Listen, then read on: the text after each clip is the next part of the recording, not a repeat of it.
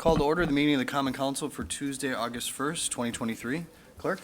Yes, thank you, Your Honor. We have 11 members present in the room, 11 members in civic clerk, and 1 member excused.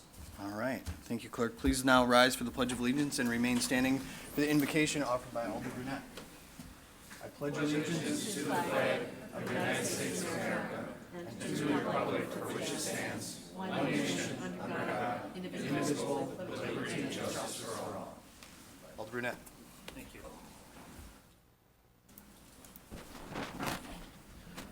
Lord, we are meeting tonight to conduct matters of city business. Guide our hearts and our minds in the spirit of fairness, right thought, and speech. Impart your supreme wisdom upon our activities so that our affairs may reach a successful conclusion. We also pray that you place your hand of protection on all of our employees, especially those in difficult or dangerous positions, like police officers, firefighters, paramedics, public work employees, and forestry employees. Thank you for being our source of guidance today. In Jesus' name we pray. Amen. Thank you, Alder. On to approval of the minutes. Move to approve. Second. Alder Scannell makes a motion to approve the minutes from the June 27, 2023 meeting and the July 24, 2023 meeting. That was seconded by Alder Eck. Any changes? Seeing none, all in favor say aye. Aye. Opposed, nay. The ayes have it, and the minutes are approved. Approval of the agenda. So move. Motion to move Q3 after appointments, or J, sorry. Alder Grant makes a motion to amend the agenda to place Q3 immediately following K, seconded by Alder Brunette. Any discussion? Alder Galvin? If there's no discussion, I have another item I'd like to have moved. Okay. Under O, item 6, massage establishments, if we could move that to the end of the agenda. I was contacted, and apparently some of them have hours that go late, and so they're hoping to have some time to be able to make this meeting. Okay, very good. We'll dispense with the First Amendment first and then move on to that one. But we have a motion to amend, and that was seconded. Any further discussion? Seeing none, all in favor will say aye. Aye. Opposed, nay. The ayes have it. And then Alder Galvin, your motion to amend? Second. Oh, he didn't do Yeah, my motion is to take item O6 and move it to the end of the agenda. All right, Alder Galvin makes that motion to amend the agenda and place 06 at the bottom of the agenda. That was seconded by Alder Scannell. Any discussion on that? Seeing none. Just one question, I guess, before we take that vote. For Attorney Bungert, is placing this after the ordinance? Is that an issue at all? That isn't an issue. Okay, sounds good. All in favor, say aye. Aye. Opposed, nay. The ayes have it, and that amendment is approved. I'll now entertain a motion to approve the agenda as amended. Motion to approve the agenda as amended. Alder Scannell makes a motion to approve the agenda as amended. It was seconded by Alder Stevens. Any discussion? Seeing none, all in favor, say aye. Aye. Opposed, nay. The ayes have it. The agenda has been approved as amended.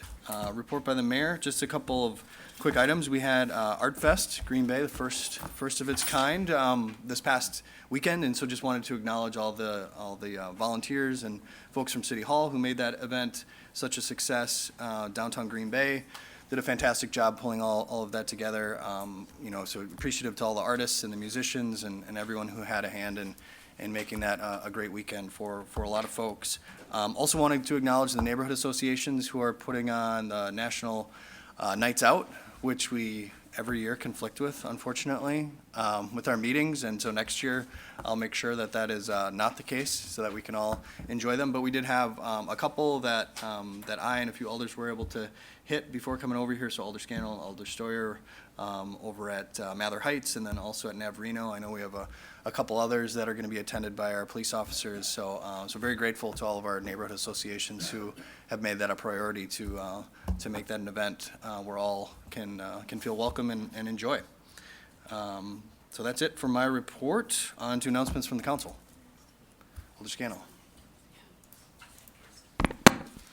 Yes, I wish to wish Magic Vang the best of luck and success. I found out that there is a football league, European style soccer, called the Canifa Asia Cup. That is for groups who don't have a nation, such as the Hmong or the Tibetans or certain others. And our own local Magic Bang is playing for the Hmong teams on the 4th, 6 o'clock. So I wish them all the best of luck and go, team go. All right, Yep, very play. good. Yep. Thanks, Alder Story. Thank you, Your Honor. Just piggybacking on what the mayor said, that there is an event going on, actually at Mather Heights, it goes from 5 till 9, and they have a number of bands there tonight, so if we get done early, we can all go over there, no? Yes. Also, on a little personal note, this Thursday from 5:30 to 6:30 at the Lion's Mouth Bookstore, I'll be giving a poetry reading. So Alder Scannell, I would appreciate if you don't bring any fruit or vegetables there. They're not But gonna be there already? anyway, that'll be Thursday from 5:30 to 6:30, so, Very cool. That's it. Congratulations. thank you. Any other? Alder Galvin. Thursday. I want to thank the Park and Rec Department for the job they've done this year, getting lifeguards for all 3 of our pools. But in addition, I had the pleasure this morning of accompanying my daughter and her family to the Resch Aquatic Center for Tiny Tots morning. This is a time of day that they carve out of the pool hours where it's just small children are allowed. And I'm telling you, my grandson and granddaughter had a hoot until I took my granddaughter down the big slide, and it went downhill from there. But other than that, it was a lot of fun, and it was neat to see how many families were there with, I mean, absolute infant children in their arms, and being able to take care, part of this thing that we have going in our city. So thank you very much. Yep, well said. Thanks, Alder Galvin. Any others? Alder Weary? Thank you, Mr. Mayor. In addition to the National Night Out, there's also Kitty Carnival, which is going on tonight, and that also always seems to land on a council meeting. I popped over there for a little bit and would have loved to have stayed. They always do a great job with that, so maybe we can also look at scattering those out a little bit more. Yep, Thanks. good point. Any others? All right, seeing none, we'll move along to recognitions and awards. We have one this evening, very bittersweet one for us here at City Hall and in the city of Green Bay, and it is a recognition of David Hanson, City of Green Bay traffic engineer, on his almost 20 years of service to the city. So he served, I think, a big chunk of that time as our traffic engineer, done a really great job working with members of the public as well as alders and city administration on some pretty complex issues, from no parking to, traffic impact analyses and everything in between. A lot of work with our state DOT on projects big and small, and just really want to thank you, Dave, for your service to the city, all the great work that you've done for us as a community. I know you're moving on to to a really exciting position in the city of Madison, so we wish you all the luck with that. But just really wanted to acknowledge the great work that you've done for all of us, and wish you the best down in Madison.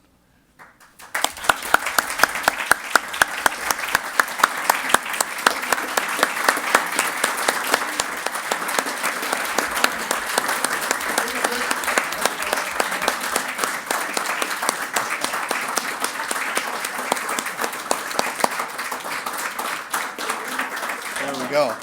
And as a small token of our appreciation, we'll give you a Green Bay City flag to wrap yourself in whenever you're feeling homesick. So there you go. Thank you so much.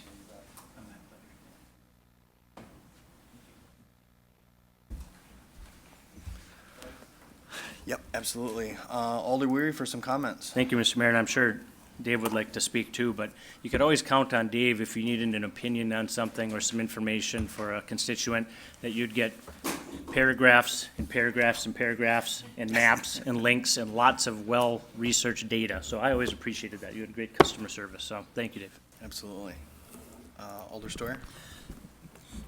Piggybacking on what Alder Wery said, I've known Dave for quite a few years, and he's, many a time I'd say, hey, Dave, can we go over to Shawano and Oneida and check this out, or military, and he would come with checked things out, talked to me up and down, and we don't always agree, but very thorough, and he loved music too, as I do, and a lot of us do, so we interspersed talking about music, but also traffic cones and traffic lights. But I appreciate everything he's done for the city, and we will miss him, but we'll stay in touch somehow.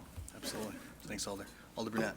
Yeah, thank you. Dave, I'm going to miss you as well. I've served with you for a while, and I always appreciate how level-headed you were. It's difficult because as aldermen and alderwomen, we'd love stop signs in every corner of our district. And you told us that that's not practical and it's not wise, and you always did it in a very professional way that kind of led me to understand the wisdom of your field, which you've spent a lot of times to be an expert in. And then on a more serious level, just when we look at Green Bay and some of the fatalities we've had, traffic-related, and the speeding and inattentive driving, I think that you have probably, and we can't quantify this, of course, but you probably saved a lot of lives and serious injuries in this city through your actions and through your hard work. And so I think that that needs to be recognized, that for a while, 19 years, as long as you've been here, Green Bay's had one of the best traffic engineers in the state, in my opinion. So thank you for that. Said. Any others? All right. Thanks again, Dave. Really appreciate everything. Any words for us? It is on now, okay. I have nothing prepared, actually. Yeah. I just want to I'll just speak from the heart, and got to be honest, this has been one heck of a ride over the last 17 and a half years. I have enjoyed working with each and every one of you. I know I've worked extensively with some that have been obviously in their positions much longer, and I'm not just talking elected officials, I'm talking staff as well. This city has one of the best staff that I've ever worked with, and I've worked in the private industry as well. So I can definitely say, truly from the heart, that the city, I think everyone really cares. We have a lot of challenges behind us. I think we've certainly got some challenges ahead of us. And I guess just on some parting words, just always remember we are in the people business, people. We really are. My job is, people always think it's black and white. There's a lot of gray with traffic engineering. And but at the end of the day, we're here to serve people and to improve the quality of life of this city. So never forget that, and treat everyone like you want to be treated. I've always kind of used that as a philosophy, that I don't care who you are. And I think people have recognized that you can pretty much ask me anything, and I'll give you a straight answer. I won't be mean. Yeah, it's been a pleasure, and I'm gonna miss this city. I've got some huge challenges ahead of me in the city of Madison. I'm glad that they entrust me, and I'm very honored that you entrusted me with your traffic signals, with your street lighting, with all of the analyses when it comes down to the developments that have occurred in this city. University Festival Foods, one of the biggest ones and biggest challenges that we had, took a long time, but we figured it out, and overall, it worked out well, as many other projects. So I guess with that, thank you very much. Love this city, always will, and this will always be my home. Thank you. Awesome. Thanks again.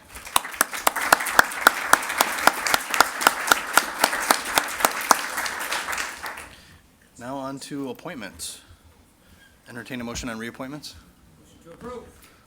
Alder Scannell makes a motion to approve the reappointments, seconded by Alder Stevens. Any discussion? Seeing none, all in favor say aye. Aye. Opposed, nay. The ayes have it, and those reappointments are made. On to the new appointments. Second. Alder Stevens makes a motion to approve the new appointment, seconded by Alder Scannell. Any discussion on this item? Seeing none, all in favor say aye. Aye. Opposed, nay. The ayes have it, and that new appointment is confirmed. On to item Q3. And that is to approve a conditional use permit at 310 Van Castor Drive to construct a two-family dwelling, semi-detached in a low-density residential zoning district, subject to the following conditions, et cetera. Is there a motion to open the floor? Motion open floor. Second. Alder Grant makes a motion to open the floor. That was seconded by Alder Scannell. All in favor will say aye. Opposed, nay. The ayes have it, and the floor is open. So I've got a few here. I will read them, and just as a reminder, members of the public have 3 minutes to address the council. First one I have here is Randall Frailing at 324 Vancaster Drive. Yes, if you'd just like to approach the podium.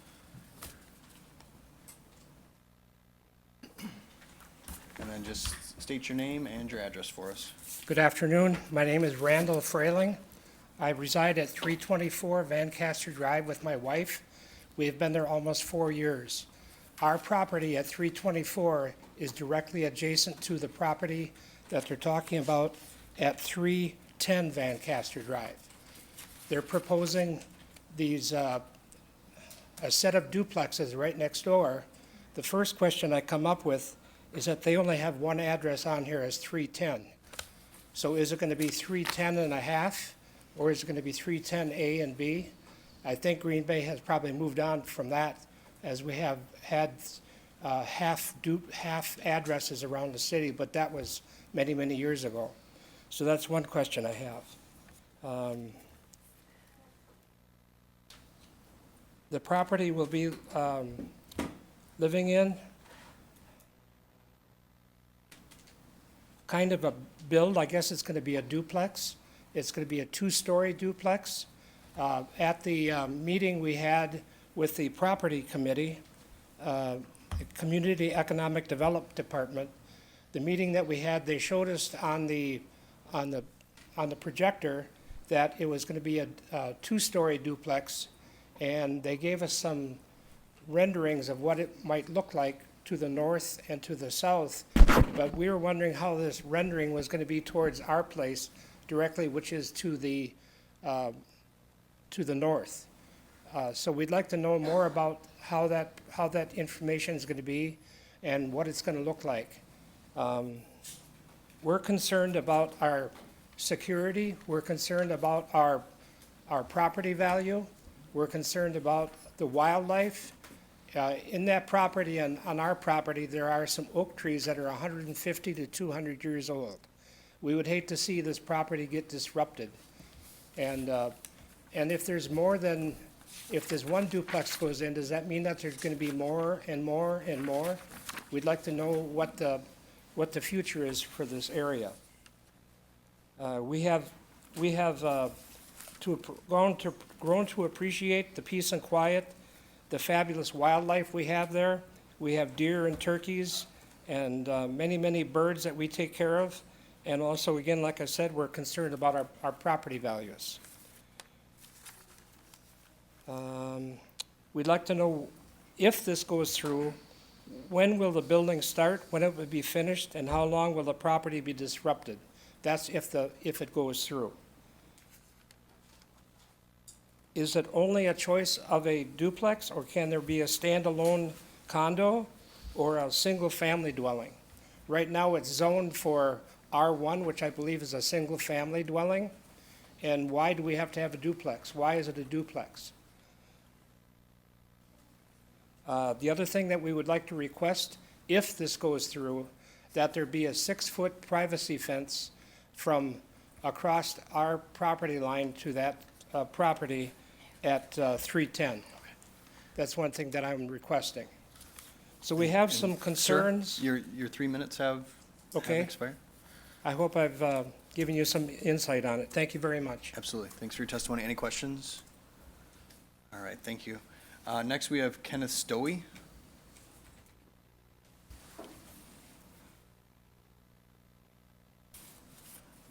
Good evening. My name is Kenneth Stowey. I've lived in the area for 49, 50 years. We're the oldest living residents on that street, Vancaster Drive, and that area. In the past year and a half, we've had 2 shootings at the end of the street in the duplexes. We've had a ton of garbage at another sighting on that street around the duplexes. And we also heard that the owners of the duplexes don't even live in this area. We are totally against it. I and my wife have collected a number of signatures, and almost everybody in the area is totally against the rezoning of this property to have more duplexes. We have enough right now, and all it is trash. I estimate, being in real estate and building myself, that our property values will go down at least $100,000. Can you take that kind of hit on your property when you're taking care of it? No, you can't. And a lot of that is for retirement. So I wish that you would look at the security issues and everything else that these duplexes bring into the area. Thank you. Thanks for your testimony, sir. Any questions? All right, thank you. Next, we have Mary Stoey.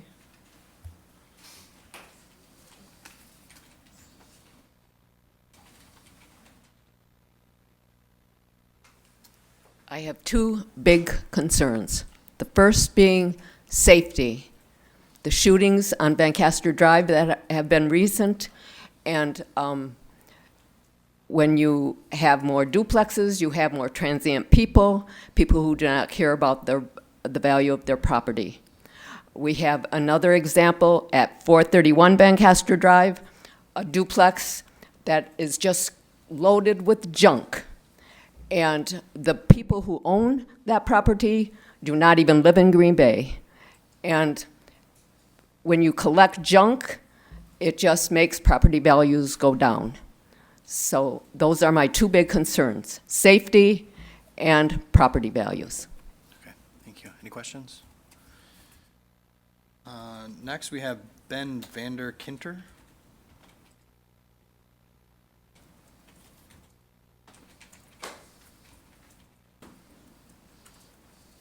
Good evening. I'm Ben Vanderkinter. I live at 3035 Brook Park Drive, which is 2 houses down from this property. I've served on Baird Creek Neighborhood Association for 7 years as treasurer. I've lived in the neighborhood since '97. I bought my house in '97, so 25 years if I do the math right. Great neighborhood. There are duplexes and a number of apartments. That's our neighborhood. It's comprised of that. For the most part, a lot of them are very well maintained and operated. That's great. We want to limit the ability to just keep rezoning properties. I'm all for progress. I get it. When I moved in, when I bought my house, the field across the street was completely empty. It's now developed, and that's great. I mean, it brings in more people, more neighbors, things like that. But we want to make sure that it's done tastefully.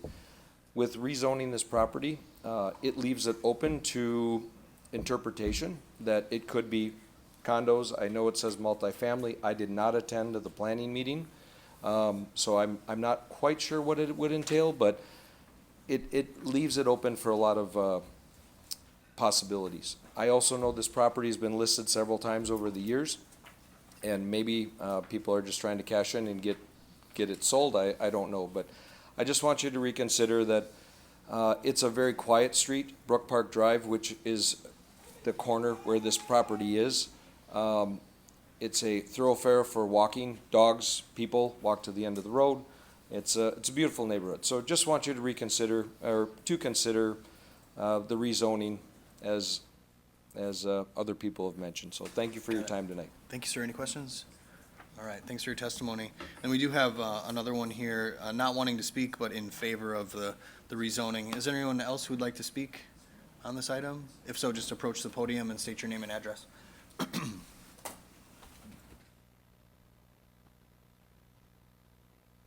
I'm Allison Buckley. I'm here on behalf of Verdue Homes. We're the applicant for this property. I think there's some mix of information. What we came to you with is we are frequently approached with home buyers that are looking for something that's somewhat economical and they want to control their destiny. A lot of buyers are losing out on bidding wars on houses, and so they keep trying and overpaying and not really finding anything. It's a subcontractor of ours, their brothers, their young families. We typically try to look for an infill lot such as this because it becomes more economical, and also by doing it as a duplex, they're able to share the cost of the lot and further make it more economical. Just to clarify, building a new house is not affordable, but we're doing what we can to make it as economical as possible, and also allow them an opportunity to do some sweat equity. Total investment in the property afterwards is about $600,000. Again, it's owner occupied on both sides, so I don't think we have some of the same issues that are being referred to in the rest of the neighborhood. Also, this family has other family nearby. They're currently staying around the corner with family because they're preparing to try and move into their next home. So, but happy to answer any other questions anybody would have. Great, thanks for your testimony. Any questions? Yes, Alder Morgan. So is this like a twin dominium setup? It's not technically a condo. When we talked to planning, we asked if we should subdivide the lot and make it 2 lots that were narrow with like a zero lot line, or we could do it as a duplex. We would build it and construct it such that in the future it could be separated in terms of fire code and what construction types need to be done. But it is allowed for it to be a conditional use permit, so it's just recommended that this would be the route we would go. It's set up to be owner occupied both sides Correct. immediately? Correct.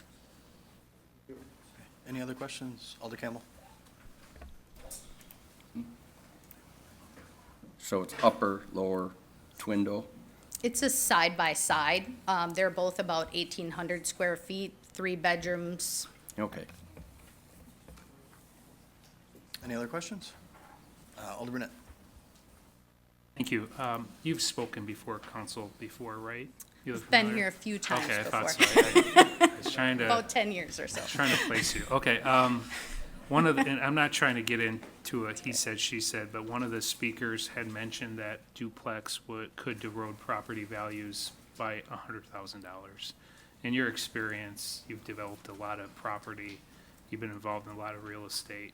Is that true? I mean, I have not seen it. I mean, well, particularly when it's owner occupied, but you have new investment into that neighborhood. If anything else, I would say that it's growing the value in that it's not an inexpensive adventure, obviously. And it's a nice, stable neighborhood. That's why we chose that, and they're trying to raise a family in that, and they're trying to be part of that community. so when this is constructed, if it's constructed, if the CUP is granted, what would you anticipate the mortgage on the property to be, or the rental cost be for the person who lives there? Well, they'll have their own mortgage. I have not specifically I know what the building costs are. It's up to them to whether they put cash down plus their mortgage, so I don't have that breakdown. I just know building cost wise, will be probably in about excess of like 300 on both halves, if you will, for a total of $600,000 investment. And that's what would be used for the assessed value in terms of what's conveyed to them from a So a cost rather standpoint. sizable, I'm assuming it will be a bank loan or finance is a very large payment given. Right. the Well, cost of depending on their construction. investment, correct. Okay, Yeah. thank you. Any other questions? Alder Campbell? Just clarification on the 3 different now things. So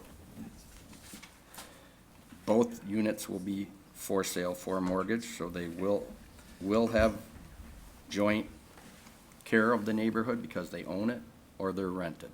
We will convey each half to each individual owner would be our goal through that each side would be owner occupied. We have buyers on both sides. We are not building it for a rental, or it's specifically for 2 customers that happen to be brothers. On conventional mortgages Correct. at today's market? I mean, Correct, yeah, yes. okay. They're small business owners in Green Bay. They've worked for us for years, and we're just trying to help them out and get them a new home. That's what we do. We don't build rentals, we're not in the rental business. I guess my concern is you have a whole neighborhood here, and it's all these families versus two other families. So, I understand that, but Okay. they're also Thank you. trying to build and be part of a neighborhood, and that's hard to do. There shouldn't be held against them what's happening in other parts of the street. Any other questions? All right, thank you, ma'am. Any other testimony? All right, I'll entertain a motion to close the floor. Motion to close the floor. Motion to close the floor made by Alder Scannell, seconded by Alder Campbell. All in favor will say aye. Aye. Opposed, nay. The ayes have it. The floor is closed. Looking for a motion. Motion to approve by Alder Scannell, seconded by, was it Alder Galvin? Discussion on that motion. Alder Grant. I just wanted to address I think a big concern too is the look of it. One thing that wasn't mentioned is that it is a two-story building. Most of the houses in that immediate area are one-story. It's a very quaint, older neighborhood, that this is a very modern design, and it's big compared to the houses next to it. I've had, one of the neighbors collected 14 signatures. I received 3 emails and a phone call. Not a single resident was in favor of it. So I just know as aldermen, it's our job to represent our constituents. So I cannot support this approval. I've had overwhelming feedback from the residents of this neighborhood. Thank you. Other comments? Alder Hutchison and then Alder Galvin. Question for staff, is this a rezoning? Mr. Buck? Okay, In the R1 low-density district, single families, two families, and townhomes are all permitted uses, some conditional, some by right. okay, so it's an R1 zone. So how many of these type of facilities can be built here in this neighborhood as R1? You can apply in the R1 for a conditional use permit for a duplex, for a semi-detached, single family. They need to be separated by at least 300 feet So there shouldn't be one within 300 feet of this, on the same block. okay, Correct. thank you. So again, our R1 is not a single-family district, it's a low-density Low district. density, thank you. And then, Mr. Buck, was there anything that came up that you'd want to address in terms of questions or statements? I think that was good that, Alder, that it is not a rezoning. We do have some conditions the Plan Commission has some conditions as far as design goes and articulation on the sides of the building. I guess that's all I would add. Okay, sounds good. Alder Galvin? I don't understand this.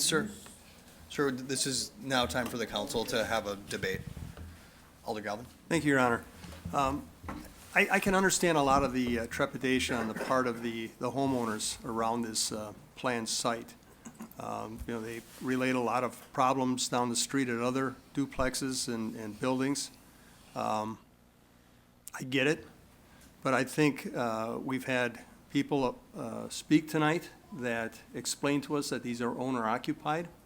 The current house I'm in, I've been in 15 years. When I was looking to buy it, I found out the house next door was a duplex, went over there, met the people, and that was an owner-occupied duplex, 2 brothers that were fixing it up, wanted to start a family. They lived there for over 10 years before they moved on. And it was a pleasure having them live next door to me. I mean, this is not something that's going to be put out to rent. This is owner-occupied. Responsible parties live there. If they break the law in any way, they're held accountable. We know where they're at. This is not somebody from outside the area who owns it and doesn't care about the property, which it sounds like that's what's happening in other areas of their neighborhood. And that's why I'm supporting it. If this was going to be some outside agency coming in, setting up housing that they had a poor track record of taking care of, then I would certainly be concerned and would possibly not support that. But I think, like it was explained, it's hard to buy a house nowadays. And that's the American dream. The one thing a recent survey said, the American dream is to own your own home. And this is an opportunity for 2 families to be able to do that.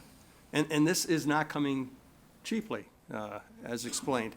So I think this is going to be a benefit to that neighborhood, and I support it. Thank you. Thanks, Alder. Any other comments, Alder Scannell?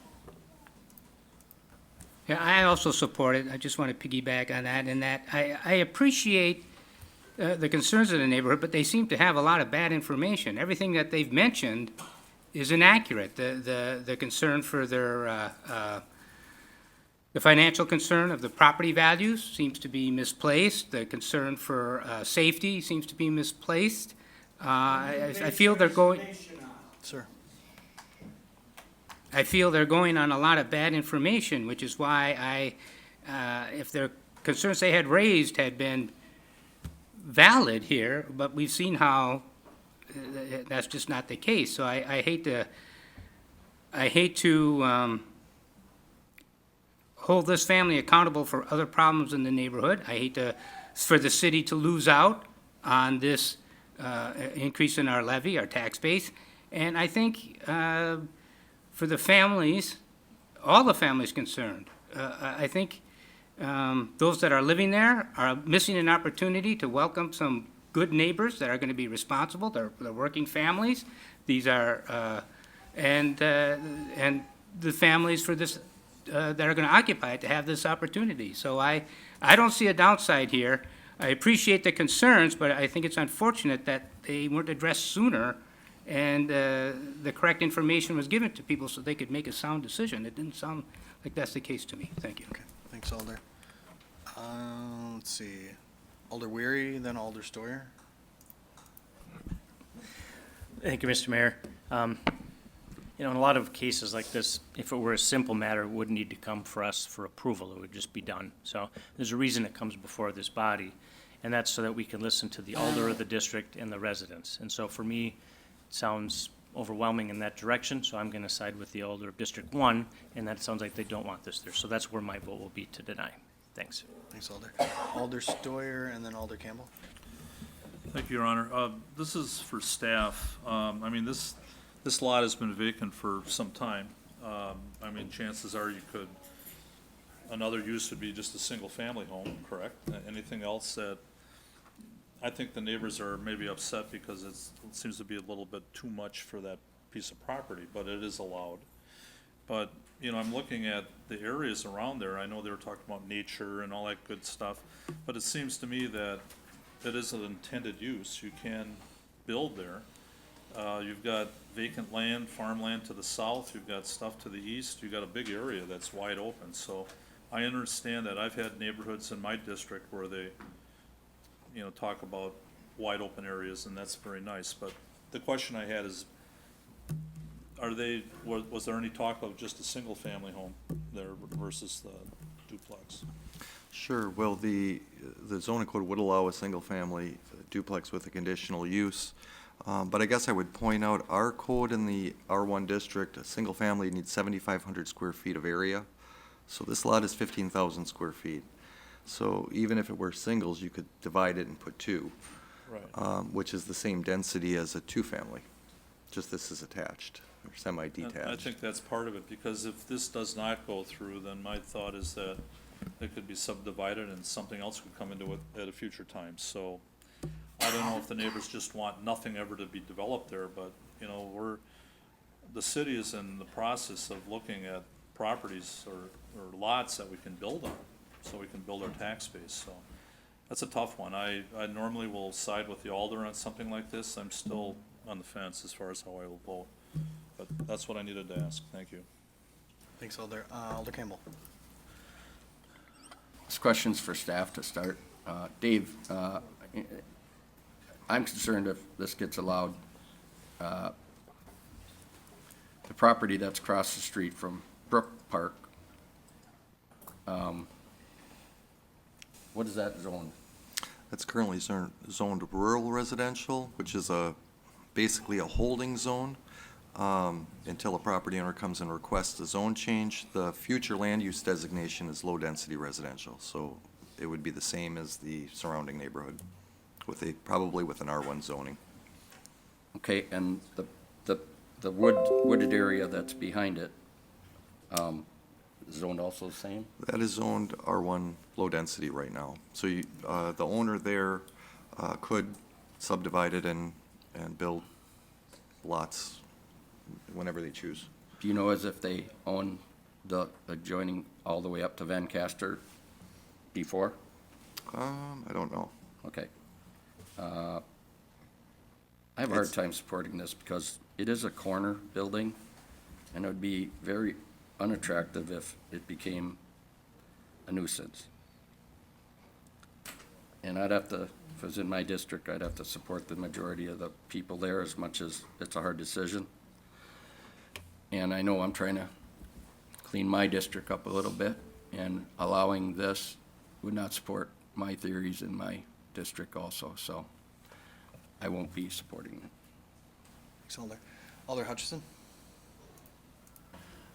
It's always hard to go against what those in the neighborhood are saying, and I understand their concern. But hearing from the people selling and who they're selling it to, I don't see the reality of the concerns being as great as they were expressed. The concerns that were expressed were unknown people coming in, and who knows what they're gonna do with it. And we're at risk, and that's not the case. That's not what was explained to us. They're local people. They've got jobs, they've got businesses in the city. They're waiting for this to occur so they can move in. So this seems to me, the facts seem to be here, and the concerns seem to be over here, unrelated to the facts. So I'm having a hard time responding to the concerns of the neighborhood because of what their position is based on. If they were based on what we were told, who's moving in, then yeah, I would support what the neighbors are saying, but they aren't supported by that. Okay, so I am in favor of passing this. There's people waiting to build and move in. Thank you. Thanks, Alder. Alder Galvin? I would wonder how many of the people here that expressed that they don't want this home built, now knowing that it's gonna be owner occupied by two families who have roots in the area, neighbors, I mean, relatives literally around the corner, how many of these neighbors that are against it would change their mind and then welcome them into their neighborhood, knowing that?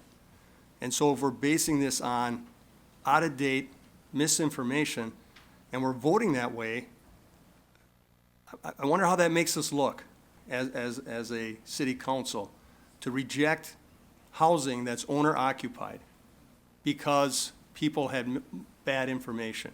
It leaves a bad taste in my mouth. Thank you. Thanks, Alder. Alder Campbell and then Alder Grant. Actually, I'm glad you brought up that point. As she stated honestly, which I'm great with that, being straightforward, I heard the word help. We're helping some subcontractors that we work with every day. Hey, I got you a great property in a great neighborhood. These are the people that are sitting here. If I could get the CUP changed, it'll be a great opportunity for you guys to raise a family. When they have 3, 4 kids each, it's gonna be busy, and they're gonna wanna move out. So, what, 10 years? Maybe, at least. Again, I see it as someone that's been in the industry for a long time. I got this little jewel sitting on the corner, and I'm trying to help out these people that we work with every day, if I can get the city to change the code or the use permit. I think the person that owns property and represents property can find somebody else to go in there as easy as they can find 2 families to go in there, and it would fit into the neighborhood. And I don't like the fact that the properties that are undeveloped, waiting for a whole subdivision of, let's face it, old-fashioned 2-family places that, you know, we need to work on trying to get the financing through and the housing down, not trying to pull favors and fit in projects in between other established neighborhoods that have been there forever. So. Alder Grant? Even though, I guess question for Mr. Buck, with it being owner occupied now, nothing is stopping it though from becoming a rental duplex in the future, correct? Yeah, we do not regulate ownership of properties. It's unit count. So I think that's a major fear. And I don't want to say that the residents' feedback that spoke tonight is the only feedback. Again, it's the look of the building, and it's the fear of, it's set up as a duplex, yes, owner occupied now, but there's, how long is that gonna last as? And now you do have, it's 3 bedrooms, so families on top of families. And on the other side of Humboldt, which is across from that neighborhood, there actually are a lot of duplexes and apartments. So we have a housing shortage, period. So we have a shortage of single-family homes as well.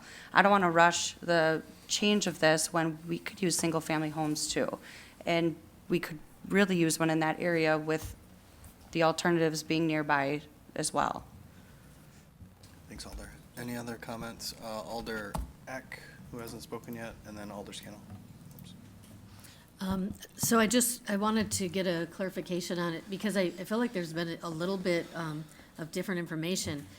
Is it a duplex or it is a twindo? Because when I hear that it's gonna be both sides owner occupied, isn't that then a twindo? So that's a question to staff. Yeah, Mr. Buck? Sure. Twindo is kind of a strange term. Ownership is something that you can't regulate. A single-family home can be sold, can be rented, can be owner-occupied. The difference between a twindo, I mean, I can own left side LLC and right side LLC and rent them both out, and it's still a condominium. But what a condo does is it requires separate utilities, so that the 2 units, firewalls in between the buildings from peak to basement floor, so that they can be separated. It can be separated and owned by 2 separate individuals. Now, whether they live there or not, we don't regulate that. So there's a little bit difference between a regular semi-detached, single-family or a duplex, and one that is designed to be able to be split and sold off. But they function generally the same way. I mean, you're gonna have 2 families living in that property. Does that answer your question? Yeah, thank you. Thanks, Alder. Alder Scannell. Yeah, I'd just like to highlight the point that why the families are doing this. It's because costs are so crazy. People need to be creative. And for 2 brothers to come together with a plan and come up with a $600,000 development, that's considerable. That's not fly-by-night. That's not anything that should be scoffed at or taken lightly. That's a considerable development. And it's affordable to them this way. If they, I believe, from what I'm picking up, if they each went their own way, they wouldn't be able to afford their own homes because of the costs. This is a way to share some costs for 2 brothers, raising families. They're local. I just don't see a downside here at all. So I appreciate the concerns raised from the neighborhood. There's reasons to raise those. But I think they've been addressed, and I just can't support that, so thank you. Thanks, Alder. Alder Brunette? Yeah, thank you, Mayor. I'm going to support the CUP. I remember I had a situation in my district in a little subdivision, and this is 5 years ago. There were property owners that had $400,000, $500,000 homes, and they were concerned about someone thinking of or trying to build a duplex. And I was helping through the process, trying to navigate the conflict, and in the end, the duplex owner, or the prospective duplex owner, developer, very similar situation to what we're dealing with now, ended up backing away and just terminating their application. And the reason they gave was that we don't want to go to a neighborhood where we're not welcome. And I certainly hope that in the city of Green Bay that we don't create an environment within neighborhoods that people who go through the proper process to build a very sizable investment into the Green Bay area, in this case $300,000 and $300,000, that they're kind of treated poorly in the neighborhood, because that is a very sizable investment and a very sizable mortgage and property taxes. And it seems to me, without meeting the prospective owners, they're going to invest in the city and be part of the city. And that's the type of thing we want to encourage. And just on an aside, I'm really hung up on this comment about, you know, two $300,000 properties or $2 $250,000 properties next to each other combined. Somehow that's going to, you know, devalue properties around it. I don't think we should consider that. I don't think that that's truthful. I don't know where that is coming from.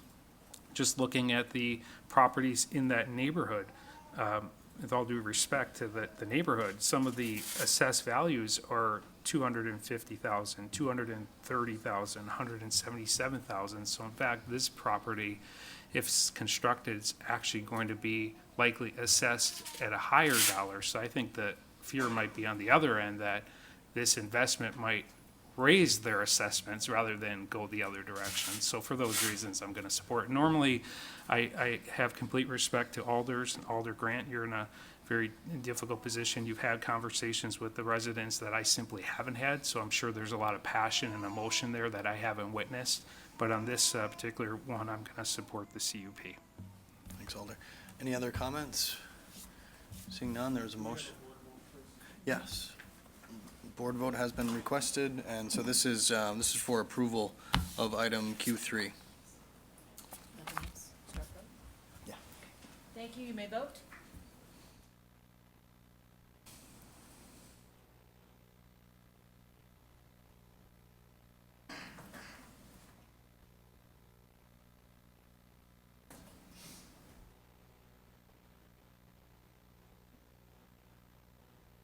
Display. And that is approved 6-5. On to item K, which is our public hearing. This is planning ordinance number 01-23, an ordinance amending the official map of the city of Green Bay, removing multiple roadways and adding an extension of Hinkle Street running from West Mason Street south to Hobart Drive. Okay. Is there anyone here who would like to speak to this item? Anyone here? Yes. Please approach the podium and give your name and address and begin speaking. Looks like we also have a Sam Bartels for this item, so feel free to come up to the podium when it's appropriate. My name is Lori DeStarkey. I live at 1302 Hobart Drive. I am directly across from the park. We have had a lot more traffic right now because of the construction on Packer Land and West Mason. The intersection that they're going to bring that traffic from and run it right through our park is an insane intersection. So my main concern is safety, because I watch the little kids walk down Hobart every day. Our main space in our park, and from what I understand, they might be changing it to a 90-degree angle when they come out by my street and by the park area. Our main area in our park is the green space along Hobart Drive. We have 3 big baseball diamonds. We have a wet area in the back that is dense, thick brush area that they're talking about trails. That sounds great, but the kids gather in the pavilion and the only large tree area along Hobart. It's safe, you can see through it. I mean, I can sit in my front yard and watch the kids, and I don't even have kids. So we are getting a little more traffic. They have to come down the frontage road and then they go through. The original plan was to bring a big curve through, and I begged them not to because I figured that would be a raceway. And then they're going to come to a T on West Point, which is going to be a mess because during school it gets very busy. I know the school is going to go away, but we are filled with small kids that walk to this park, that pedal to this park. They even cut through my backyard to this park. So the safety of the kids crossing Hobart Drive, and I begged that it's a 90-degree turn, like they had showed us a map, and a stop sign, maybe a crosswalk to get them across the street, because I don't want to see anybody hurt. Again, right now with the construction already over in the other intersection, more people are finding our cut through, and it isn't very safe. We have speeders usually only at the end of baseball games. As the young guys kind of leave, they hot rod through there, but usually it's a very safe area, and this is going to bring a lot of flow through. My wish would be bring your development and your houses, small houses they're going to build back there, great. I would love it if they didn't continue that road, because going through our park, that is the only usable tree area along there. The rest is very nice, but this is the little kid area, this is our pavilion, this is the spot everybody used throughout COVID. So my concern is that traffic flowing through, slowing them down, kids crossing the street. As little, if you have to come through the park, as little of the green space, that's our only real green space. Trails and baseball diamonds are great, but this is where everybody goes. They walk their dogs, the kids pedal, they walk across Hobart to the ice skating ponds.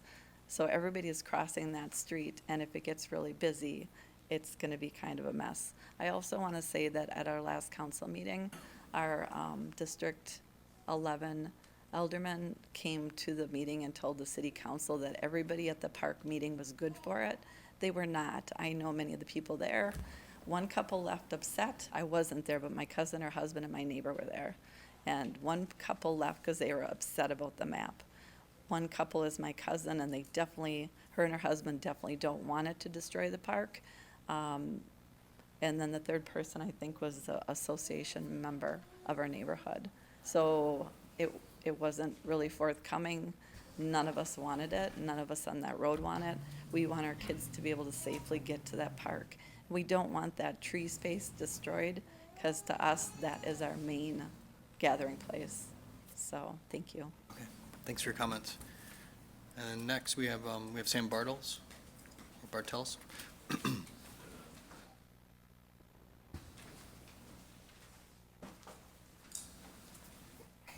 Hi, I'm Sam Bartels. I live 2557 St. Stephen Court, which is in MacArthur Heights Neighborhood Association.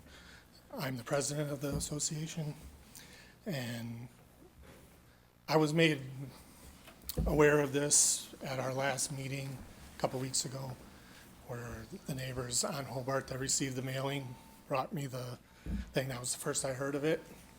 And the map that they were given showed, like it was going to affect the greenway a lot more than what the amendments that they made now, I think, are impacting the green space a lot less. And we did gather the alders and the developer for like an impromptu meeting, just so they could discuss what was actually taking place. And being the host of the meeting, I was there for the whole thing. There were some who left early, but when we went through it and discussed it, the majority of the people that were there, I do believe, were in favor of it. Personally, I like the idea that we're gaining a lot more park space. Yeah, we're losing a small portion of that green area, but originally we thought it was gonna go like right where our shelter is and take out that small area of trees. But after it was explained to us, the options that we had, I think it'll be better in the long run. And as far as the traffic concerns, anybody that turns off of Hinkle right now is going down Hobart.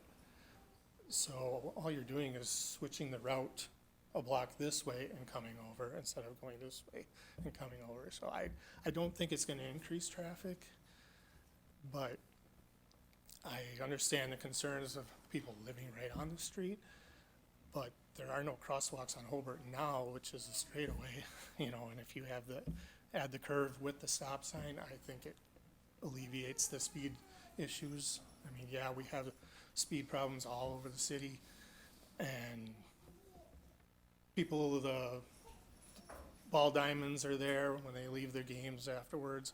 Yeah, they're speeding out of the parking lot and everything, but, hopefully when the park gets redeveloped, or, we can maybe add other parking lots off of the Hinkle extension, maybe to the back of the diamonds, or that would help alleviate them coming right out at these residents. But as a whole, I thought, our association was, for the most part, in favor of it. I'm personally in favor of it, so. Thanks for your testimony, sir. Any other folks who'd like to speak to this item? Yeah, please approach the podium.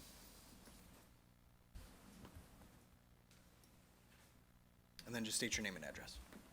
My name is Erin Fair. I live at 255 Sumac Drive. We do own a duplex at the end of Bellwood. My concern would be, since it's all wetland back there, where's the water gonna go when the development comes? Because our basements are gonna flood. That's a floodplain in there. If you can figure out how to do that, I don't have a problem with it, but the main concern would be, where's all that water gonna go when you take all that vegetation out of that area? Thank you. Alder Burnett? Yeah, good seeing you. Neighbor. Yeah. Regarding that, because someone else had expressed that concern, and I completely understand that. Question for you, though, is in your neighborhood there, have you experienced flooding? Has there Yes. significant flooding into your Yes. basement? Yes. Okay. So when, we lived there before we moved where we are now. The sewer system there is very hard to get to, and that, it goes back by Aurora and all that stuff back there. It did flood our basement. The house, so there's two houses on our side, there's two duplexes on our side of the street, one on the corner. The house next to that, their yard is always flooded. They've probably got about at least 1.5 feet of water in their yard every spring. All right, thank you. So that would be a problem. So, so you said that you would generally be in favor if the city could ensure that flood That they issues take were, care of whatever the like issue a is for the water. retention pond in the park or something like that, the water could? Yes. Okay, all right, thank you. And to that point, maybe Director Grenier, if you could just speak generally to stormwater management, when a new subdivision goes in, what's required of the developer in that situation? Well, the developer is gonna be, developer is gonna be required to implement a stormwater management plan that addresses the built-out condition having no more discharge than a pre-developed condition. So that would be incumbent upon the developer to be able to propose something that meets with our review and satisfaction. I think the condition that the last person was describing is the result of the storm sewer that discharges essentially along the streets that were previously mapped, those which are being requested to be removed from the official map by this action. There is a currently navigable stream determined by Department of Natural Resources as being navigable that we can't work in. So we cannot do anything within that stream bed. We're prohibited from touching it to try to clean it out or make it drain better. That's an action that essentially nature has to take care of. That's one of the reasons that the development plan that was originally put together for this property has never been enacted, is because we can't get the necessary permitting out of Wisconsin Department of Natural Resources to go down that former road pattern. Thanks. So this is a little bit confusing. We had the public hearing on this item. We're not going to be taking a vote on it for a little while later, but appreciate all the testimony from the public on this. Yeah, if you want to speak to this item, feel free. And just state your name and address, and got 3 minutes. My name is Paul Heaney. I live on the corner of Hobart and Bellwood Lane. And I'd like to address the water problem also. It's bad. And I'd like you to already know that the storm sewers off of Trojan lead down to Bellwood and down into that area.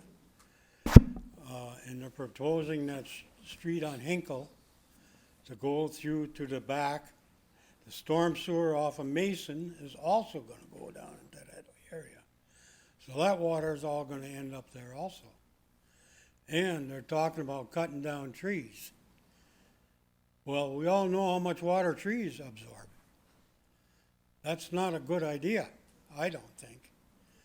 Plus, there is a 425-year-old tree in the back there, one that's 325 years old, that is registered with the state. I don't believe the state would allow them to hassle those trees.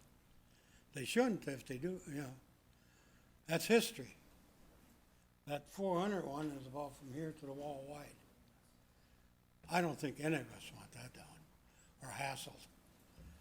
But I'm saying the storm sewers are all leading into that area.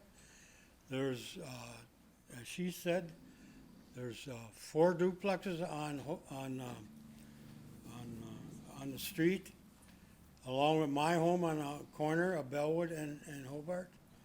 So you have 9 sump pumps right in that area. In the spring, they're pumping every 5 minutes. They also pump in the wintertime. Retention pond, sounds good, but they still have to have an outlet for a retention pond. And where does that water go? Down to the water table.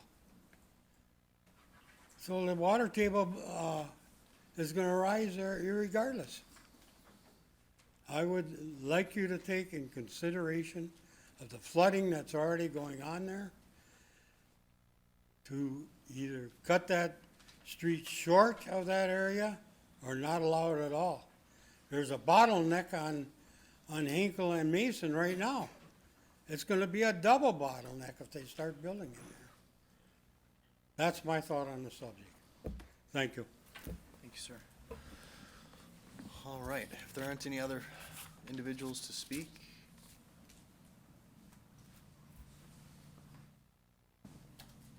Hi, my name is Chris Kentz, and I live at 1256 Hobart Drive.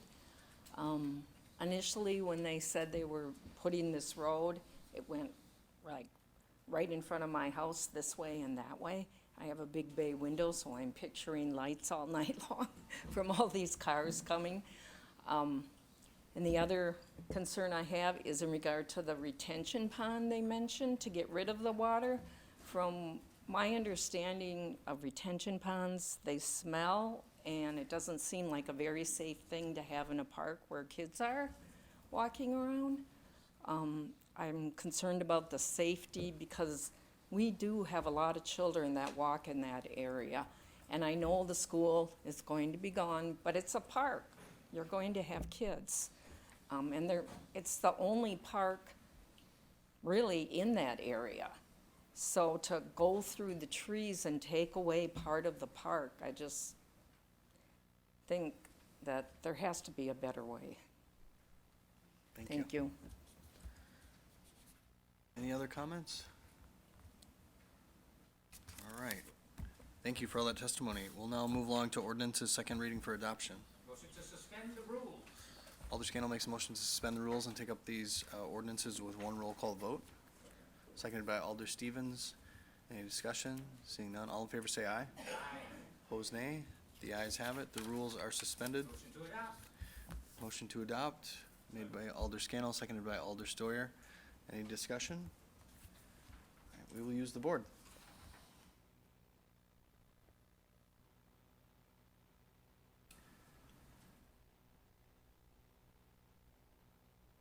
You may vote. I'm sorry. You may vote.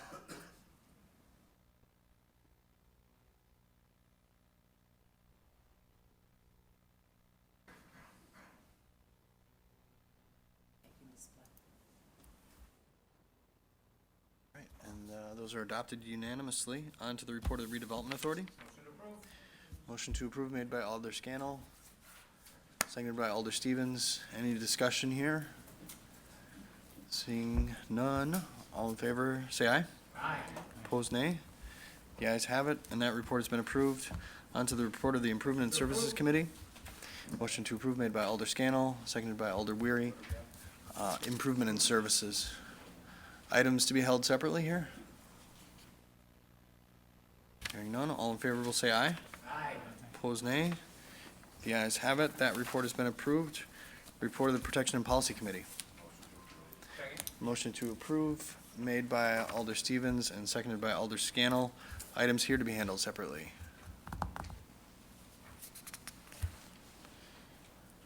Items here? No? Oh. I'll dive in. 6. 6 is at the end. Oh, sorry. So anything other than 6, we do. We do have somebody here who'd like to speak on 9. Okay, Alder Scannell, like to handle that separately. All in favor of the remainder of the report signify by saying aye. Aye. Opposed, nay. The ayes have it. That report has been approved with the exception of item 9. Motion to approve item 9 made by Alder Scannell, seconded by Alder Stevens. Motion to open the floor made by Alder Scannell, seconded by Alder Stevens. All in favor say aye. Aye. Opposed, nay. The ayes have it. The floor is open. So we have Jesse Robinhorst.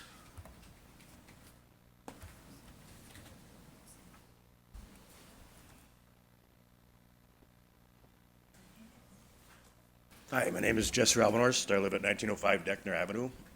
I moved into my residence in '98. I bought the residence in 2000.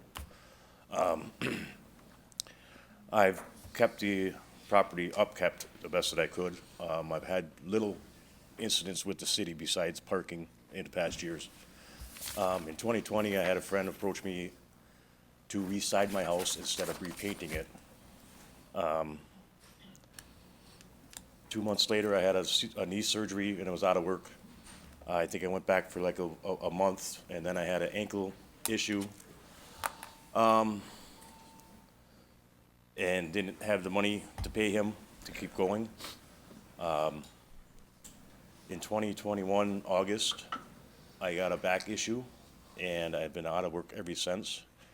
In April of '22, Mr. Meebs sent me a inspection fee to get my siding at my house.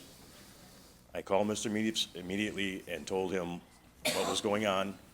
I don't have the money to pay to do this. I don't know anything about siding. I don't know how to do it myself besides my back injury. And he insisted that he gets a timeline. Well, I told him I don't have a timeline. I don't know what's in my future. So far, I've paid a $740 ticket. They took $350 out of my escrow last year, which put me behind. And I'm looking at $950 and more in fees right now, re-inspection fees. After 8 months of being fined 20 times, Mr. Meeves set me up with this NeighborWorks place. I went down there immediately, got them what they wanted, February 1st, I believe it was. With the paperwork and everything, how it all works. Everything's been signed, everything's taken care of. The project is moving forward and is starting the week after Labor Day. I have the paperwork here if you need to see it, from NeighborWorks. I'm just asking to reduce or diminish these fines. I mean, I don't have the money. I'm trying to live on 60% of my wage right now. I just had another surgery on Friday. I don't know what my future holds, whether I'm going back to work or what. I just think it's unfair that I'm being punished for being injured. And I mean, my escrow's already behind from last year, and now it's gonna be even farther behind because they just take it right out of your escrow. And I don't have the funds to be doing this. I mean, I got $2,200 in fines so far. I mean, that's the price of the materials. Thanks for your testimony, sir. Any questions? Alder Galvin. Thank you, Your Honor. Sir, if I could ask you just a question or two. And I sure feel for you, I mean, with what you're going through physically and medically.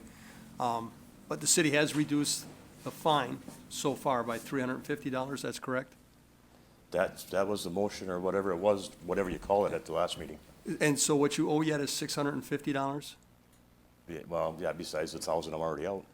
Okay.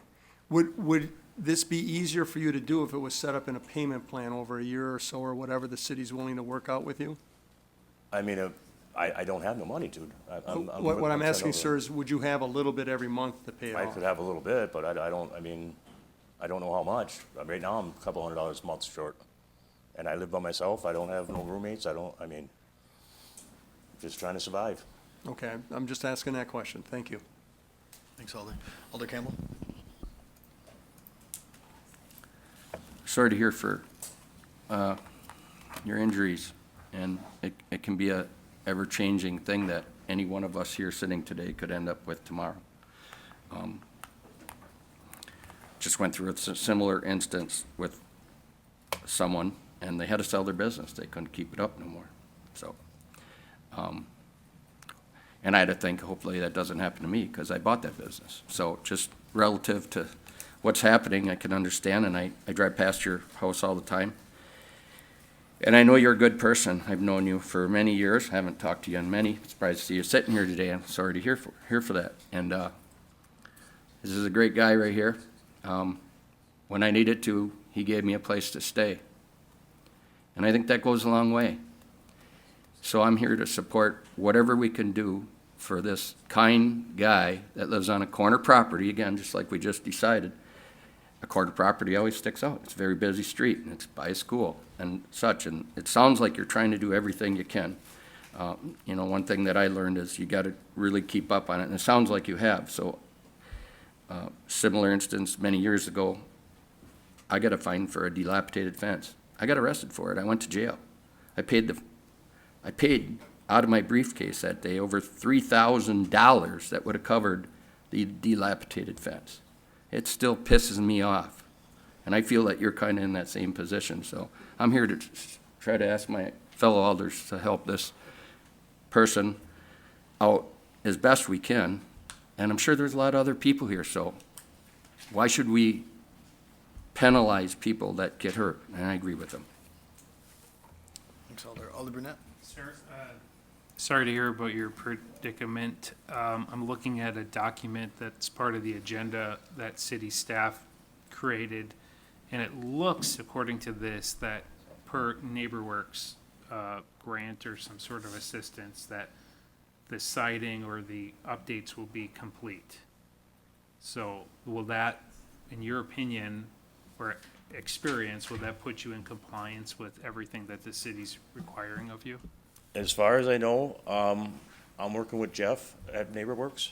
He's kind of my middleman between me and Mr. Meads. When he kept him posted or whatever and let him know that we're moving forward, we got a contractor, blah, blah, blah. The first thing Mr. Meads said was, what about the garage? Well, the garage is code. The front just needs painting. So I'm hoping, once it's sided and the windows are wrapped, I just redid the roof on both the garage and the house like 10 years ago. So that's all newer. Fascia and whatever that other stuff is called, all around the upper half. So with this project, they're gonna wrap my windows, replace the front entry porch, so that's code. Just an overhang thing. And side the place, which I mean, it's a contractor. I would think it would be cold then. I mean, everything's, what it is right now is it's just insulation. That's all the farther that we had gotten.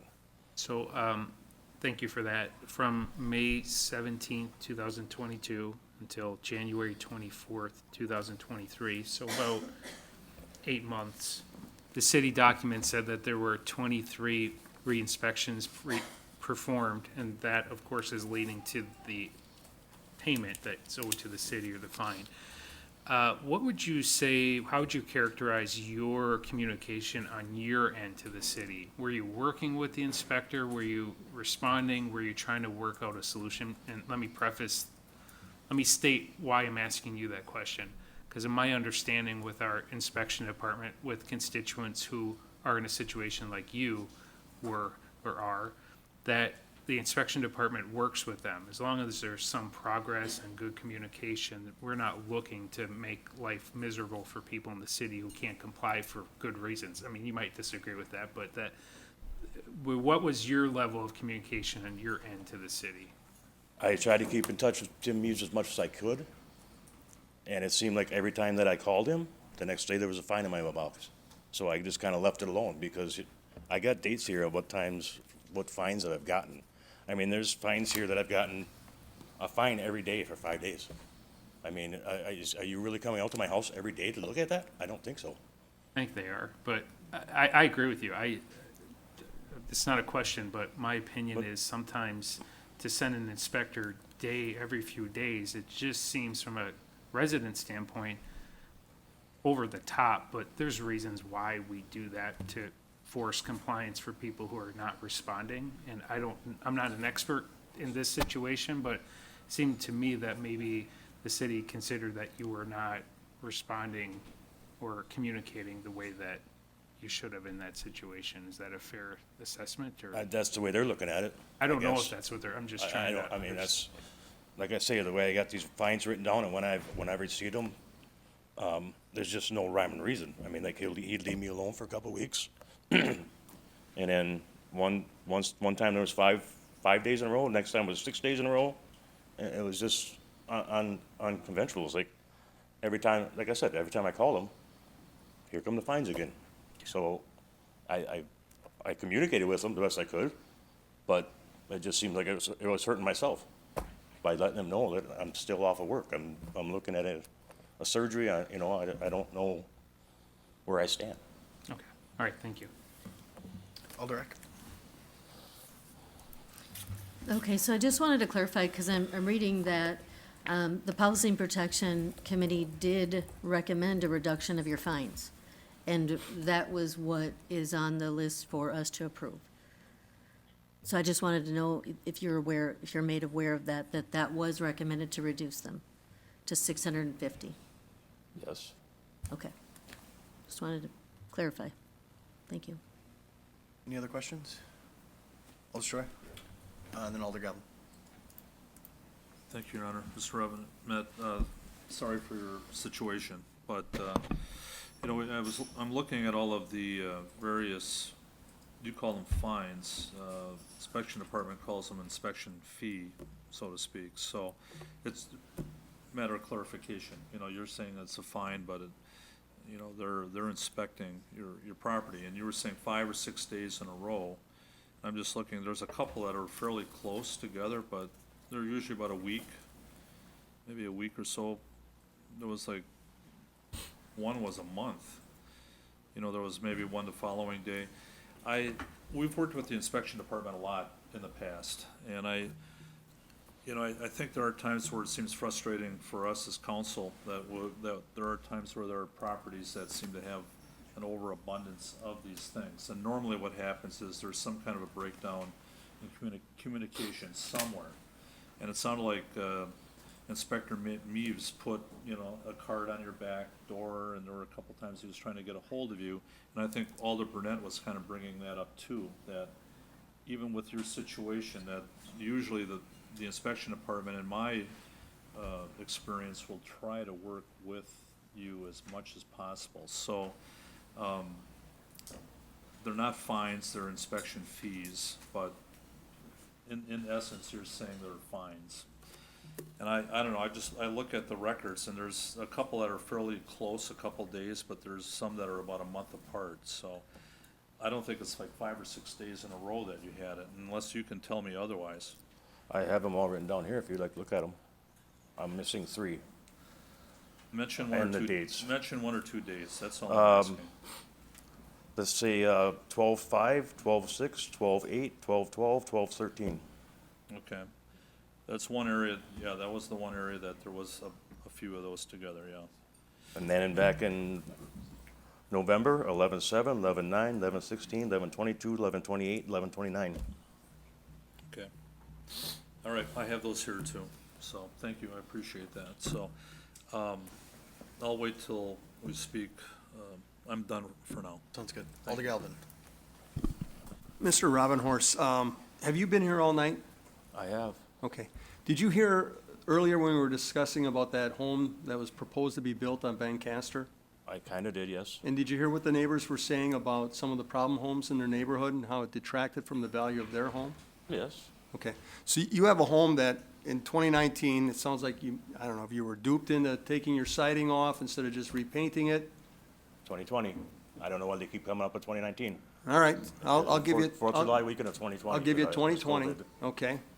And your houses look the way it looks in the pictures until now, but you weren't injured until 2021.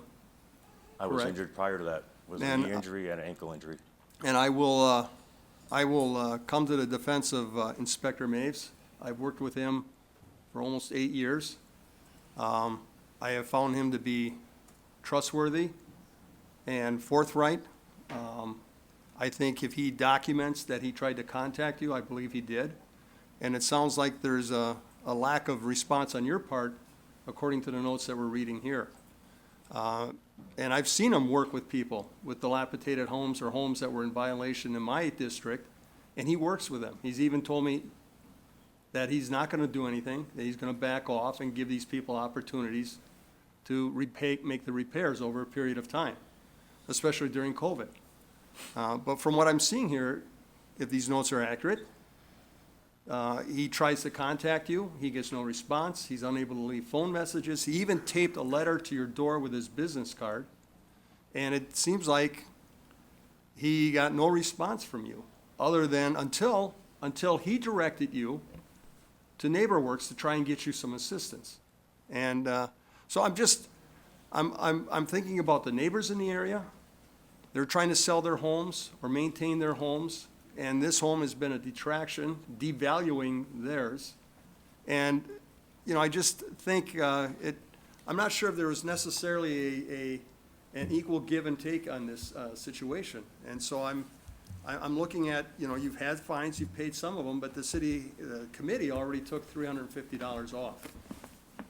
And I've asked you if you're willing to try and do a payment plan. You don't seem in favor of that. You know, I'm not sure. It costs the taxpayers money to have inspectors out there. And every time they have to go to a home, that takes time from other duties that they have. And it looks like he went to your home quite a few times trying to get compliance or some kind of cooperation from you. And again, I don't see that here. I mean, In fact, you didn't even show up for your hearing when I you were was given a sick. citation, right? I was sick. And did you bother calling the municipal court and telling them you weren't I gonna be didn't there? know that was an option until I went back.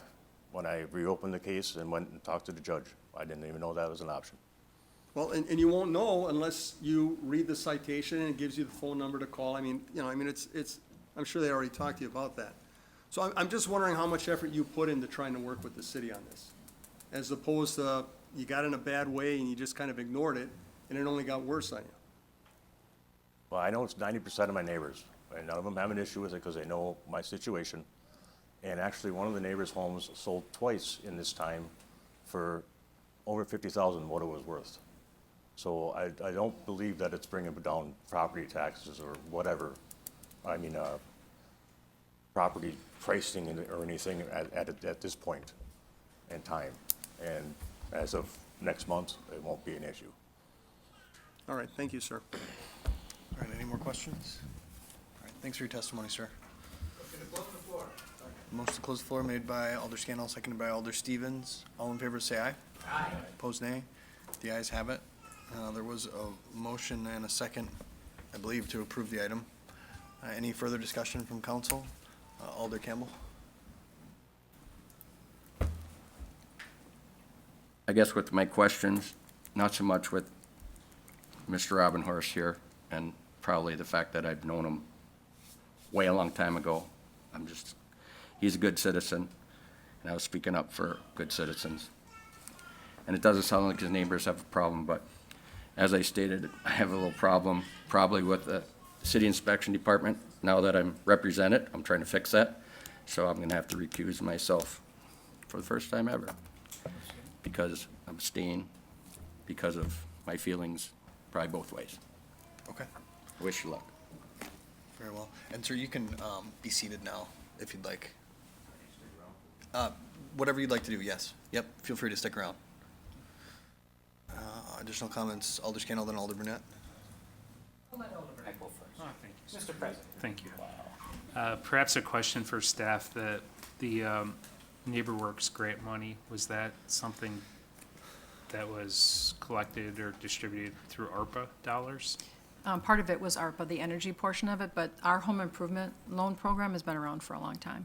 Okay, so the gentleman accessed the money through NeighborWorks to make the improvement, but it was Correct. partially, you can't track every dollar, of course, Right. but, all right, thank you.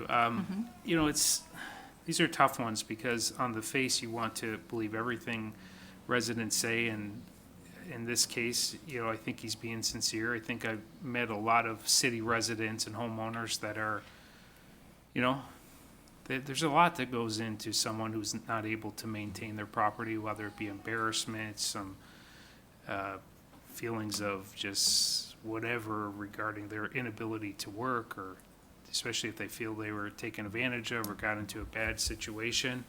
I have a lot of respect for our housing inspection staff. I really do. They've been phenomenal to work with, and most residents that have had some issues, I have been able to trust them to work it out to be fair.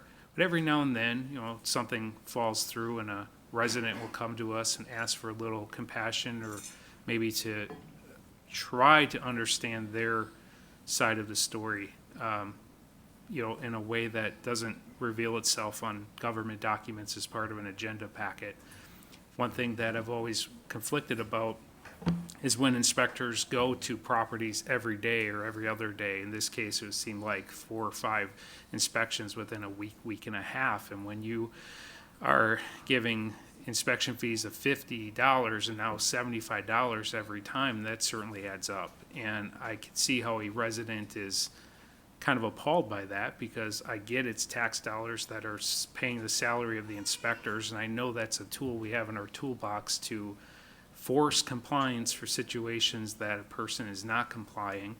But every now and then, you know, a situation comes up where he's accessing ARPA dollars that was given to us through our federal government, and we as a council voted to use the ARPA dollars for situations just like this. When a person is in a hard situation or are victims of maybe their own doing or perhaps circumstances, there is a time from time to time that we need to extend a little bit of grace and realize that situations like this are not always easy to our residents who are unable, for whatever reason, to maintain their properties.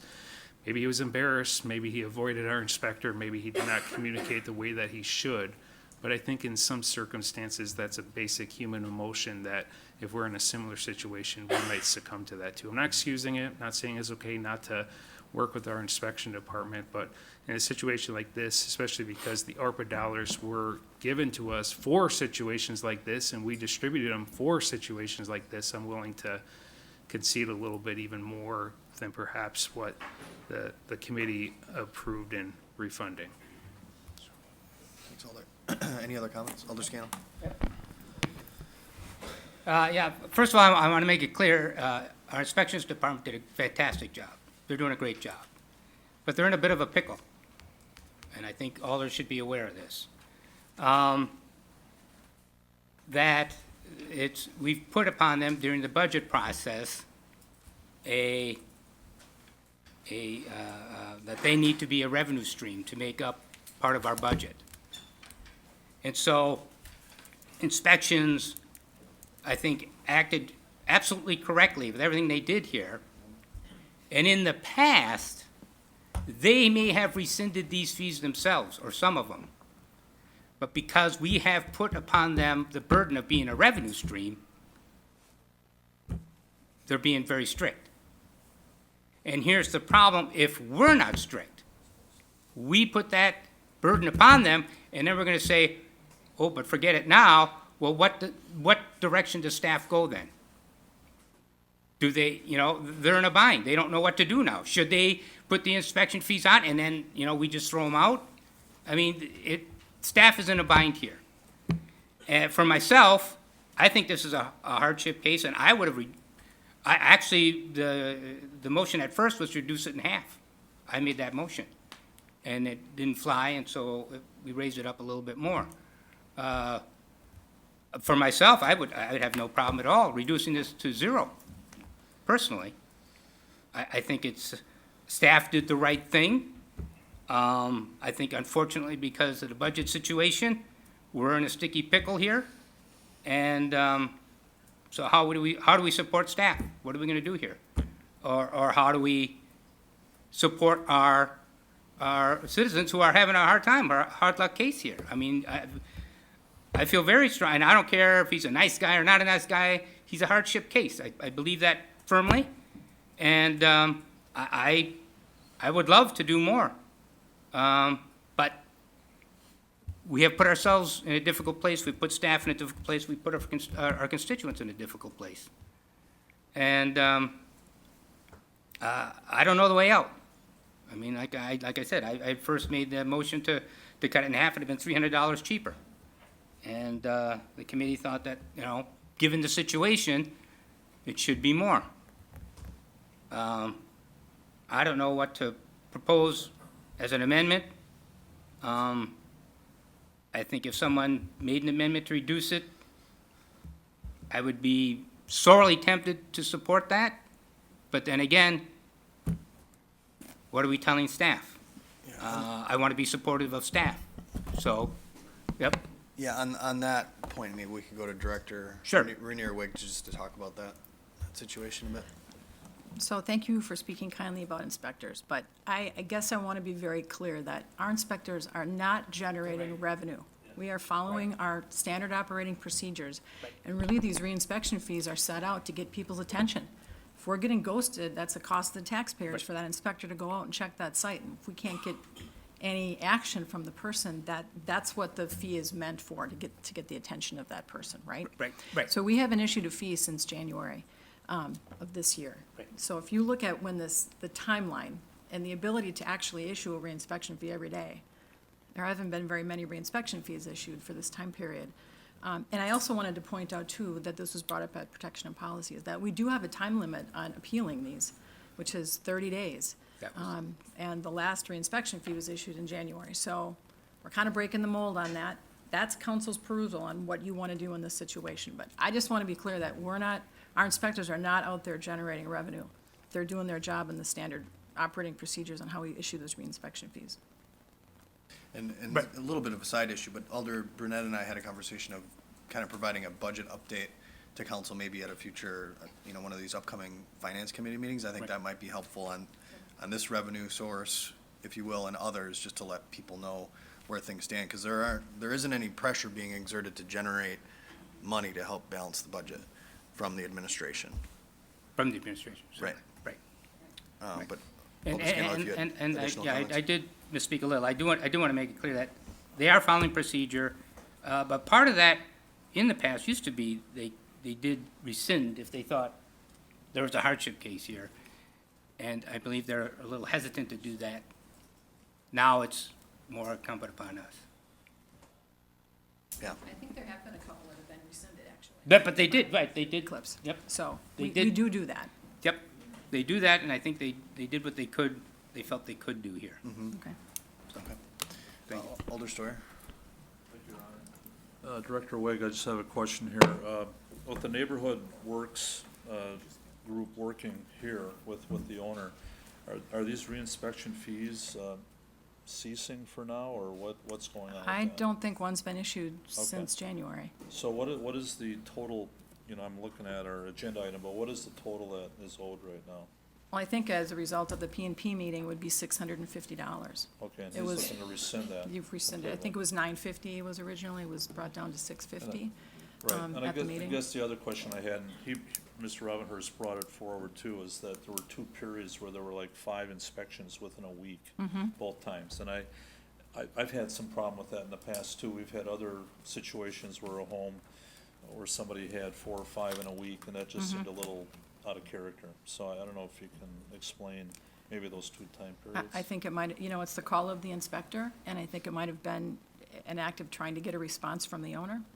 And Sometimes they'll go back every day Right. in hopes that, call us, please, so we can work on this and get a timeline together. I have no doubt. I mean, I have very good luck with Inspector Meaves as well as the rest of the staff. I've had no real issues, but every once in a while, like Alder Brunette said, sometimes things come up and it just doesn't seem to pass that smell test, but, well, good, so he's not getting any more, are things moving? Well, no, along? because he made the application for the loan, he's working Yeah. on, we're So, aware of that, Okay, so we're moving forward with that, so Right, where which is are great. we- I mean, that's a great loan product. I mean, Right. that'll be good, really good for him. So where's the house at right now? Is it moving along well?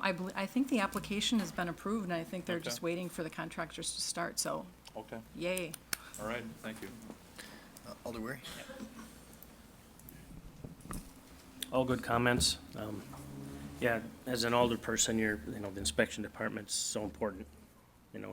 to handling complaints in your neighborhoods.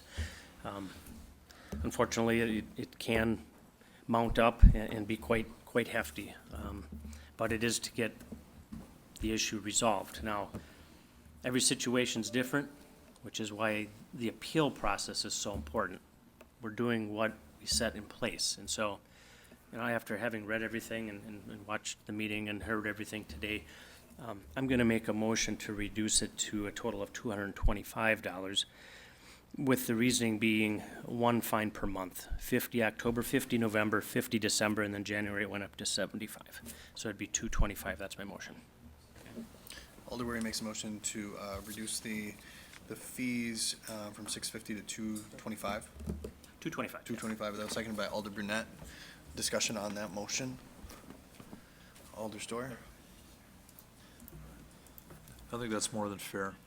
I think there should be a little bit of skin in the game regardless of the situation, but I think that's a good compromise. All right, any other comments? Seeing none, all in favor will say aye. Aye. Opposed, nay. The ayes appear to have it, and we will move along. On to report of the Protection and Policy Committee granting operator licenses. Motion to approve made by Alder Stevens, seconded by Alder Scannell. Any names to be handled separately or recusals? Alder Stoyer? Hannock is who I pull out. I know the person. You're abstaining on that one? I'm abstaining, yes. Okay. Thank you, Alder. Alder Brunette? Brianne Burnett and Savannah Burnett, I'd like to abstain. Okay. I don't know if they're related, but there are a lot of Burnett's running around, and I don't want to take a chance. All right, a couple more abstentions there. Anything else on this? Seeing none, all in favor will say aye. Aye. Opposed, nay. The ayes have it, and that report has been approved. Alder Campbell, did you have something? Trying to figure out where we're at here. We're on report of the Plan Commission. Yeah, I think pull number 5 Yeah, so I'll for discussion. entertain a motion on the report. Yeah, motion to approve. Motion to approve made by Alder Scannell, seconded by Alder Stevens. Items here to be handled separately. What was that? That was 7? Others? And item 9 is going to be at the end. First. I'm sorry, which one did we? Oh, no, never mind, that was Plan Commission. So 7 and what else? 5. 5 and 7. Any others? All right, items 5 and 7 will be handled separately. Hearing none others, all in favor of the remainder of the report, signify by saying aye. Aye. Opposed, nay. The ayes have it. The report has been approved with the exception of items 5 and 7. Your wishes on item 5? Motion to approve made by Alder Scannell, seconded by Alder Stevens. I'm not understanding the Plan Commission failed to pass motions to both deny and approve a conditional use permit. There were 2 motions made, one approval, one denial, and they both locked up 2-2. So they're asking us to do the job. Correct, so it's being forwarded on without a recommendation. Yep. So item 5 was pulled, that had a motion in favor and a second. And I don't know if there's anyone here. Motion to open the floor has been made by Alder Scannell. Is there a second for that? Second. Seconded by Alder Brunette. All in favor will say aye. Aye. Opposed, nay. The floor is open. Mr. Weichel, if you'd like to speak to this item, feel free. Just state your name and address. Very good. Yep, and if you could just state your name and address for the council, and then we allow for 3 minutes for comments. Sure, thank you. Good evening, everyone. Thank you. My name is Basudev Adhikari. I live in Sheboygan. I am here for requesting the conditional use permit for 201 North Monroe Avenue. Thank you. Very good. Any questions for the individual? Alder Galvin. Welcome, sir. Can you give us a brief synopsis of what you're planning to do with this property? Sure. At 201 North Monroe Avenue, we have been coordinating with the city for the past few weeks. The plan is to develop a convenience store, authentic Indian restaurant, which I am already involved in one in Sheboygan, and have a packaging store, shipping store, like UPS or any other franchise that we can achieve, and 3 electric charging stations. That's the plan we have right now. What kind of gas station are you gonna be putting in there? So far, we have received approval from the BP brand. Okay, thank you. All right, any other questions for our guests? Alder Burnett? Sir, thanks for being here. One thing that I just want to clarify is, would you be operating the entire place, the C-store, the restaurant, and charging stations you Yes, mentioned? all those businesses will be under my operation. Okay. No, like rent outs or leasing. I will be operating all. Okay. Some of the opposition, let's just say, to this proposal from Mr. Wilkel and now your involvement, is this idea that it's just not the right fit for that area. Like, okay, it could go somewhere, we welcome it in Green Bay, but not there. What would your response to that be? So if we look at, in a very simple way, a gas station, charging station, who doesn't need the shipping service, an authentic Indian restaurant? We all need that. These are like everyday use, no matter where we go. So with my experience in this gas station industry, convenience store, restaurant, liquor store, it's almost like 18, 19 years. So I see it's going to add a value in multiple different ways. I don't see any reason it's going to hinder or degrade the value in any way. Definitely from social point of view, there could be concerns whenever, there are convenience stores and there are so many examples around which are dirty, not handled properly, not enough manpower, all those kind of issues. When I found this location, the idea went in my mind, and I wanted to run this place. I want to run this place with a very, high level of standards and a whole different, unique idea. I like the location of the building, and when I went inside, a picture came in my mind. This is what I'm going to do here. This is how my walk-in coolers, beer caves, this is how the customer service, all those kind of little things, it came in my mind, and I thought, well, a restaurant and convenience store, there is downtown, so many offices, apartments, all that traffic, a shipping service is going to be great. It's going to create employment opportunities, it's going to add value, as a whole economic activity, it's going to add something to the existing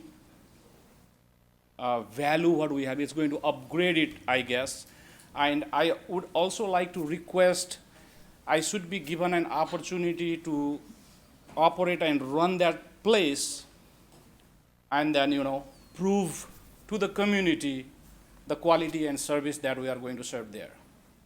Sir, could you tell me a little bit more about the restaurant? Is it like a kind of some gas station, C-store, restaurant combinations? My mind goes immediately to like fast food type places. So gas station, Taco Bell, gas station, McDonald's. Yes. Is it that sort of situation, or is it a sit-down establishment? It's going to be, basically there is going to be a separation in the middle, locked, where only employees can go from one side to the other side if needed. Otherwise, this will be two separate. The building, that main level is around like 9,000 plus square feet. So 3,500 square feet will be convenience store, and we'll have UPS or some shipping service for 1,000 or 1,200 square feet, and the rest will be restaurant. So these two places will be separated on towards the end of the Is it building. as far as the restaurant though? Dining is it restaurant. dining, yes. not quick Yes. casual, just sit Yes. down? Yeah. Okay, thank you. Thanks. Any other questions, please? Any other questions? Alder Scannell? Is it also not true that your corporate headquarters is going to be housed there? Yes, yeah, that's what I am thinking. I already have 2 properties here in DPR and one already in Main Street, and recently purchased one restaurant in University Avenue. So kind of maybe liking the Green Bay area more now. So this will be like a headquarter, yes. Yeah. And how important are the gas pumps to this? Could you in any way go forward without the gas pumps? Definitely, that's a very good question. I appreciate that because gas station brings in a lot of traffic, and the cost of construction and the purchase of the building price, remodeling. If we don't have the gas pumps, it does not. I don't see financial viability so much. I don't see that financial viability where that would support the business as a whole. Any other questions for the guests? Alder Campbell? So how many total businesses are gonna be on this property? 3 businesses, sir. A convenience store, shipping, and the restaurant. I see probably a traffic conflict between your parking for your restaurant people and people getting in and out of your gas station. It seems like if that was at the neighbors, you'd be like, God, I wish that wasn't there because I'd have, people would be able to get in and out easier. And it is next to the library. Downtown's all about foot traffic and parking and walking and seeing everything. There used to be a convenience store for many, many, many years. I think one of the very first ones right down on, is it Walnut, the one that goes to East High School? And that ended up be a hangout, and it ended up to be a problem situation. Then finally there was shooting involved there. And everything sounds good, and I'm a business guy, and I could see the opportunity, and I'm good for trying to use a property for multiple ideas. And I understand that, and I respect that, the intuition of walking in and seeing the vision, because I've done that. And so, I'm support for all that, but it always doesn't work, and I'm sure you're a different level businessman than I was, but, doesn't mean it, in this, it doesn't seem like the right fit to me, and I have a little conflict with the library. I also have a conflict with, or a concern that, Main Street is a really good place for gas stations too, but only so many fit there. Only so many carlets fit on a thoroughfare and so on. And I would think, and that is one corridor that doesn't have a lot of them on.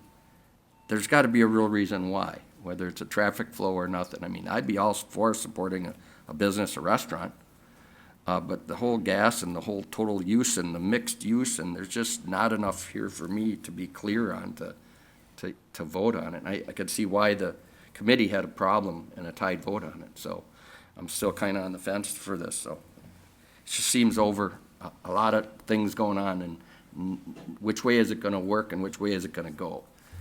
For that, it's hard to make, think about the success that you might have there, whether it be one or the other. It seems like put them all in and see what works. Yeah, that's not a good business plan. I don't. I mean, you can look every business from multiple perspective. How I am seeing is it's going to be, people, all that people in the downtown, convenience. The convenience store will bring in customers for the restaurants too, and the restaurant people who come in the restaurants will have an option to get gasoline too if they want maybe a pack of cigarette and something like that. And the gas station will be more towards the Pine Street. So a lot of parking in and out will be on that section. The restaurant will be on the opposite side. And your question of parking makes sense, but we are also in the process of leasing parking lot to the closest what we can find. On the parking issue, how many occupancy are you going to have for the restaurant? What's square footage going to be? It's going to be close to 4,000 square feet, 3,500 to 4,000 square feet. What would be the capacity on that? it will be around 100. That seems like a lot. Is that just the seating capacity? Yeah. Or the seating area? Yeah, seating, Oh, okay. yeah, we did some calculations inside and, yeah. looking Not at the this. whole kitchen and No. everything? Okay. Okay, that's what I meant. So, that's always the biggest concern, and success of where people can park and go. And like I said, downtown is about walking and parking and getting to your restaurant or whatever. And restaurant-wise, it would fit in really good with downtown, There's not many gas stations downtown. Okay, thanks. Thank you. Thanks, Alder. Alder Store. Thank you, Your Honor. Thanks for coming in, Mr. Adhikari. You have how many other places like this around the state or Midwest? How many do you have like Right now, this? I'm operating 20 other places and in the process of development, 4 others. So in Wisconsin, you have, In Wisconsin. you have a number of them? How Yeah. many, roughly? All in Wisconsin. All in Wisconsin? Have you had any issues, problems with noise or police calls or anything like that, that you can bring forward? If I say no, that's going to be false. So Okay. once in a while, there are Once in a while. thefts. Yeah. Okay. I think it has been brought up that maybe, we'd love to see a business like this here, but, the location, and you're saying that traffic is fantastic, no problem, we can do that. We're talking about a many apartments being built across the street, which would be more traffic than that as well. But I think one of the issues that I'd have is with the gas station, is the 24/7 No, gas station? no. It's not. We'll open at 5 in the morning, and the latest could be 12 or 10 o'clock, depending on the Okay. need, yeah. Well, that is one concern, I think, that people would have, that if you had a gas station, a lot of people pulling in and out, you got a major apartment complex down there, that could be an issue. So I think that's some of what I've heard, some of the opposition has been partly for that.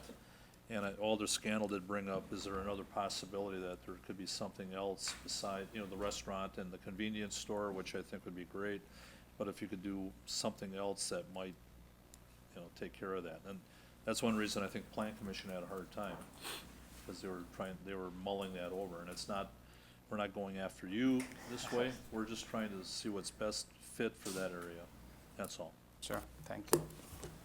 Thanks. Alder Hutchison, then Alder Scannell. Hi, thank you, Your Honor. How many individuals do you think will be working on this property when everything's up and running? Based on my estimate, when the restaurant and convenience store are fully operational, at least 35, 40. Okay. And I'm on the Plan Commission, and we were missing 3 people the night we voted, so it was 2 and 2. That was the vote. So it just we missed our odd number. So it could have gone either way from the Plan Commission. I'm just saying that. It is kind of a interesting issue because it may not be what people think of being perfect for that, but is it more perfect than not being occupied at all, I guess. So in my mind, I voted for it in the Plan Commission because it does represent actual jobs and activity on a site that currently is not operating. So, thank you. Thank you. Alder Scannell? Yes, I just also wanted to mention, there's going to be 3 gas pumps and 3 EV stations, correct? Yes. And the 3 EV stations will be free to the public? For 1 year, we'll have it free. Free. Yes. Okay.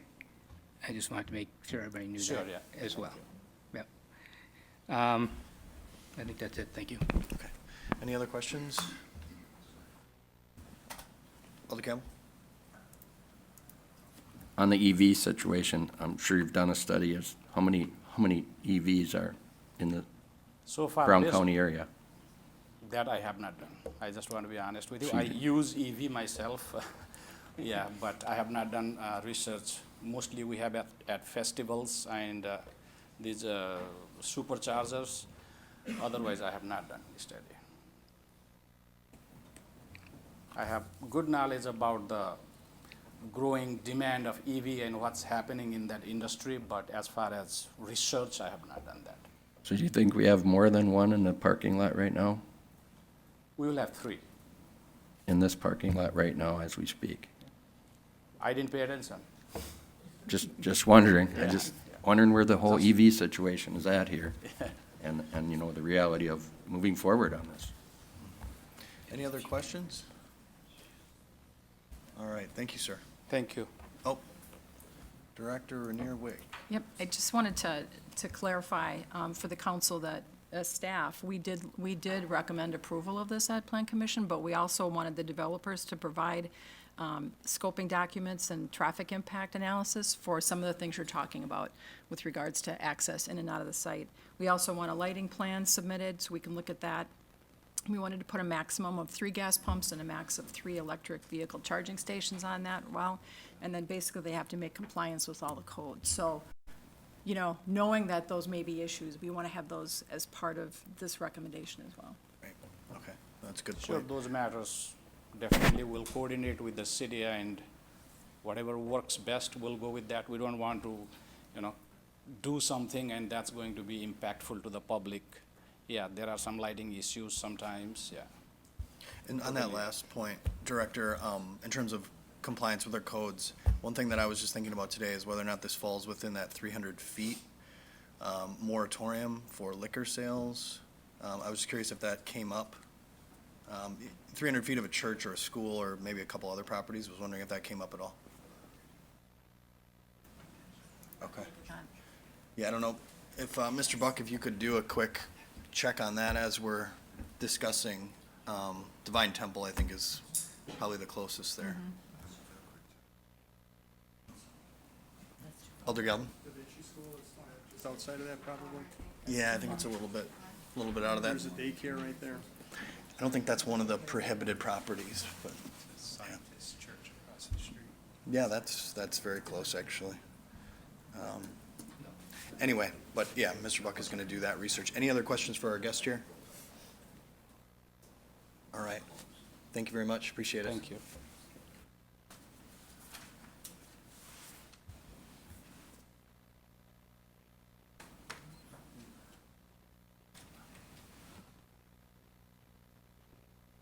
And then just state your name and address for the council, sir. Yes, absolutely.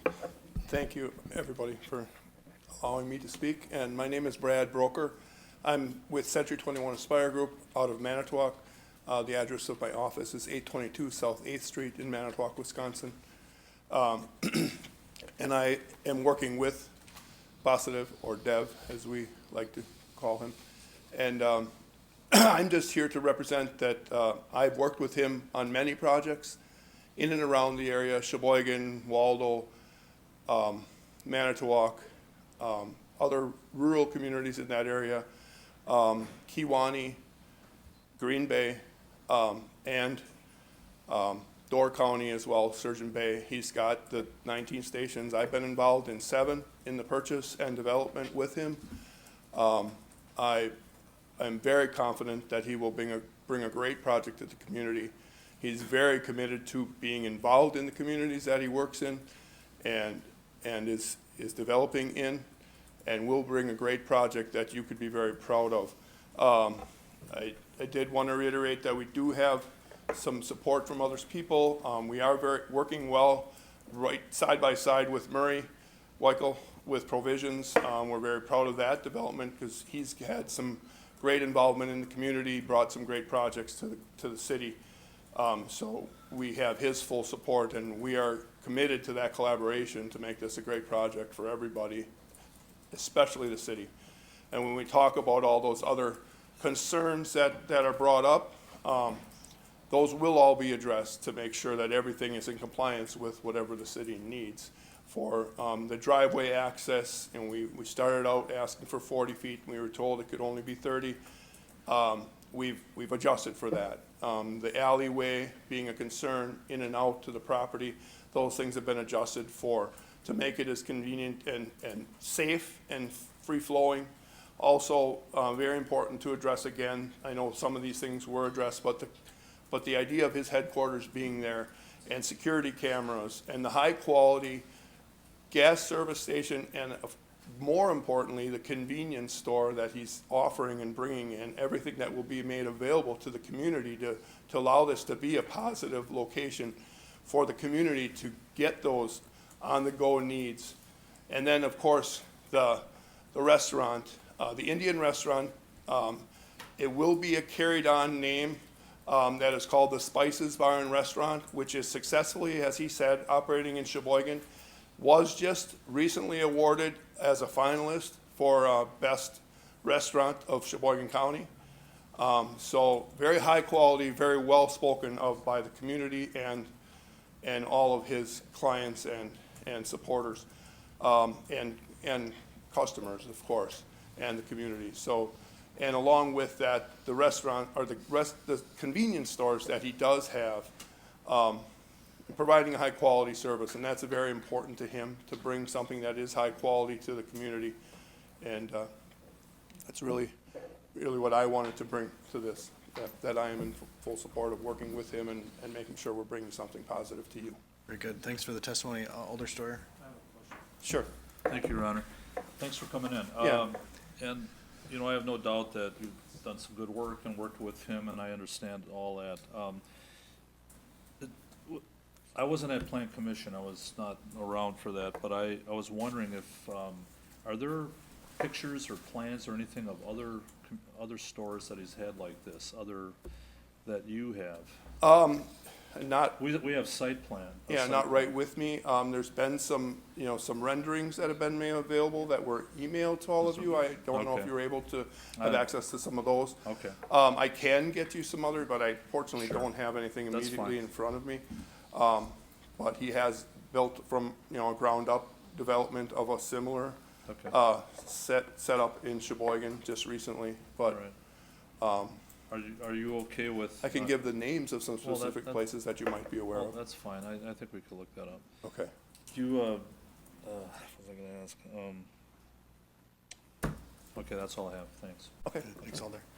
Any other questions? All right, thank you. Thank you. Mr. Bach? Yeah, so we measured it out, it's about 650 feet to Da Vinci. It's about 250 feet from lot line to lot line from the Divine Temple, and 150 feet from First Church of Christian Scientists. I'm not sure. I'm not super familiar with liquor licensing and how that relates to, serving versus selling. It's in our ordinance. My understanding is you're able to operate a restaurant, you're not able to sell, yeah. So-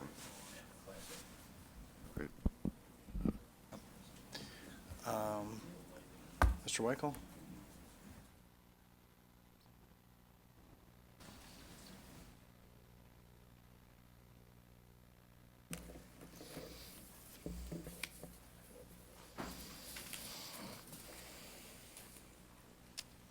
Your Honor, thank you. Thank you. Chairman, thank you. Appreciate it. I'm Murray Weichel, 201 North Monroe, the property owner. Have redeveloped the Green Bay Press Gazette building, the historic building next door. We renovated that 5 to 7 years ago, created 100 jobs. 519, 521. Recently purchased those buildings and redeveloped those two next door to the 533 East Walnut. Just put 2 new businesses in there, created another 20 jobs there at Alarose Coin and the Family Entertainment Center. And we purchased the vacant bank building, Bank Mutual, from Associated Bank. It was vacant. It has been vacant for 6 years, 2017. When we purchased the building, we put some money into it to renovate it. We have had probably 15 or 20 different groups come through over the last year and a half. And by far, this is the best group we've had and the best fit. And I agree, nothing's perfect. I'm not perfect, you're not perfect, and everything's not perfect in this world. However, this, having done development for 35 years, in the state of Wisconsin. And been here 30 years ago when my wife went into labor, and I had to fly home and deliver my first child. I know Green Bay pretty well. I worked on the first redo of Lambeau, Aurora Healthcare, and a lot of other projects.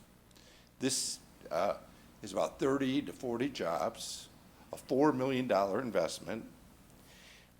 There's 8 owners within 300 feet of this property, of which all are in favor of this project. And there are letters I will give you from them. I'll give you letters from McDonald and Company, a very astute and good company that's done a lot of development here in town. We have other 5 or 6 letters in support of our project. The planning staff, we compromised 7 versions of this concept, and they are in support of this. The city of Green Bay owns the property, Brown County owns the property. We've talked to them. We've not heard to date any concerns from the city of Green Bay other than the compromises we made and the discussions. We've talked to over 70 residents and community members. I've heard 2 people to date, till today, say that they have a serious concern or not, at least open-minded to the idea. According to ChargeIt.com and Plugin.com, there's only 1 public charging station in this downtown Green Bay. We're offering 3. We originally were offering 1, and these are going to be public charging stations. Right now, I'm spend part of my time here in Wisconsin. Our family's from the 1700s, 1783, 1784, from Wisconsin and Michigan. I served on the Mackinac Bridge Authority 28 years and was chairman for 10. I can tell you this, in the UP and here, there's a need for this. 24% of all cars in 24 and 36% of all cars in 25 will be electric or they'll be hybrid. We're offering the city a resource for tourism, vacationers, traveling business. I'm here all the time.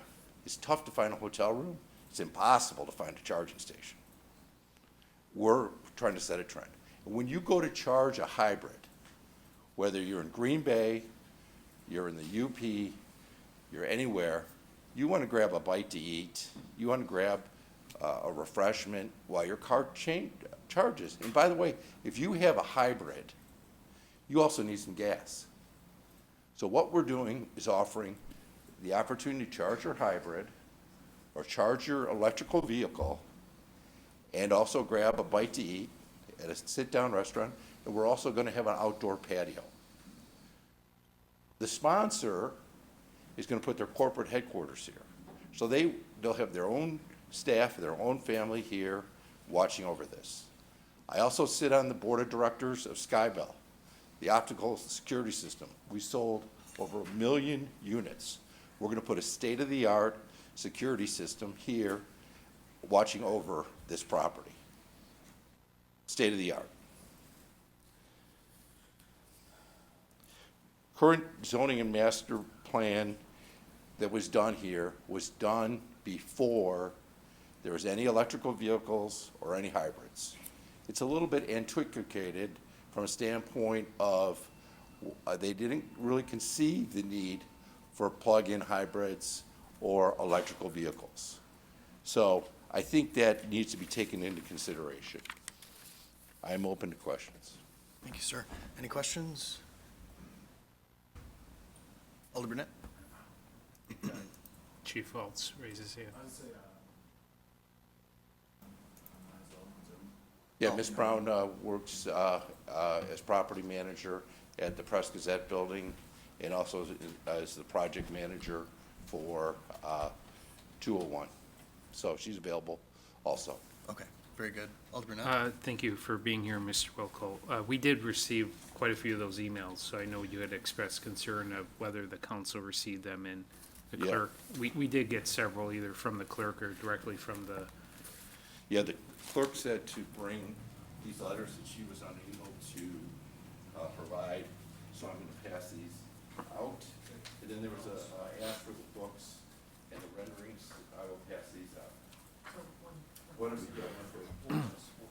Yeah. so, so obviously you've owned this for 6 years, right?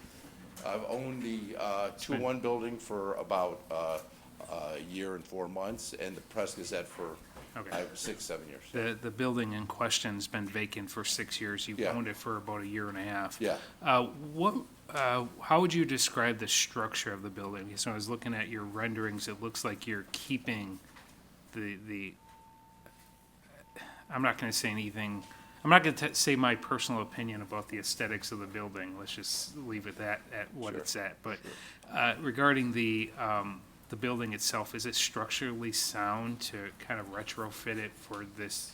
Is it gonna take this building down the road for quite a while? It was built as the corporate headquarters of Bank Mutual. It's built like a tank, and it's very well constructed. I call the design of the building Frank Lloyd Wrightian.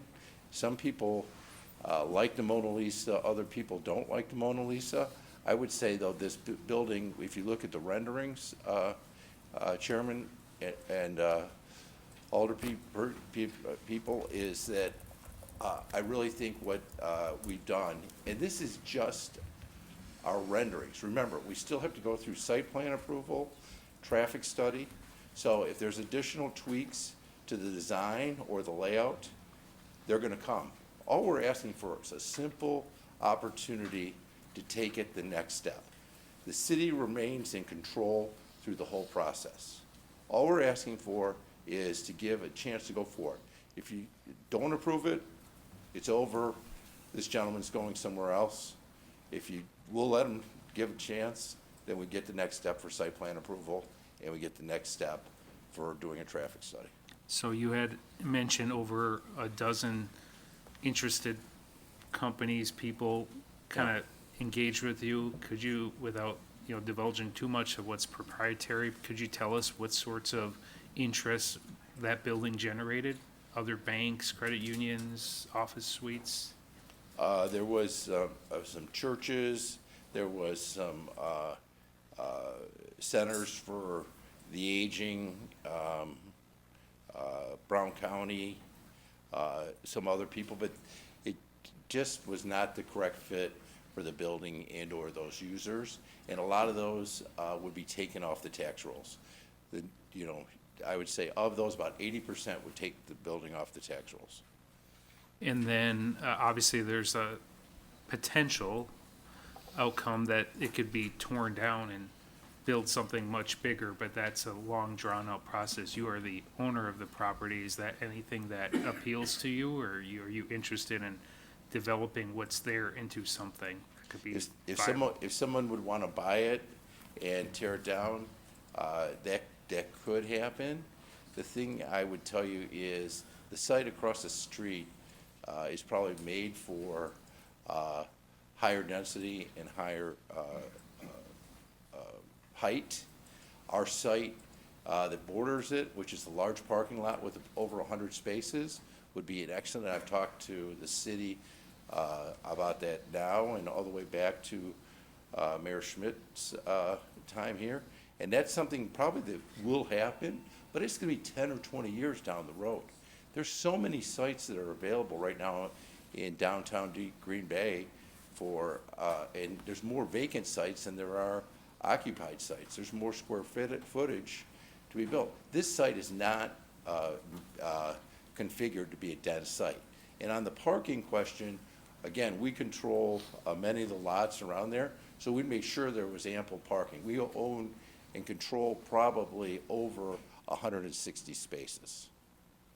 So final question, from a business standpoint, you've been in this field for a while, you've been very successful, including success in Green Bay. Yes. For some of us who are looking at this, at least for myself who's looking at this, you look at a shipping business, a restaurant, quick casual was a document, but the gentleman mentioned a more sit-down experience.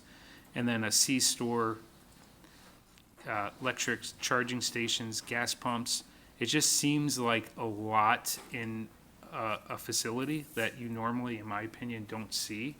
Is it your opinion that to make something like this work on that site, a retail sort of place, a business arrangement, that you need multiple service lines to generate profit to make it sustainable? Is that why we see some of these? It's interesting, and I don't know how many people have actually been in the building, but that building is already dense. It's 20,000 square feet. So the reason why there's so many businesses is it's a large building. It's a 21,000 square foot building. And Ms. Brown's on the line, and she can verify that, but we have it on CAD. It's a 21,000 square foot building. So given the revenue streams that that building could generate, you think that that's sustainable? Yes. That mix of? Plus, they're gonna have their corporate headquarters there. I think it's an excellent plan. Okay, thank you, sir. Yeah. Any other questions? All right. Thank Thanks you. for your testimony, sir. Thank you. Appreciate it. Oh, Alder Morgan? Yes.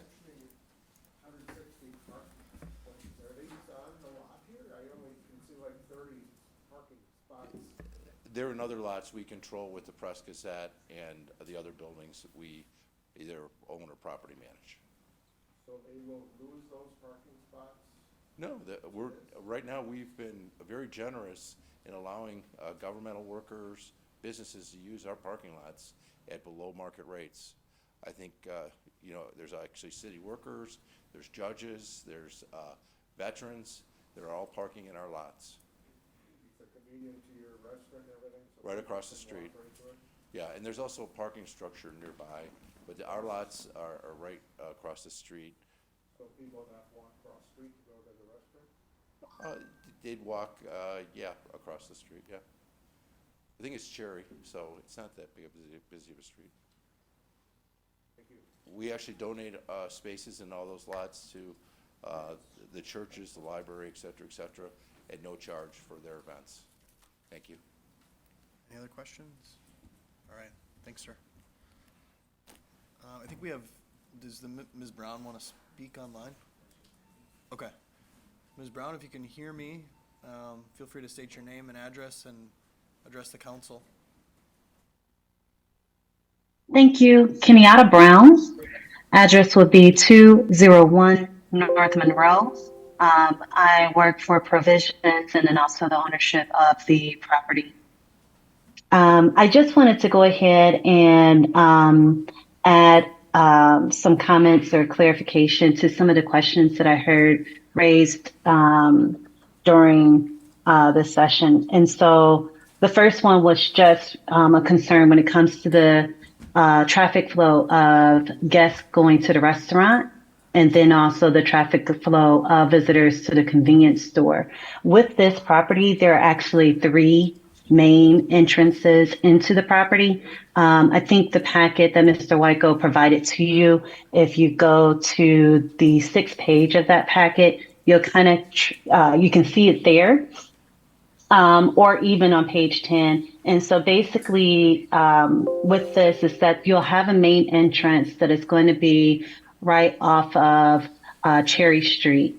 And then the main entrance for the convenience store would be more on that Monroe Pine Street area.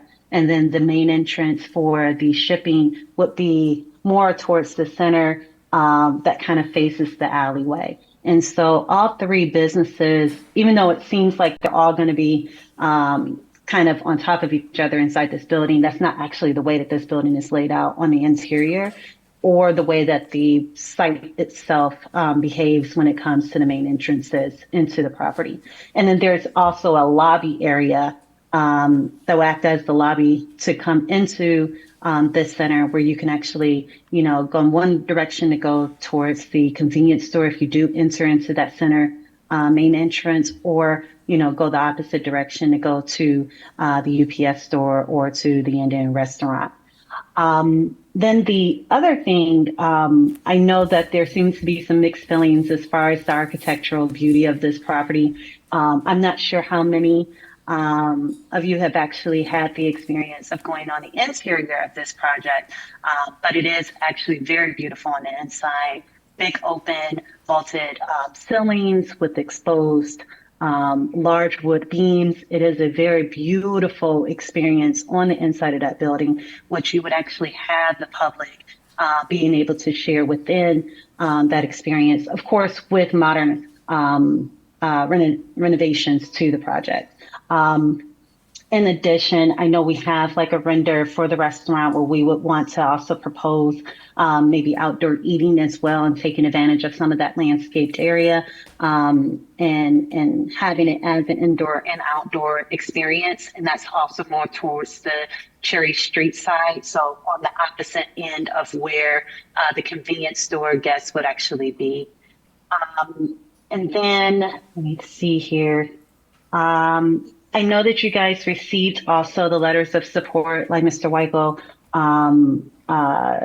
mentioned as well. I think that was it. Oh, I did go ahead and take a look. As far as your EV stations that you already have in the Green Bay area, there's some near Lambeau Field, some near the mall, but I did not see or find any that are in your downtown location. And so to be able to, have that means that normally people, they park their car, they have them charged, and then they go and walk and either they enjoy the restaurant or to, go and grab something from the convenience store. But it also lends to just another destination, which, increases the foot traffic of people, parking their cars and then getting out and actually exploring the rest of downtown. But that is it. And if you have any questions, I'm happy to answer. Great. Thanks so much for your testimony, ma'am. Any questions? All right. And it looks like we have one more, maybe in person.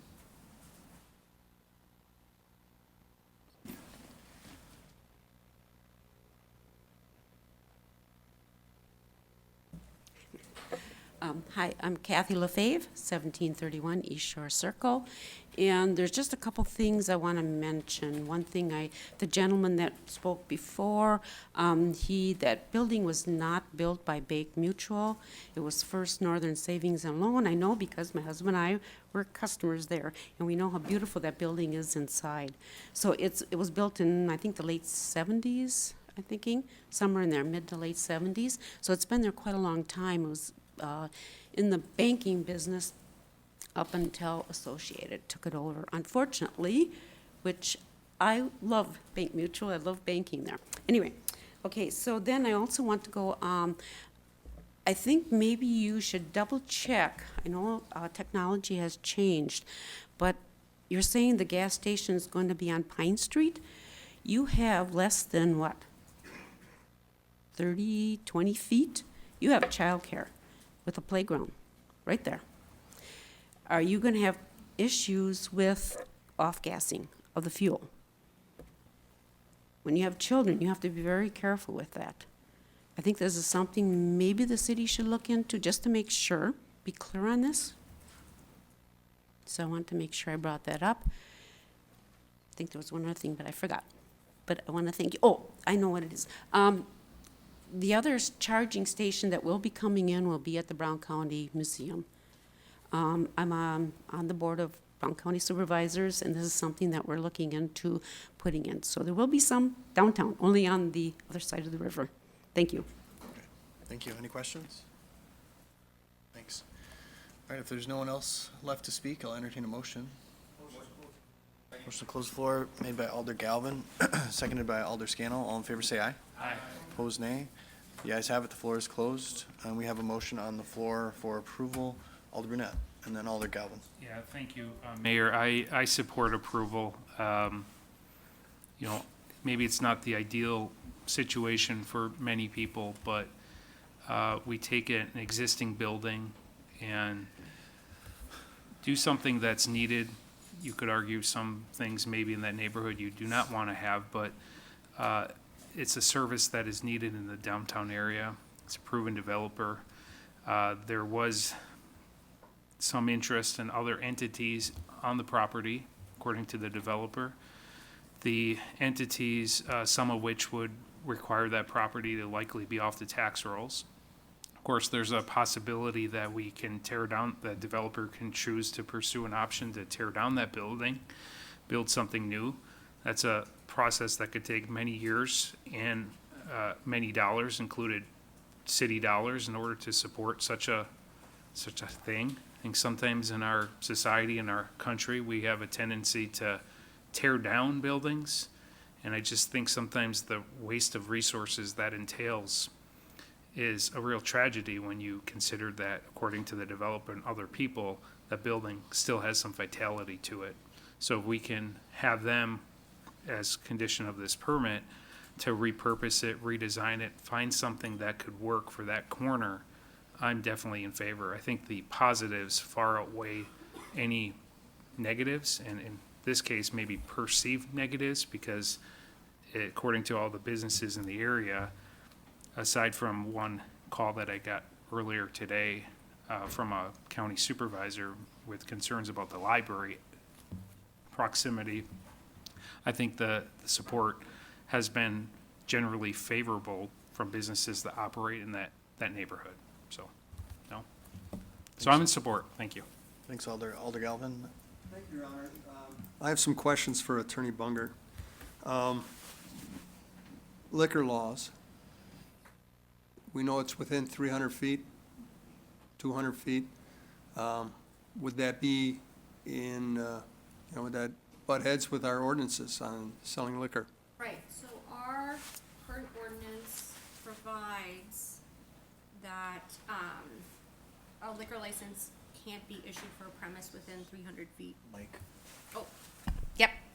So our ordinance provides that our liquor licenses cannot be issued to an establishment within 300 feet unless that requirement is waived by 2/3 vote of common council. So it can be overridden, but it just requires 2/3 vote. Okay. Should the council override the vote? Is there anything in our ordinance that holds them to closing at 10 o'clock at night? Our operational hours would be determined what state statutes provide and what our ordinances provide, and those coincide with what state statutes provide. So basically, 24 hours a day they could be open, selling liquor at 6 o'clock in the morning till whatever it is at night. I don't think they can be open for 24 hours, but they can't sell liquor. Right, So, within whatever the state limits are. correct, Right. correct. So they would operate just like any other convenience store or grocery store as far as like cutoff times for selling liquor or beer. Okay, so, I mean, with the best of intentions, we give them permission. The day after they open up, they could say, you know something, we rethought this, and we're going to stay open. And there's nothing the city could do about it. Once it's issued, it's issued. For business, correct. Yes. But liquor, they would have to Yes. coincide with state statutes, Yes, correct? I agree with And that. if they violated that, then that would be a basis for revocation. All right. I just want to remind the council of the professional dental building on Main Street. It's a nice dental building, it looks good, but the city settled for a one-story building, and there it sits. It can't be developed anymore. You can't build offices there, apartments, or anything else like that unless we tear down that building. And I'm sure that the people who own the dental office aren't going to be in favor of that, but it's very short-sighted at the time, but the thing was, well, what else are we going to do with this vacant land? And I know it's tough to sit on vacant land. I like the proposal up to the gas station. I like it. I like everything about it up to the gas station. I'm not in favor of the gas station, and I'm not in favor of liquor being sold, and I will not vote in favor of, if it comes to a 2/3 vote, I will not be in favor of that either. If we could send this back to planning and have them come back with something else without the gas station, I'd even be in favor of the charging station, because you don't necessarily need a gas station for that. That can be done with, much like with a credit card right at the site, paying for it and charging your vehicle, and you could actually go in the restaurant while the vehicle's charging. And in fact, if the gas station's not there, they could probably increase the amount of charging stations there. But I'm not in favor of the gas station at all down there. I just don't think that it fits within what we're trying to see downtown. Thank you. Thanks, Alder Campbell. My concern is with the daycare back there. That's as important as a school or church or anything, and that has to fall within the liquor guidelines, let alone people coming and. It doesn't. Doesn't? But we've already established that it's within that moratorium area anyway. Yes. But that's my biggest concern. I agree with Alder, that the gas station just doesn't fit in. I mean, like I said, I'd support the EV thing, but, you know, the alley is the only thing that separates the daycare. And, I just don't like the whole multi-use, one thing's gonna take over the other. It's very busy. It's a well-planned out project, but I just wonder if there was, I mean, how many people are in the planning commission? And with 4 people there, why wasn't the decision made to hold that and relook at that with more people? Was this whole presentation given to that? I wasn't able to watch it. I surely would have to catch up on all this, but this is a lot to consume and vote on and pass, especially how busy this project is. And I just wonder if there can be a motion made to send it back for the commission to do the job versus putting it all right to a vote right here, right now. I mean, there's a lot of things here that need to be worked out.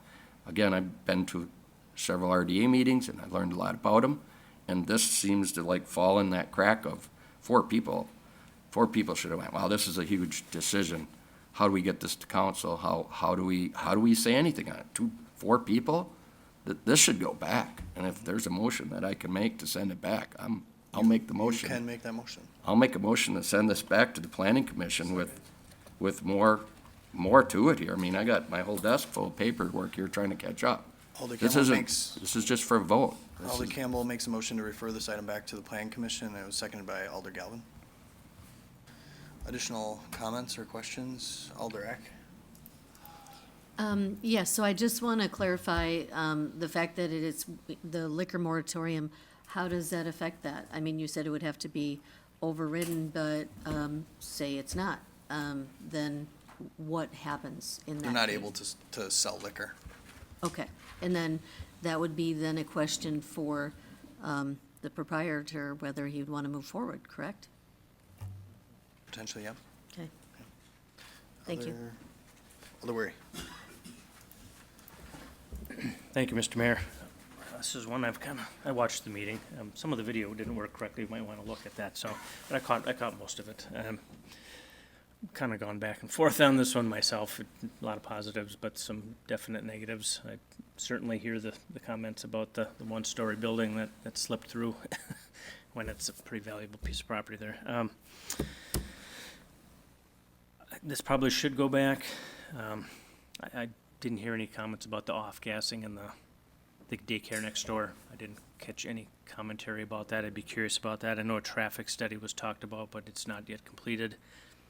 The liquor sales at the convenience store, that's a tricky one, because while you might get a passing vote tonight, you're going to need an 8 out of 12 of this body to get the liquor sales. And if that's a key component of your business, you might want to consider if there's support for that, because I've seen, I think, one go through, and that was Mason Brothers Rodell on the west side when they added alcohol, and it was right by St. Joe's Church. And I think that one passed 8-4. It was a tough vote. You know, it's been fine since then, but it's not an easy decision. So this might need a little bit of work. I'm intrigued by it. It really looks like a creative reuse, but as some of the other alders mentioned, that might need a little bit of work yet. So thanks. Thanks, Alder.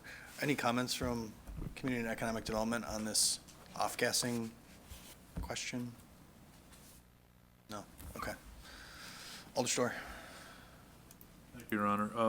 This is for staff. The authenticity plan's been out there for some time, and I know we've talked about that quite a bit in the past. How close are we to the plan with a development like this? And I know you talked staff supported this plan, or this particular project right here, and I'm just wondering how that fits in. Sure, thank you, Alder. So the authenticity plan does designate Monroe. In this area of Monroe, the recommended uses are retailers, home goods stores, specialty food stores, personal services, medical care providers, business services such as Federal Express, Kinko's, professional services. It does, without boring you with reading all of it, it does talk about converting Monroe into more of an urban and pedestrian corridor, although it would still have 4-lane traffic movements. It doesn't explicitly talk about gas stations, but it does imply that it is an urban type environment with a lot of lanes, a lot of auto lanes. So as far as the uses go, you know, the retailer, the personal service business, the restaurant would all be uses that were contemplated for this corridor. Gas station was not mentioned.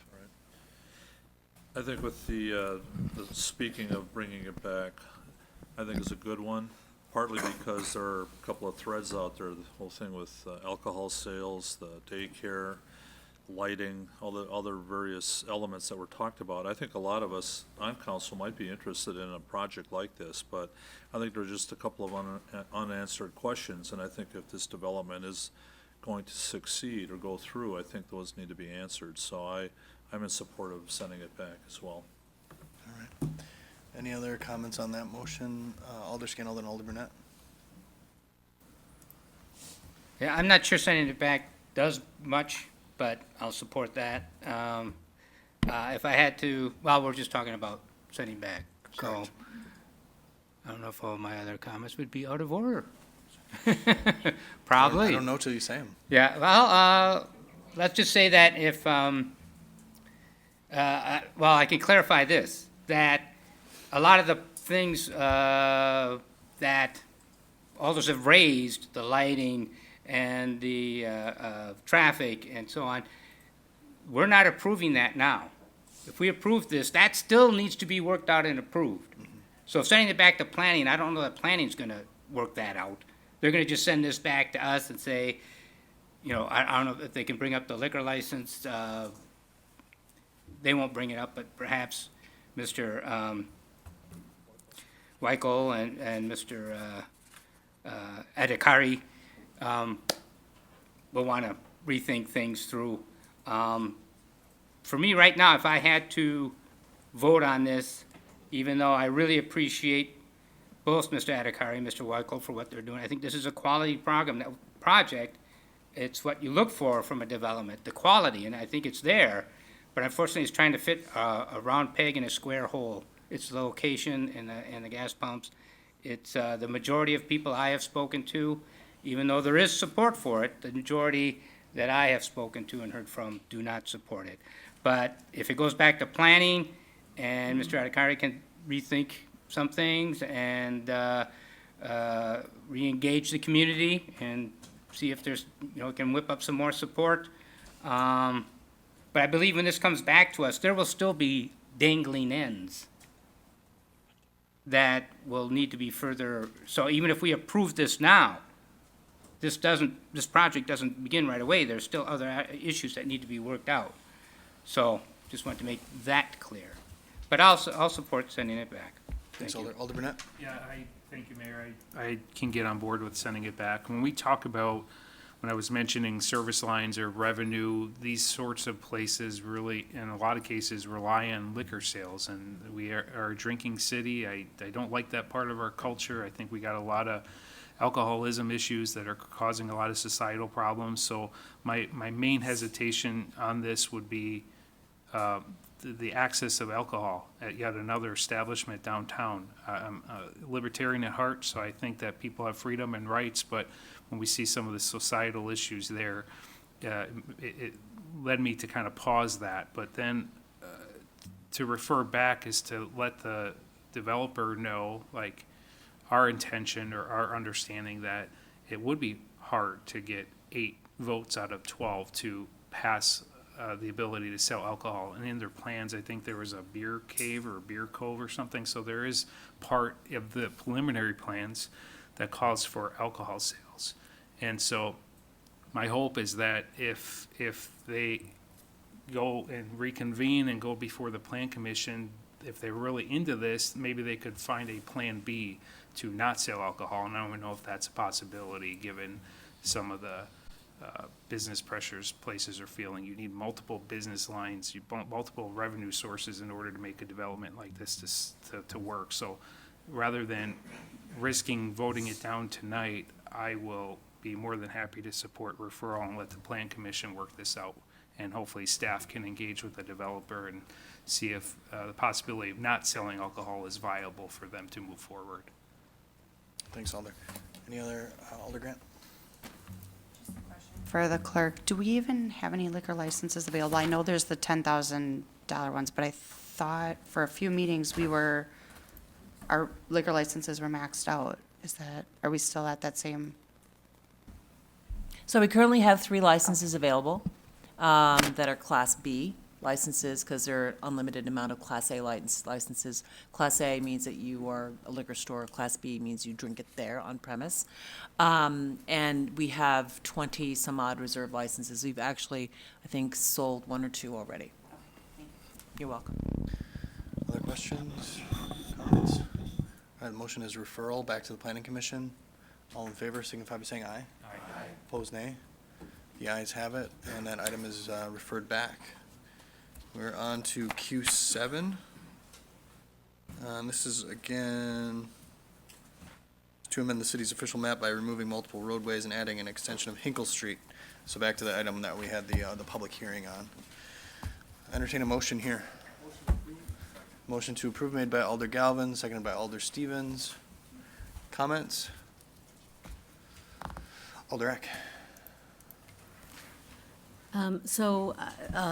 Mr. Bader was unable to attend, so he asked me to read an email he sent, so I'm just going to go ahead and do that now. Good evening to you all. Thank you for being here tonight. I apologize that I'm unable to attend, as I was called out of state for a real estate developer summit tied to a new store rollout across the state, at which I'm currently working. I seek your approval this evening of this requested map amendment and right-of-way vacation so we can continue to move forward with the design and permitting. The requests in front of you tonight are the first official actions being requested of a broad plan, 6 years in the making, to 1, improve access in this area, 2, elevate commercial development opportunities along the Mason Street corridor, and 3, open up new residential development just north of the existing Beaver Dam Park. Highlights of this broad project include the following: creating new commercial development along Mason Street west of the Verizon store, calming and redirecting existing north-south traffic between Mason Street and West Point Road, including the addition of bike lanes and sidewalks to improve non-vehicular travel, building 35 to 40 new single-family residential homes, all market-rate housing, along the extended Hinkle Street behind Verizon and Chili's, planned as a condominium community with valuations starting at $400,000, and donating over 20 acres of property to the city to expand Beaver Dam Park in exchange for roughly 1 acre of park land on which the extended Hinkle Street will connect to the existing Hobart Drive. The many approvals needed for this entire plan are currently being sought from the city in various committees and will continue to occur over the coming weeks and months. Please know that we are not approving specific design items tonight, only the general routing of the new Hinkle Street and the removal of the unbuilt Bellwood Lane. Through a recent meeting with the MacArthur Heights Neighborhood Association and neighbors in the immediate area, I was able to listen to those who live nearby and look forward to continued discussions. In a neighborhood where no appreciable change has occurred in over 40 years, I appreciate that changes I'm proposing could be uncomfortable for some. I promise to continue meeting with residents as roadway design evolves, assuming that these same residents are willing to work with me and trust me in this process. I've worked hard to build a solid reputation in this city, and I'm hopeful that this council has faith in me once again to put the interests of the city of Green Bay at the very front of any project I undertake and approve these requests tonight. The positives of what this overall project can accomplish far outweigh any fears, and I will work to assure this as we move forward. Thanks, Alder. Other comments on this item? Seeing none, Alder Hutchison.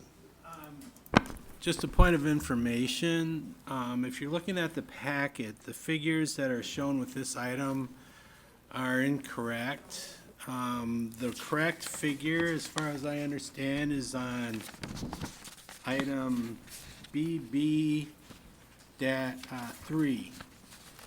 We have one more vote on this tonight. And BB3, that data shows the street coming and veering 90 degrees to the other existing street.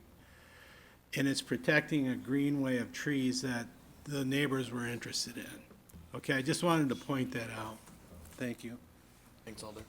Attorney Bunger, do we need to do anything about that to make sure it's clear that? It is listed under 7. That we're gonna vote on. So this is the Plan Commission City Alder. official map.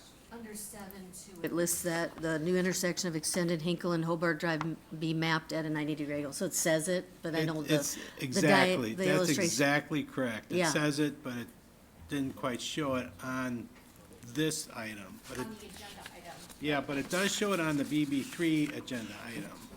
So The ordinance. So the language is accurate, the attachment is not? Is not. Okay, but as long as the language is accurate, the language and the intent Okay, is accurate for the record. very good. should be okay. Thank Okay. you.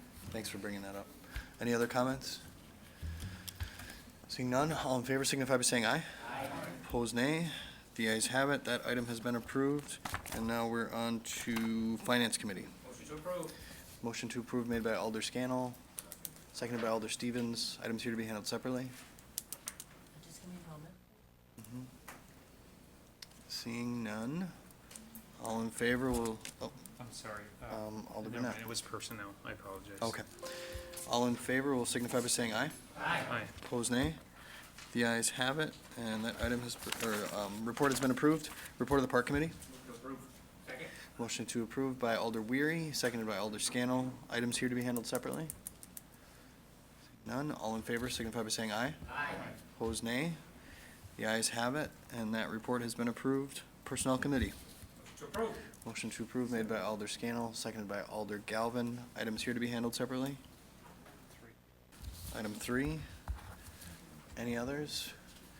Hearing none others, all in favor of approving the remainder of that report, signify by saying aye. Aye. Opposed, nay. The ayes have it, the report has been approved with the exception of item 3. Your wishes. Motion to hold, made by Alder Galvin, seconded by Alder Scannell. Item was pulled by Alder Brunette. Yeah, I think Alder Galvin and I are probably thinking alike here.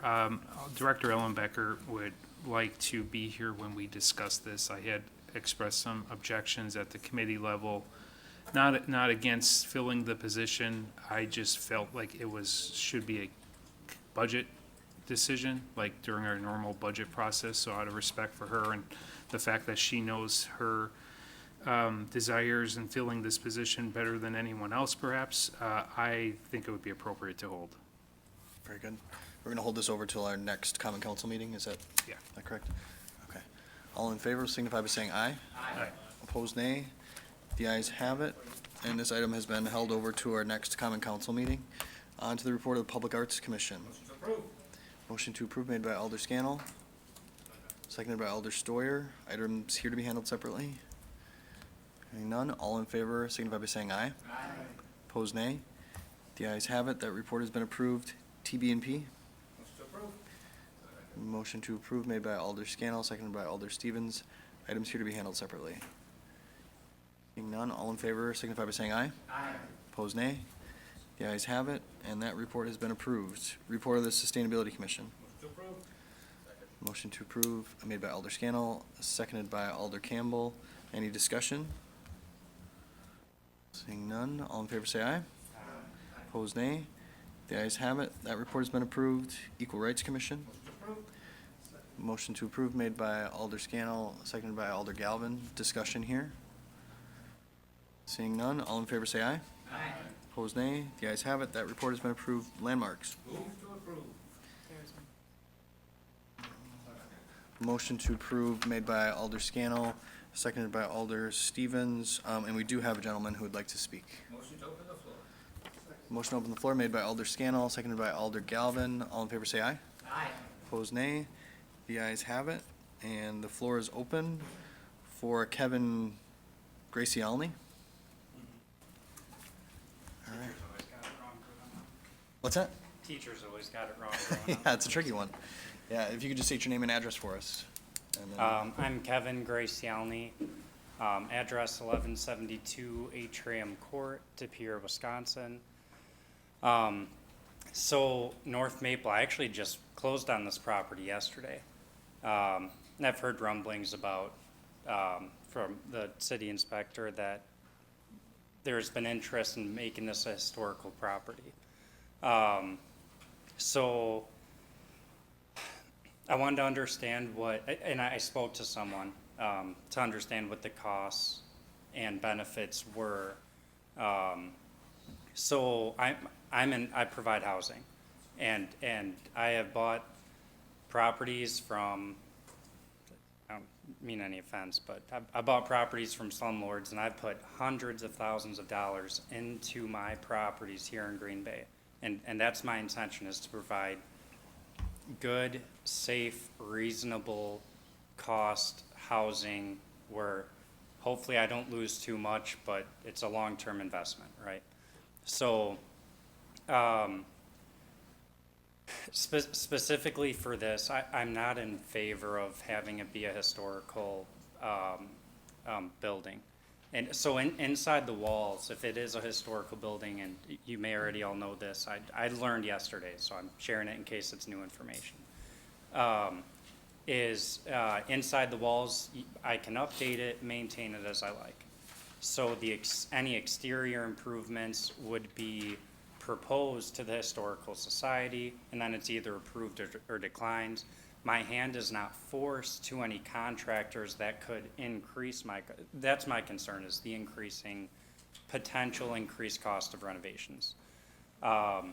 So if what I want to do, if I want to update windows or whatever, then, and they're fine with it, they give the stamp of approval, it makes no difference to me. There's no incremental increased cost. The constraint is, if I want to do something, and I try to be as reasonable and fair and smart and whatever's kind of relevant to the property, right? So,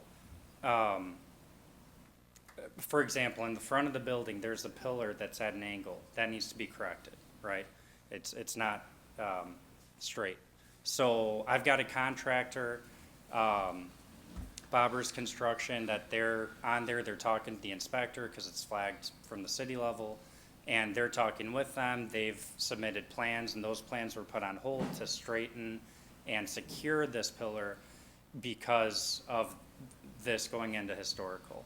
And I'm not a contractor, so I kind of lean on them a bit.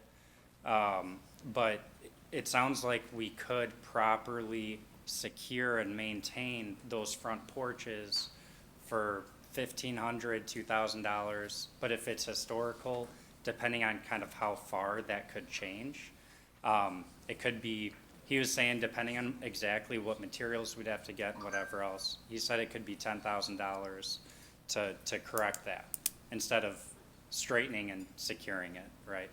So that's my concern, and whether it being part of the historical, being a historical property is a stronger weight than the cost of the owner.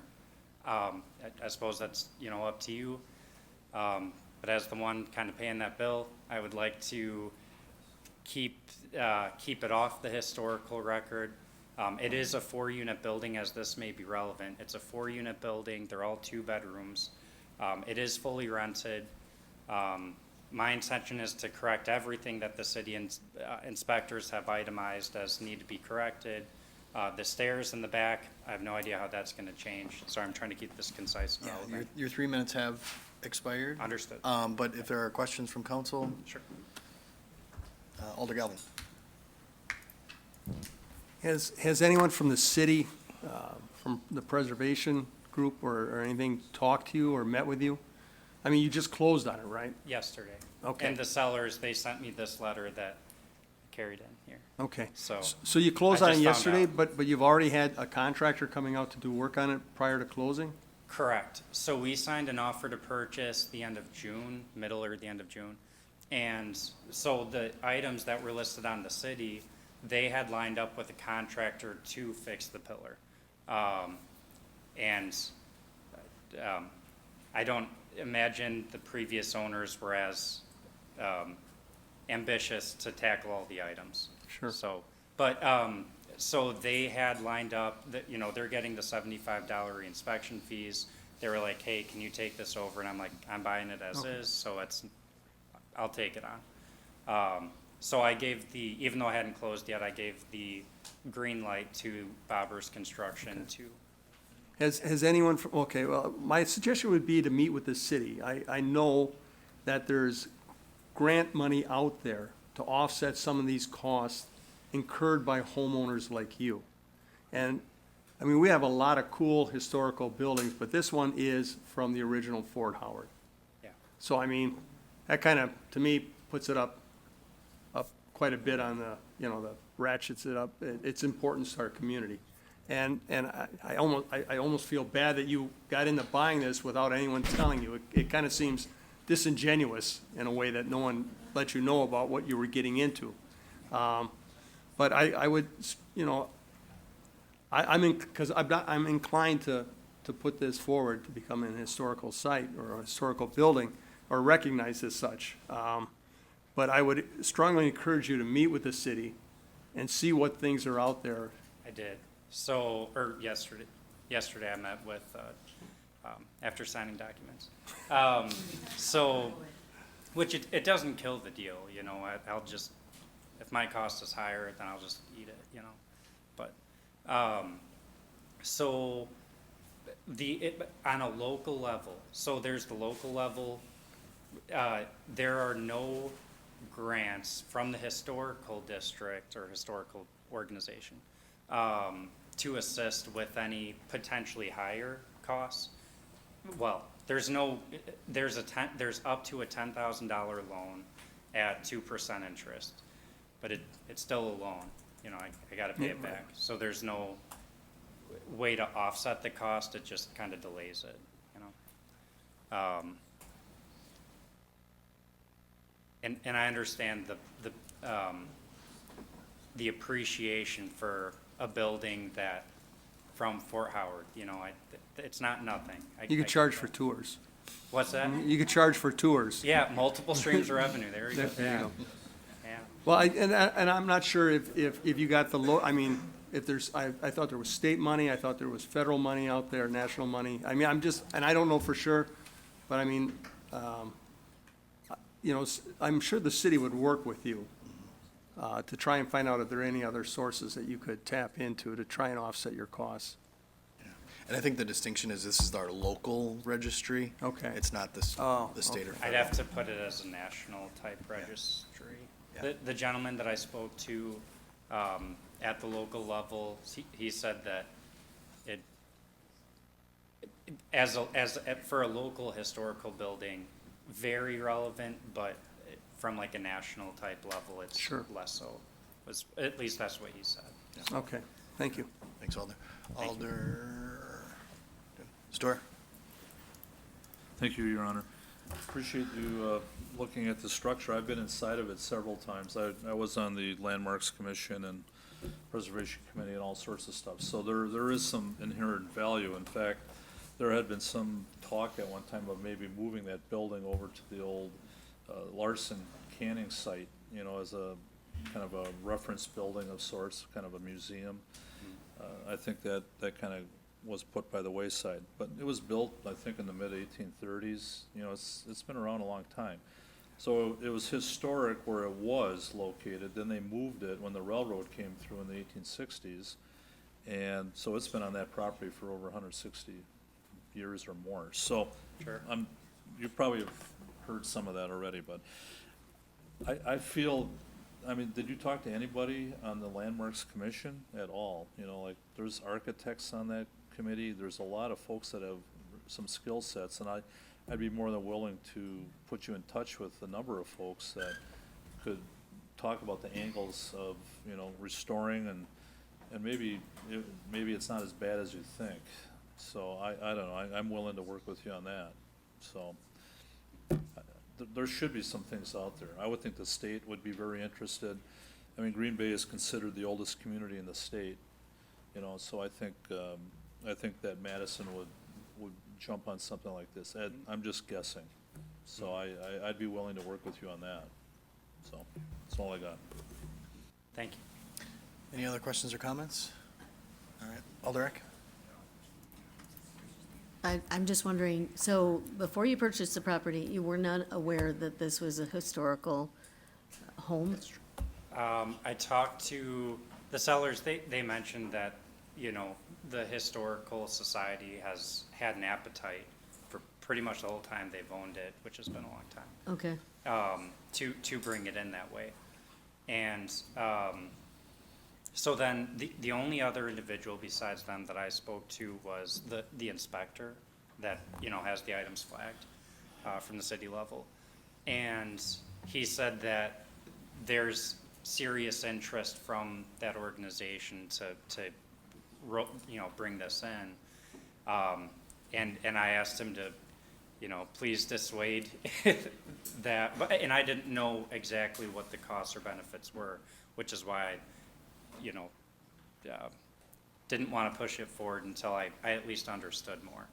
And the costs seemed to be less than what I was originally concerned about, but still very likely scenarios where my costs are going to be higher, or anyone else who owns it in the future.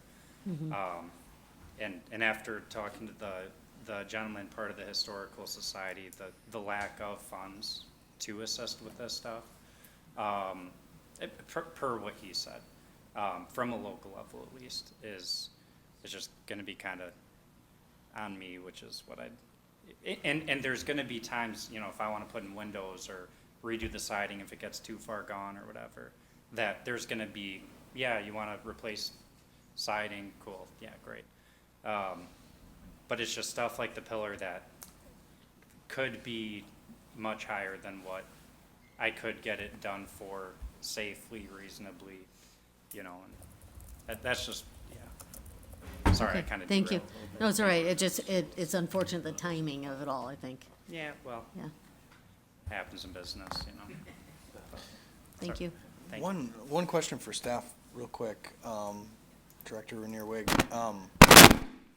Is there any possibility of eligibility for curb appeal?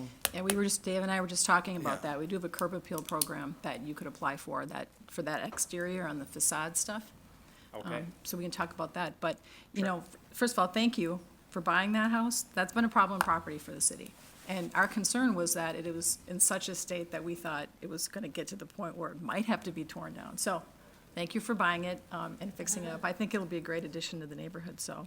And speaking just from personal experience of having to go through Landmarks for remodeling my house in Astor, there's been actually some things that have been cheaper to do than replacement, because if you're repairing or keeping things the way they are, you don't even really need to go to Landmarks. You know, staff can make those calls on some of those things. So I think you might be surprised on some of the stuff you're looking at. It might actually be cheaper than replacing it, so. Thank you. That's my 2 cents. Sure. And Mr. Graciano, you have a contact with the city that you've been in touch with, or not? I believe so. There's a Stephanie. Yeah. Yeah. So if she is part of that Yeah. Historical Society. Yeah, so just continue engaging with her, and then also, ask about the curb appeal program, because I think this is in an eligible census tract, so I want to take a look at that. Cool. Any other questions? All right. Thank you. Thank you, sir. Motion? Motion to close the floor. Motion to close the floor made by Alder Scannell, seconded by Alder Galvin. All in favor, say aye. Aye. Opposed, nay. The ayes have it. Floor is closed. We have a motion on the floor to approve. All in favor, signify by saying aye. Opposed, nay. The ayes have it, and that item has been approved, or that report has been approved. A couple informational items, building report, And municipal court report for June. On to resolutions.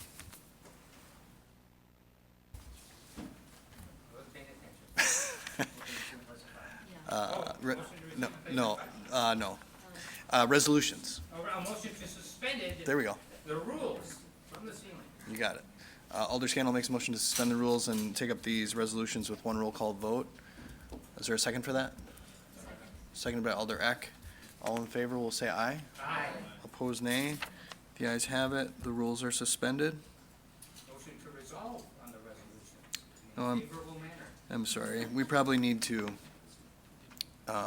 limit it to a few, given previous action. So I think we would want to do everything but item 4.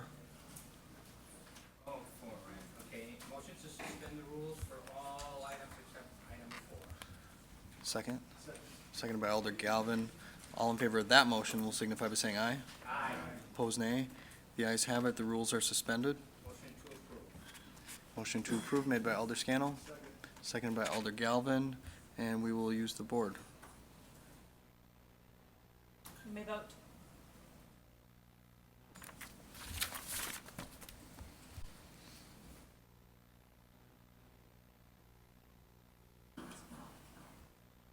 Good. And those are approved unanimously, Motion to hold item 4. or just hold it? Is that the right motion, Attorney Bungert? Yeah, we can. Okay. Hold to our next council meeting. That was made by Alder Scannell, seconded by Alder Stevens. All in favor will say aye. Aye. Opposed, nay. The ayes have it. That item has been held. On to ordinances first reading. Motion to, Actually, quick thing. Mhm. You really should probably address 06 before the ordinances. That's what I asked. Yes, and I didn't make that connection. So it should be taken up, unless you could adopt the ordinances, move on to 06. Right. And then go back. Right. Then that's kind of. Okay. What's the best way to do that? Yes, motion to amend the agenda to take up 06. Right so now? moved, that our agenda be Alder Scannell makes a motion to amend the agenda to take up 06 prior to ordinances for first reading. Seconded by Alder Galvin. All in favor say aye. Opposed, nay. The ayes have it. So we are on 06, and I'm going to go to Attorney Bungert first. Thank you. I just wanted to give kind of a little bit of a synopsis of where this piece of legislation originated, and kind of just clarify and lay out the landscape a little bit clearly as far as what the purpose of the ordinance is, what it does, what it doesn't do, before we get into further discussions, just to kind of set the parameters. So this originated, I want to say, 2 or 3 years ago, from a communication from Alder Stoyer, which was then referred to the law department by Common Council to draft. We actually, at the time, were severely understaffed, so we actually hired outside counsel from Boardman and Clark to help us drafting because it was such a heavy lift, putting together such a robust ordinance. And then with additional new hires, our team was able to kind of get it over the finish line with additional changes and input from committee and from council. So the purpose of this ordinance is essentially to regulate massage establishments as a business by requiring such businesses to obtain a license to operate in the city. And then the ordinance obviously sets forth certain guidelines, rules, parameters by which such businesses need to operate within. Much like liquor licensed establishments. So there's licenses for the operators, the bartenders, and then there's a license for the business itself, right, to be able to operate and function within the city. It doesn't impose any additional restrictions or duplicative regulations on the therapists themselves in their professional or individual capacity. So massage therapists as a profession are regulated by the state. They have to obtain licensing through the state. That still is in play. This isn't imposing additional regulations upon them. It is imposing certain boundaries and regulations on the business that employs them. So that's a very, very important distinction. There are a number of other municipalities that have ordinances like this in place. Specifically, we looked at City of Kenosha and Madison. Madison's is actually a lot more robust than ours. But we looked at both of their structures as basically a starting point for when we were drafting ours. So these are, ordinances that are utilized in other communities. Again, the purpose of the legislation is to ensure that the establishments are operating in a safe manner, are safe for patrons, safe for surrounding neighborhoods and districts, and are essentially lawful business enterprise partners for the greater community. Ultimately, this is a legislative directive, so it's entirely up to council whether you wish to establish these regulations and regulate this type of activity, but essentially it will give the city more authority to ensure that that such businesses are functioning properly within the city. That's it. Very good. All right, any comments from council before we open the floor? Alder Galvin? Thank you, Your Honor. The reason why I pulled this was I received a phone call from someone that was very concerned about this, and it kind of piqued my interest that although we're not relicensing them in any way, we are charging a fee to the business, but in many cases, these are owner-operated businesses. So in fact, it's the one person working for the company that's, again, paying a fee. They're doing a legitimate job, and as it was expressed to me, there's already checks and balances that the state has in place that if those were merely enforced by the city, some of this regulation could be avoided. And so I agreed to pull it and hold it so that those people could come and express their concerns. My motion would be to send this back to committee after they listen to what these people have to say. And if there's a way of working this ordinance out so it's more palatable for them, that's what I'd like to see in the end. Have you followed the discussion at committee at all? A little bit, yes. Because there's been a lot of discussion there. Well, but it was my understanding many people weren't able to make that meeting who wished to express their concerns. And so that's why I pulled it here so that they could do that also. Right. I certainly understand the concern of the committee. We don't want to rehash things like some other items that we have in the past.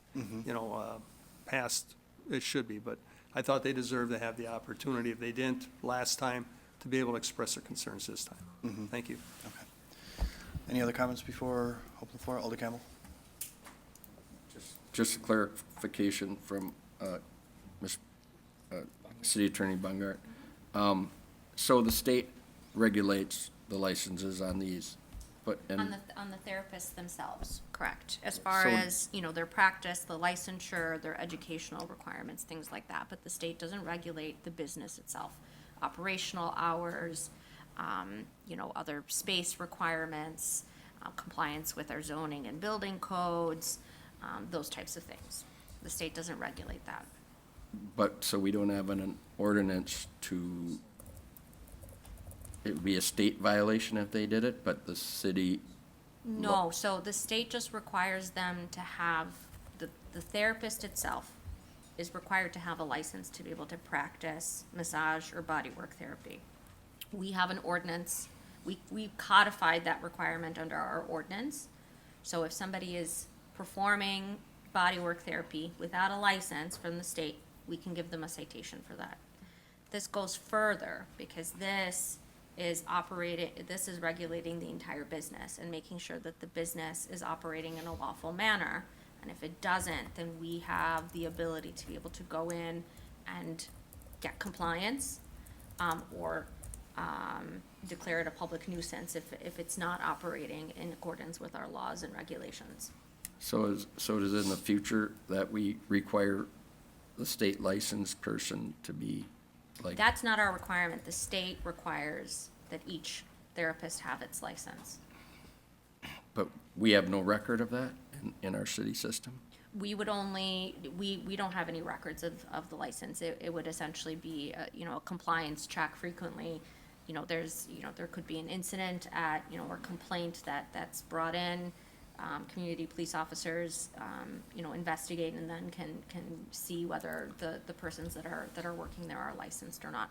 So how does a chiropractor license fall? Is it very similar to this, not regulated? I'm not positive, but I think medicinal licenses or license for medical professionals it is licensed by the state, obviously, because there's a medical board.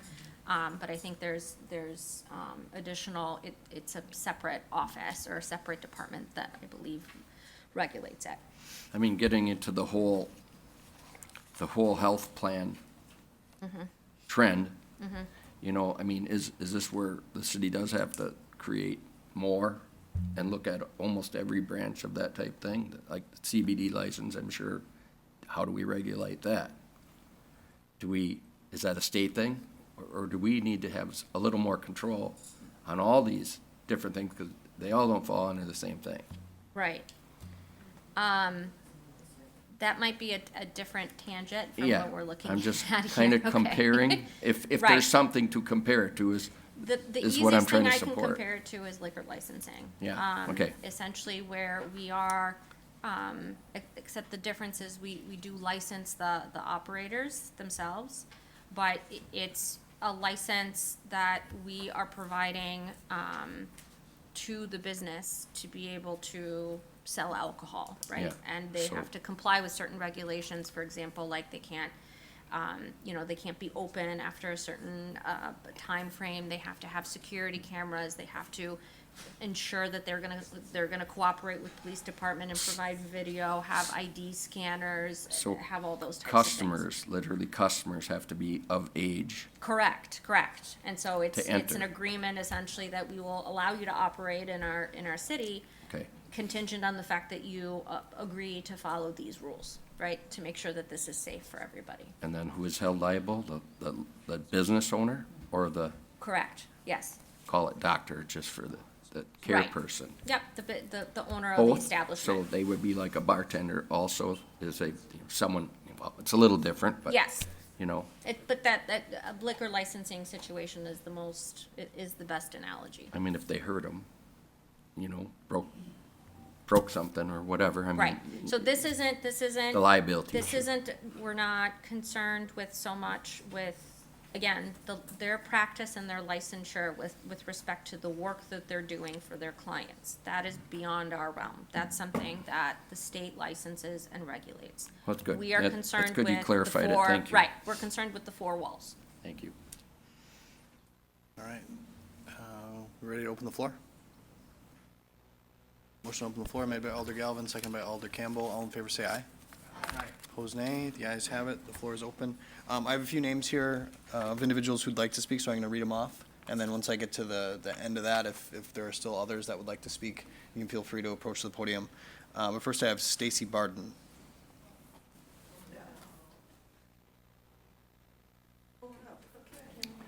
And then if you could just state your name and address, and you have 3 minutes to speak.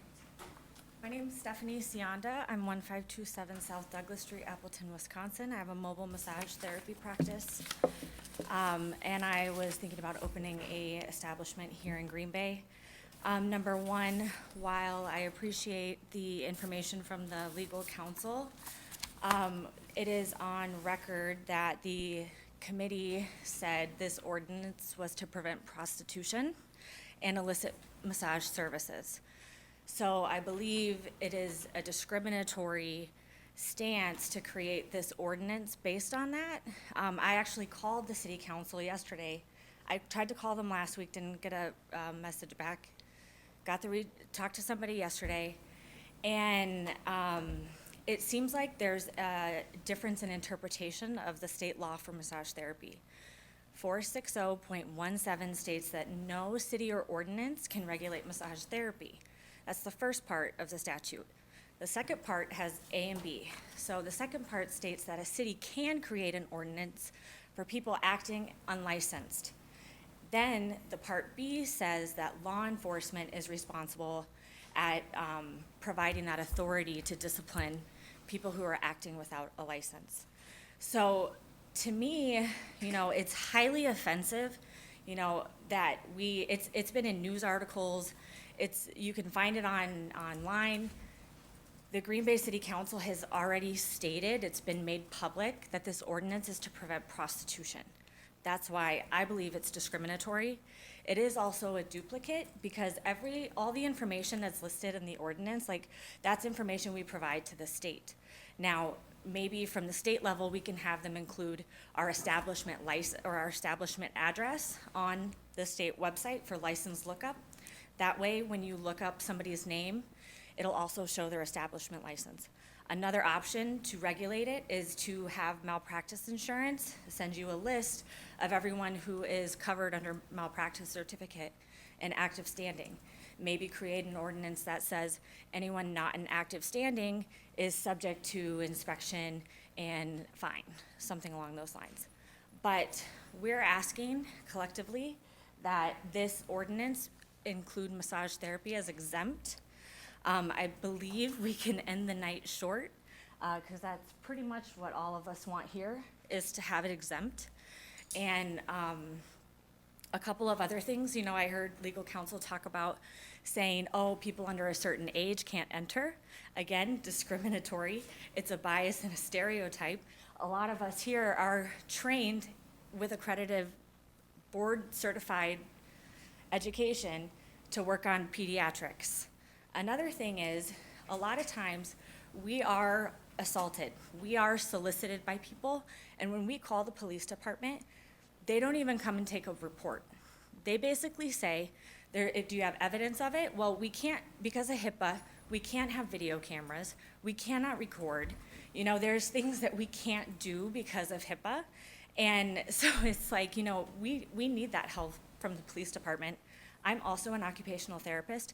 If I had the same thing happen as an OT and I work at a skilled nursing facility in Green Bay, they have a police officer there in 2 minutes. We're still healthcare professionals. Why is it that as a massage therapist, if I'm harassed or assaulted, we don't even have anyone come and take a report? They just completely ignore us. But yet the city wants to regulate massage therapy for the pretense to eliminate human trafficking and prostitution, which we are for, and we will work with the city in whatever way possible. If you want all of our malpractice insurance, we'll create a Google Doc. We'll get it to you in a couple of days. That way you can start verifying this legitimacy. Some of the other things historically, so 2013, that's when the state brought in state-level massage licensing. Before that, people were grandfathered in. 2013 was the year that it was like, this is the final time. Everyone after this has to have a national board-certified exam that they pass. Before that, they didn't require it. So before 2013, everyone had a city ordinance. That's how it worked. After 2013, it was supposed to go to a state level. The state created 460.17 that says no city or ordinance can regulate massage therapy because cities and towns were discriminating against massage therapists. They were placing stereotypes and biases against us for our profession. So this ordinance is a parody. There's no other healthcare profession that has this same establishment license arbitrarily applied to them.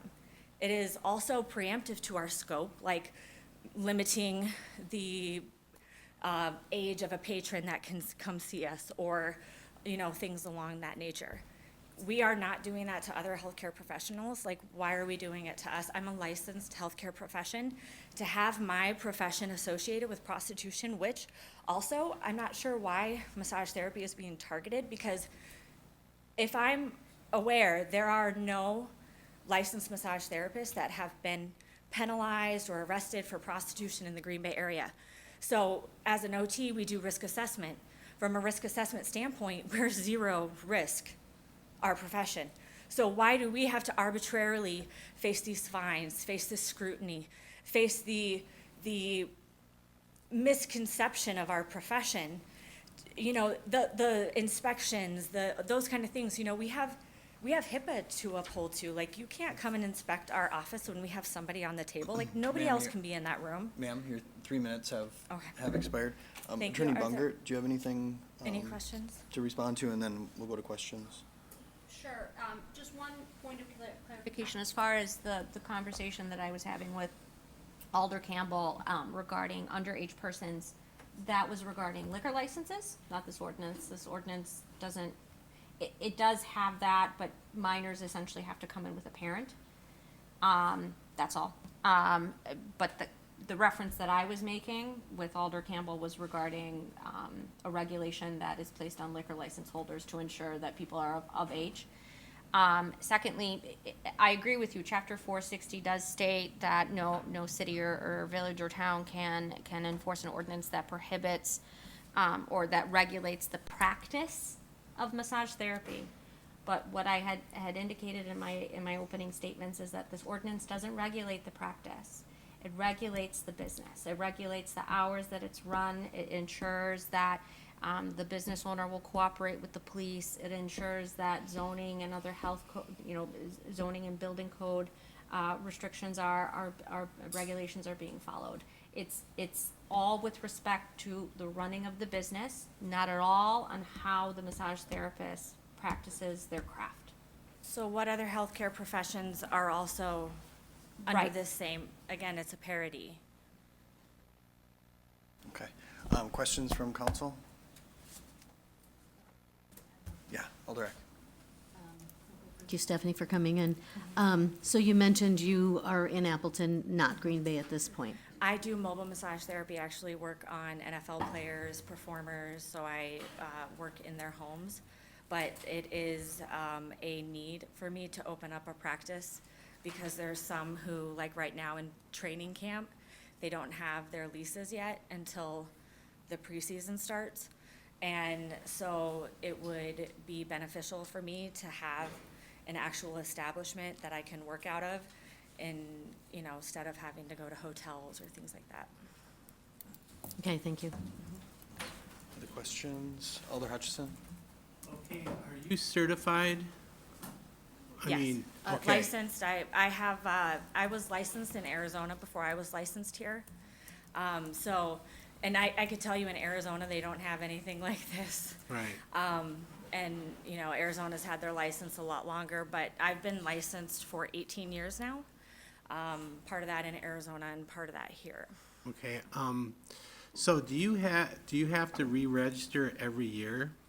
Every 2 years, it's Every two? biannually, but our malpractice insurance, it's a $2 million benefit, I guess. But it's every year. It's about $260, if not more, Okay, $280. and then you have proof that you're certified and registered with a plaque or a card? Yes. Okay. And we have to list our address and our landlord under additional insured on our malpractice insurance. Okay, thank you very much. Alder Morgan? If you were to establish a building in Green Bay, what would this ordinance be other than costful? If you were to establish a building in Green Bay and a business, how would your business be hurt other than costing you $75 by us having this ordinance? So first of all, to me, the discriminatory fact, for the last few meetings, we were associated with prostitution. So to me, it's like a hard no, because if we pay for that license, then we're assuming that massage therapists are prostitutes. And in this case, 0 massage therapists have been fined or penalized or accused of acting unprofessionally.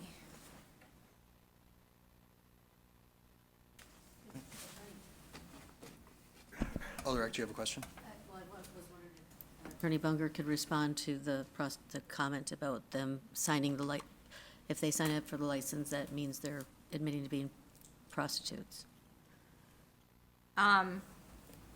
Application for the license is essentially just asking for permission to be able to operate within the city. That's the purpose of the ordinance. I didn't attend the last Production and Policy Committee, so I wasn't there for those comments. I understand that there has been a growing trend in our community for massage establishments to be operating in the city that aren't legitimate. And so one of the resulting, one of the results, I guess, of this ordinance is to ensure that those unlawful businesses don't operate within the city, but it's not equating in any way the practice of body work therapy or massage therapy with prostitution. It's just a growing concern that alders have raised as far as illegitimate businesses or unlawful businesses, problem businesses that are popping up all over the community. And this is a mechanism that has been used by other municipalities within the city without any legal challenges, constitutional or otherwise, as an effective way for a municipality at a local level to be able to regulate the types of businesses that are operating. Again, though, it is on record that it is to prevent prostitution, and I think with that little bit of explanation, it's a nicer way to kind of say that we didn't mean to say it's to regulate prostitution, but it is. I'd also like to bring up that there are no escort licenses. Nobody has applied for an escort license. So if we have people acting unlawfully already without leases, cash-based businesses, what makes you think they're gonna comply with this ordinance? It's really an undue burden just to massage therapists. And to answer William's question, how it's gonna impact my business, there's also, like, aside from the other things, there's regulations on like a waiting room. A lot of times we sublease from a chiropractor, an OT, a PT, somewhere else where we don't have a waiting room, but we have a private room with a intake area. And so those little things, that is regulating massage therapy. And it's regulating our ability to practice the way that the state sees fit. And so I think this interpretation is huge. Other states, we don't see this. When I talked to the council, they brought up Minneapolis. I had to mention to them that the state of Minneapolis is not state regulated. There was another town, Appleton was brought up. I actually met with the rezoning commissioner and got the ordinance changed. So it's like, I knew right away that was an incorrect statement. So I think from the beginning, from the get-go, like now I've been talking to aldermen, I talked to the city council. I think you guys were all a little bit more educated. Are you referring to the city attorney? No, City attorney's I did office? call the city council yesterday. I talked to a few of the This is- aldermen. this is the city council. The city attorney, the Yeah. city legal. Thank you. Mhm. I did talk to a few aldermen, and I was able to kind of share these concerns as well. But overall, I think it's an interpretation, because when I first started talking to some of the aldermen, I was under the impression the reason for this ordinance is to figure out who can provide disciplinary action to those who are pretending to be massage therapists and illegally providing illicit services. So for us as massage therapists, it's identity theft, it's insurance fraud, it puts the public at harm. It's a much greater scope than just what a civil charge. It's more of a criminal charge. Like, what would you do for other people that were impersonating a medical professional? Right? You would arrest them, and they would get charged for impersonating a medical professional. So, that's why in 460.17, 1 and 2, and A and B, that's why we have in 2019. Alder Stevens? What was the question? Thank you. Was there an answer? Yeah, no, that's a fair point. I think we've gotten beyond that at this point. Yeah. I have a question. I was just curious if you are in contact with any massage therapists in Kenosha or Madison as communities that Attorney Bungert referenced. Yes.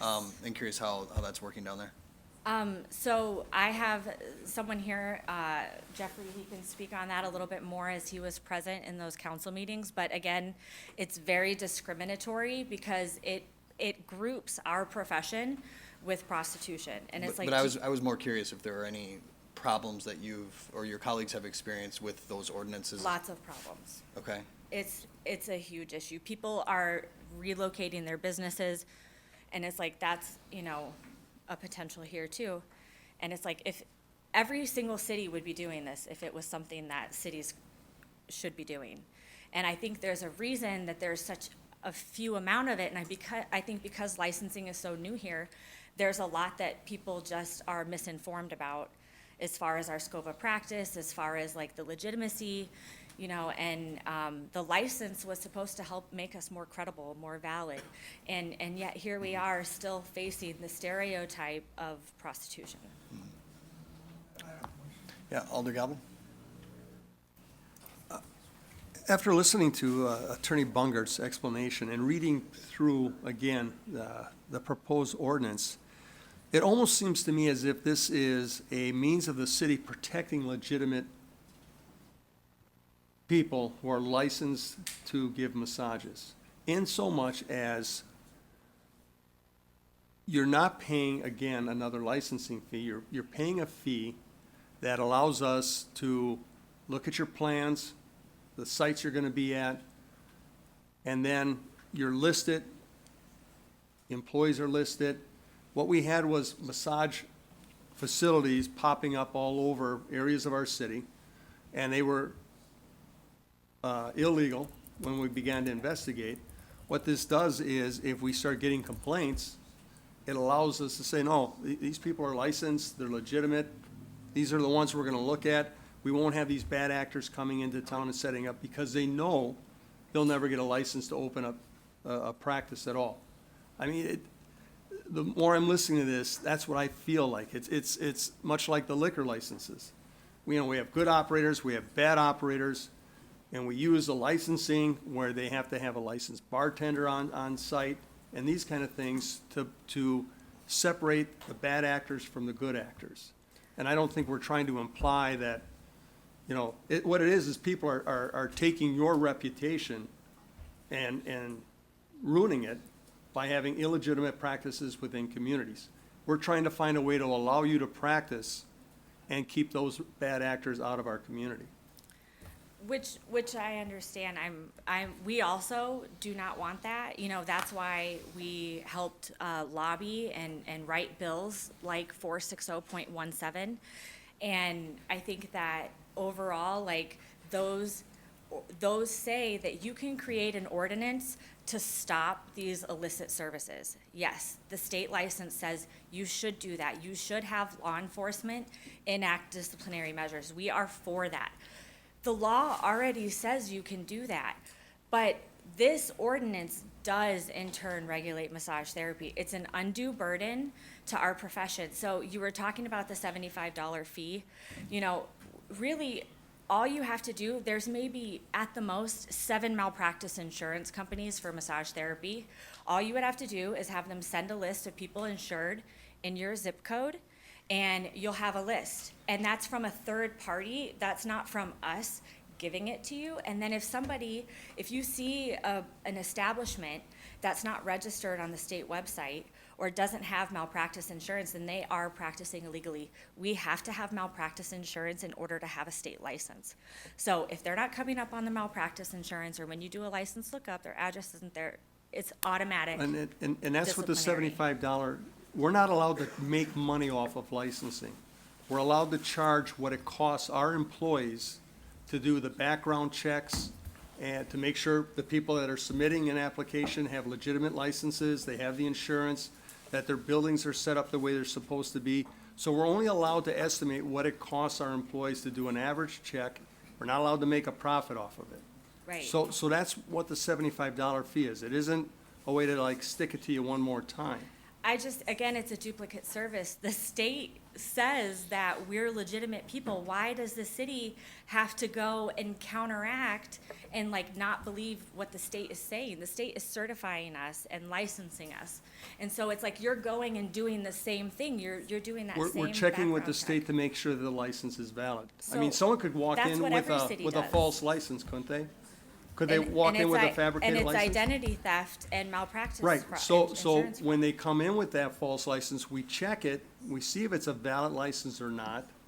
And if it's not a valid license, then we take law enforcement action. This is how we help, to make sure we have legitimate people operating within our community. So the state says you already have to do that. The state is already saying you have to do that.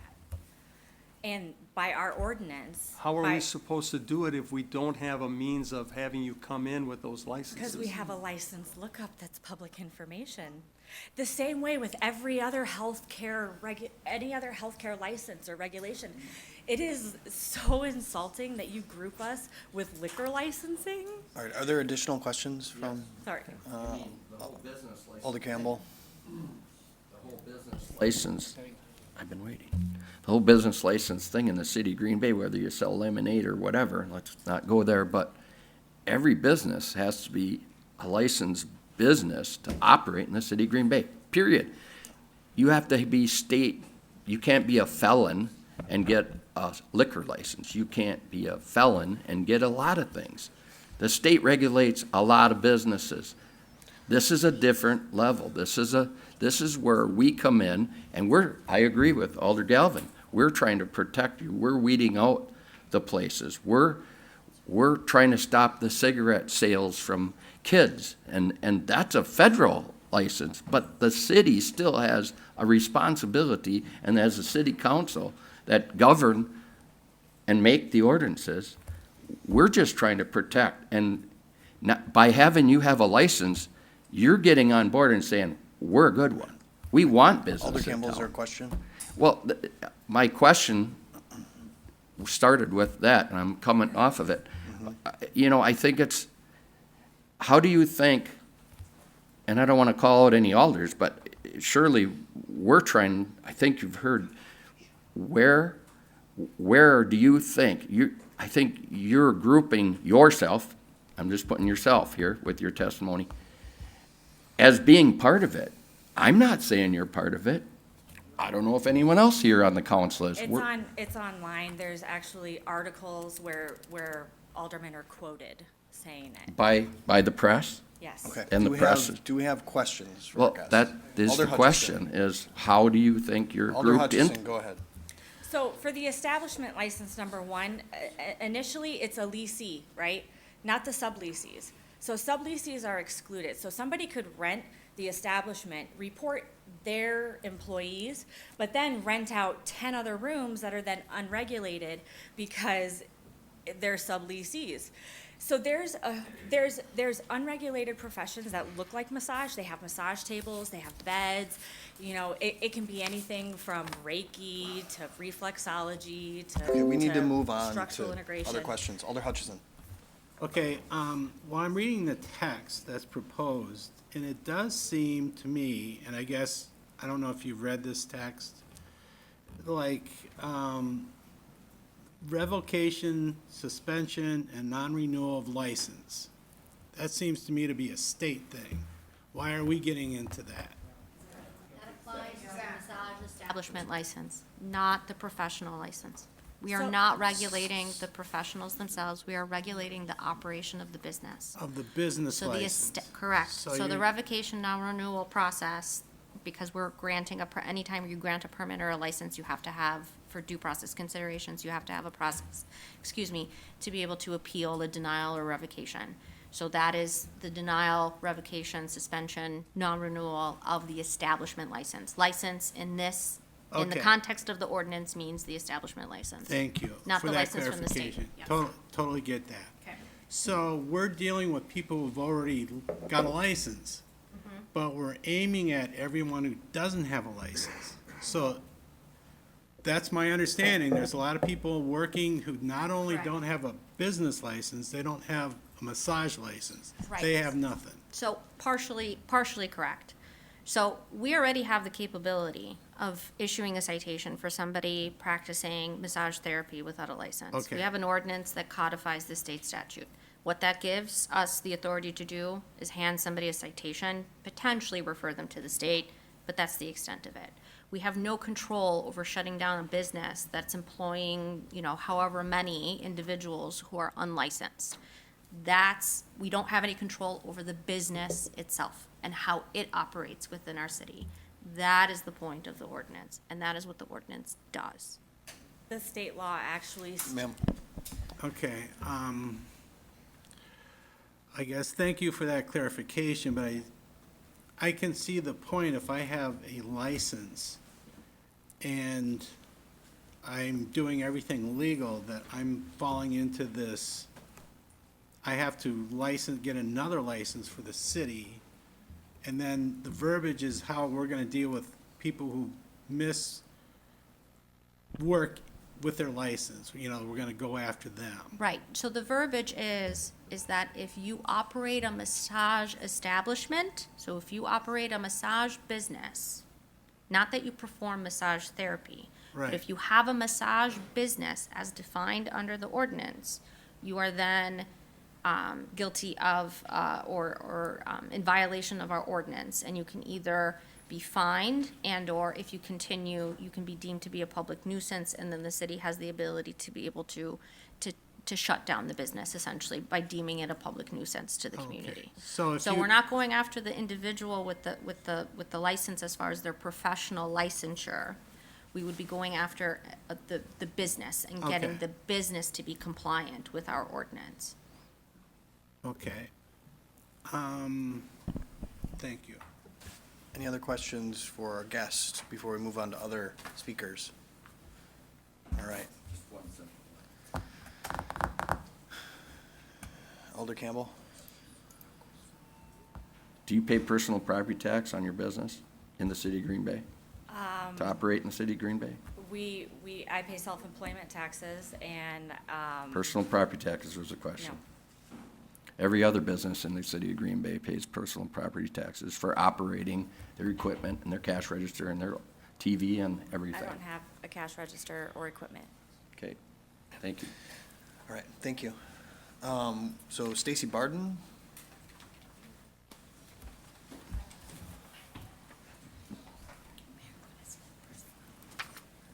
There wasn't one. Yeah, she just, My name is Stacy Barden. I am a new therapist in the state of Wisconsin. I've been a therapist for 27 years. your address, ma'am? Crivitz, Wisconsin. I came from Illinois. I had a practice, a corporation of massage therapists, and I was the lead therapist for 24 years. I have been licensed since 2008, because before that, we had no licensing in Illinois. But I became a massage therapist in 1996. I am highly educated and highly skilled as a massage therapist. I work with oncology patients. I work with children with cancer that came to my office without their parents because they knew who I was. All of my therapists were vetted. We are all licensed. We are all insured. We never, ever had to deal with such an ordinance. However, in our community, we had a business license, a simple identification business license. If anything, I would implore you to look at that idea. If you already have business licenses in Green Bay, then all you need to do is ask a massage therapy business to pay a simple fee and register as a business. Simple, nothing difficult. This ramification and telling us how we have to have so many sheets, we already know that. How much square footage we need to have, what the table has to be made of. Hello, COVID changed the games for everybody. We already know how to disinfect. We want to disinfect. We don't want to ever be accused of inappropriate behavior on any level. Please retract and reconsider. Thank you. Thanks, ma'am. Any questions? All right, Jessica Gilbert. Okay. Stephanie Sarda? That was me, Sienna. Oh, oh, got it. Very good. Thank you. Yeah. Jamie Elmer.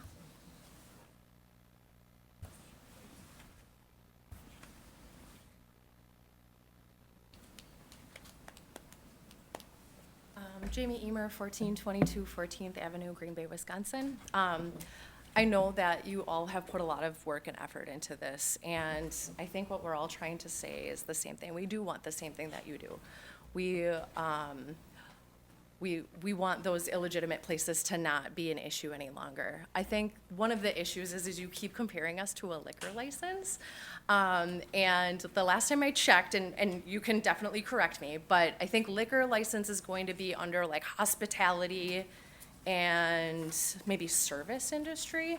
And I just would like to implore you to realize that we are truly medical health professionals. We are governed under the state of Wisconsin by the medical board. So you have said a couple times that you can't put an imposition onto a medical professional, but we are. A liquor license, and I know that you guys are just using that, but I really want to kind of hit it home that a liquor license doesn't need 600 hours of education, malpractice insurance, background check, continuing education, and we also have to take a state laws exam, so we all know what the state laws are. We also need to take a national board exam, which is not an easy exam. I can definitely tell you that. We have to have 24 hours of continuing ed, and due to the nature of our business, which we understand, like, we've all been in this, we've had illicit questions constantly, we get inappropriate questions, we get inappropriate pictures sent to us at times. Ethics is a huge component of massage therapy, and most massage therapists really do want the same thing that you do. We just don't want to be grouped into that same thing. So in that ordinance, it says that I believe it says something about the massage therapist not exposing themselves. So you can't say that this has nothing to do with prostitution and lumping us with sex workers when that's absolutely what is happening. What licensed professional has been cited in the Green Bay area? I think we all can agree there probably isn't any. Chiropractors are not under this ordinance. PTs, OTs, doctors, nurses, all of that. So it does feel like we're being targeted, and I think that's why we're kind of like, enough is enough. So we would just ask that you reconsider, look at us. I know that, I think you said that you've been working on this for 2 years. It's unfortunate that we, as a profession, just found out about 2 months ago. We can help you. We can help you work at this. We can help you try to figure out how to do what you're trying to do and what you're trying to accomplish in the city, because obviously we all want that, but we just are asking you that you exempt licensed massage therapist in your ordinance. Thank you. Thanks for comments. Any questions? All right, thank you. Any others in the audience who'd like to speak? If so, just approach the podium, state your name and address.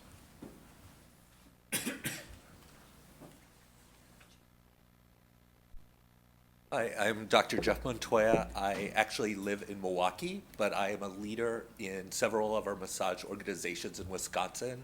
And in 2019, I actually worked very closely with our legislature in revising our state statutes for Act 41, which was signed into law by Governor Evers, that allows for local ordinances to be established to prevent the unlicensed practice of massage therapy. And we were very careful in crafting that legislation that we wanted it to not affect our license holders, but only affect those who were operating without a license. Honestly, I was involved in trying to get Kenosha to change their mind in their awful ordinance, which your ordinance really models. I am part of the Organization of Licensed Massage Therapists in the United States, and they have been doing a study, and what they have found is there is no difference in communities that have establishment license versus communities that do not have establishment license and just follow the state law. So these licenses really just put a burden, an extra fee, extra steps, extra stress, as you've heard from my fellow therapists, on the license holders who are following the law and doing things legally. I do also operate a massage school. I have campuses in West Dallas is my main one, which I actually moved out of Milwaukee because they have an establishment license, and I'm like, I am not gonna be subject to that. So I just moved down the way to West Dallas with my school. My school is also in Door County. The Dalles, our closest one is Manitowoc. And I would not do a school here in Green Bay with knowing that my graduates wouldn't be subject to this type of ordinance. It is not helpful for the profession, and it's insulting to us as license holders licensed under the Medical Examining Board of the state. Thank you. Alderman. You said you worked with the state? Yes. To create statutes that allow us to create ordinances. Yes. Okay. So do you have a model ordinance that you could give our law department to look at? You know, when we worked with the state, we actually started working with the League of Municipalities to try to develop one, and it kind of lost steam. The best example I can give you is actually when West Dallas was looking at creating an ordinance, they actually started with one that was very similar to what you guys started with here.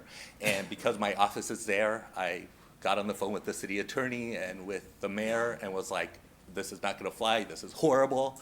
And they did like a one-sentence ordinance that basically just said in the city that there could be fines and penalties in accordance with what's allowed in state statute for the unlicensed practice of massage therapy.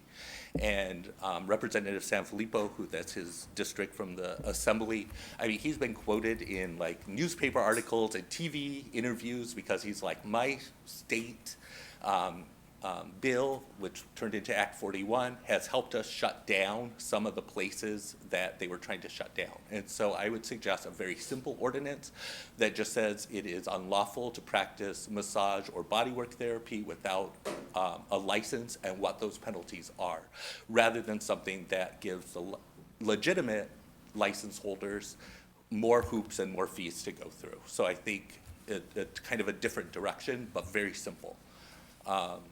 I can see if I could dig up what the West Dallas one, but like I said, it was like one sentence. It was not complicated at all. You don't see a problem with that, that then if that's what we have is one sentence, it's against the law to practice massage therapy without being licensed. And then when we get a complaint, that means the police are gonna go to your establishment and they're gonna walk in and they're gonna have to check everyone's to make sure they've got a license. Yes, and And so. you're okay with that? Yes, and our statutes actually say that we need to publicly display our license. We already do that. If the police called me and said there was a complaint, I'd be more than delighted to work with them and try to come to the, I doubt very much they're gonna call you and let you know they're on the way. They're probably gonna come there and investigate. So, I mean, this is the thing I think this ordinance potentially avoids, is something like that happening. I don't have any of us there. Who is a massage therapist here? Has anyone ever had the police come to their office? I called them to harass a client who made it. Okay. Who has called the police? All right, who has the police come uninvited because a complaint has been called? I worked on the chief of police in our town as a client. Yes. Okay, thank you. Any other questions? Alderman Net. Sir, thank you for being here. Just doing a little Google research as some of you are speaking regarding this prostitution accusation, like you don't want to be lumped in with places that solicit or allow prostitution or push prostitution. I'm not sure the right term to use, but in your history, in your experience, would you say that there is some evidence to suggest that massage parlors nationwide are fronts for prostitution and human trafficking? So, all right, so let me, actually, you may have used the right term.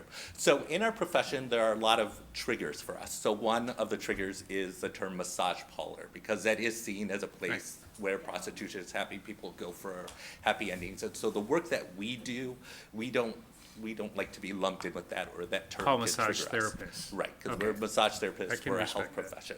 But there are, I mean, we see, like, who was the football coach, Robert Kraft in Florida. And so there are often, or I should say often, there are sometimes illegitimate businesses that masquerade as massage. And we mentioned we don't like that either. But those are places where criminal activity is happening. And so it doesn't need to register, you don't need to regulate massage, you need to just enforce the criminal code that already exists. I would say of them, you know, there are almost 5,000 licensed massage therapists in the state of Wisconsin, probably about 4,300, 4,400 after COVID. The numbers went down a little bit. When we look at how many of these illicit businesses there are, There are not a ton of them. I mean, they're sensational, people get attention. When Representative Sanfilippo was worried in West Dallas, when we had honest conversations, there were 2 businesses that everyone knew where they were, what they did, and that he was like, we gotta shut down these businesses. Well, we found out that there are like 24 legitimate massage businesses in the city, and it's just this small percentage of bad actors, just like there are in any profession. So I would say, that are there those type of massage parlors or illicit businesses? I don't even like to call them massage businesses because they're doing illicit things. Yes, but I don't know that this ordinance is gonna, as it is written now, is gonna help you get there or prevent that. I think you're just gonna create a bunch of hoops for license holders who are legitimate. And just to add, like we've mentioned business licenses and all of those type of things, we are more than willing to get a business license and to comply with the rules for a business license. We just don't want to be targeted in a way unique because of massage. So if you have a license that chiropractors get and physical therapists get and physicians and dentists get, we will happily get that license. But we just don't want to get a license that says massage on it because you're trying to shut down bad places. Go after the bad places, don't go after us. How would you recommend we go after the bad places, short of an ordinance? That, I am not a law enforcement expert. We do, actually, our massage organization has a lobbyist that we use. He is also the lobbyist for some law enforcement organizations, and we have had some conversations with that. I don't really have the answer to that. I think an ordinance that says it is illegal to do massage without a license, an ordinance that says all of these other things, like human trafficking, prostitution, or whatever you're going after, taking away business licenses, as was mentioned earlier. I don't think you have to target us in this work. All right, thank you. Just a quick question for Commander Warwick. Because I think we do have some of this language that the gentleman's referring to, and, the question is, why don't you just enforce the law? Could you just explain, why this ordinance might be helpful in prohibiting illicit practices? Yep, and I'm gonna just use some of your comments, sir. First, we don't target anybody. And when we talked about this originally, and Attorney Bungard talked about, we're focusing on the business. And how do you go after a bad place? And right now, we could do compliance checks on massage therapists right now. Well, no, tomorrow. All right? And we could see if that they have their license, and then if they didn't, then we would issue the citation that Attorney Bungard had talked about.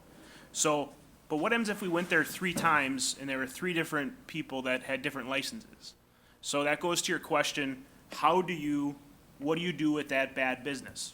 To your point, Alder, right? And then the ordinance, getting to the mayor's comments, the ordinance brings this all together. They're separate, but they're together. They're separate because the ordinance focuses on the business, right? You want the business plan. We want the business plan. But the ordinance, these are my words, the ordinance brings it together because we want to focus, and it comes down to the focus, right? We get a lot of complaints of, for example, the appearance of some of these locations. And the appearance really causes a lot of fear and anxiety. And I do agree with you that people unfairly probably put you in categories that you don't want to be in, right? The data supports that does not occur. The data that we've run about the stuff that you've talked about, human trafficking and prostitution, that data does not support the problems at these locations. But it goes back to, what are we going to do and how is this ordinance going to apply? The ordinance is focused on the business. From a law enforcement perspective, again, I'll go on record and say, we don't write the ordinances. We'll support whatever council does. But from the law enforcement perspective, this brings it together, because then if we get multiple complaints, if we get complaints regarding the appearance, whether it's whatever complaint, we have an avenue to investigate it. So we don't have to go back there repeatedly and try to solve the problem and just basically spin our wheels. Does that answer your question, Mayor? Yeah, I think so. Any other question? Alder Steuer? Is it Doctor? Yes. Yes, Doctor, thank you for coming in. You know, we've been working on this on and off for several years now, and I don't, speaking for myself, I don't think there's any ill intent that we were trying to come forward against legitimate businesses that you talk about. We represent about 4,000 citizens in our district, and in our areas, there's some areas on the west side per se where business owners or people will call and complain about the shady things that are going on. It's hurting their businesses as well. So we're answering to places that will show up and then maybe 3 weeks later they'll be somewhere else. Or lights are on at midnight and people feel unsafe in an area. So, you know, I have friends that are massage therapists. I mean, I'm not throwing any disparaging remarks at your industry whatsoever. I think it's very important, it's very well needed. It's just that we are answering complaints from businesses that are losing business because these places are existing. And they'll be there for a day, maybe a day, a week, a month, and then they go away, and then they pop up again. So we're just trying to figure out a way to do that. And another follow-up question is that everybody here is very well spoken on this matter, and obviously you've done a lot of research and worked with a lot of different governments on that. I'm just kind of surprised that you folks didn't come forward maybe earlier, or. We didn't know about it. Well, okay, all right, that's fine, I accept that. Yeah, nobody asked us. All right, thank you. So, what's that? Come forward about the bad actors. Yeah, so, that's it, you know, really, I mean, that's about all I had to say for that, so, thank you. Thank you. Thank you, folks. Any questions? All right, thanks, sir.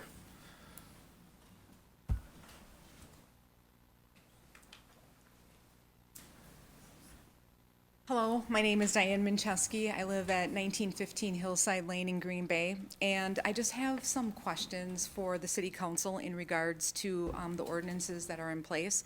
We currently have an ordinance number 3420, and that's relating to the practice of massage and body work therapy requiring state license. Are you all familiar with that?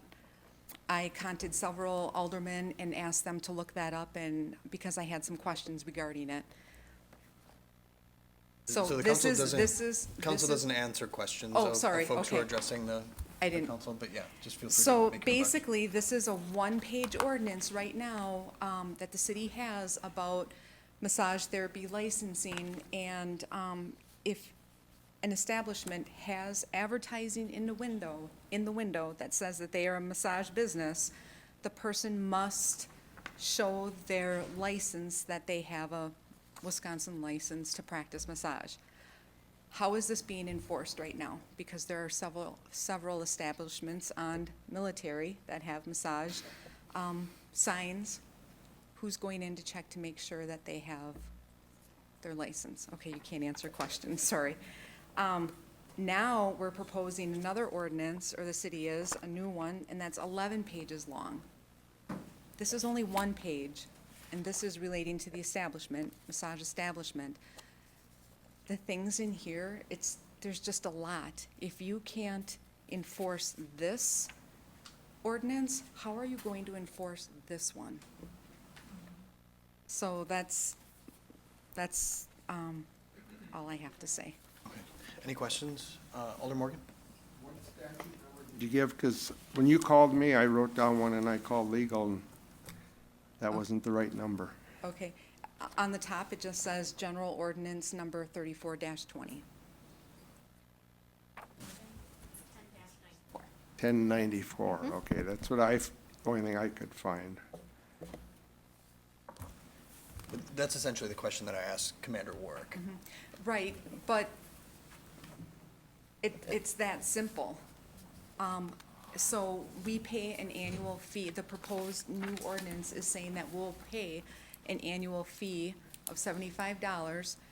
That's going to list the current therapist in that establishment that day that you fill out that application.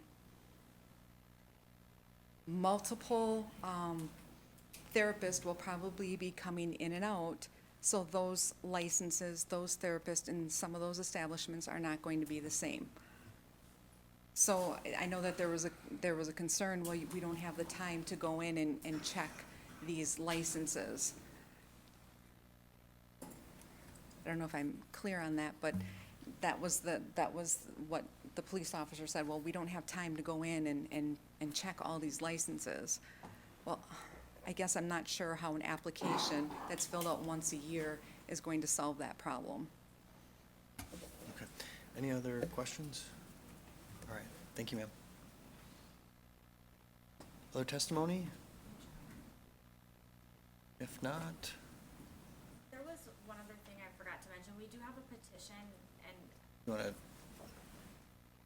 Stephanie Sionda, we do also have a petition with 433 signatures. That is also for the city not trying to impose on state regulations. So I can send that to you guys if you'd like, but. Sure. Thank you. All right, motion to close the floor?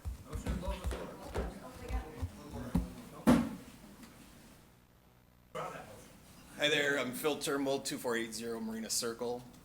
I think sitting and observing the political process has been both frustrating and a little bit concerning, because what we've heard in multiple times is you're clearly identifying two different groups: licensed and legitimate businesses and those that are illegitimate.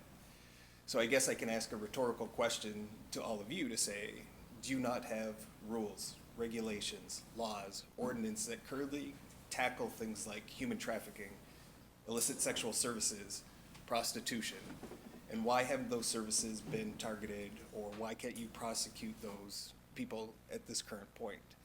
So I think from our standpoint, we're asking that you take a moment to think about that, look at the ordinances that you're looking to put in place, because they will truly affect the businesses, small business owners, legitimate licensed professionals.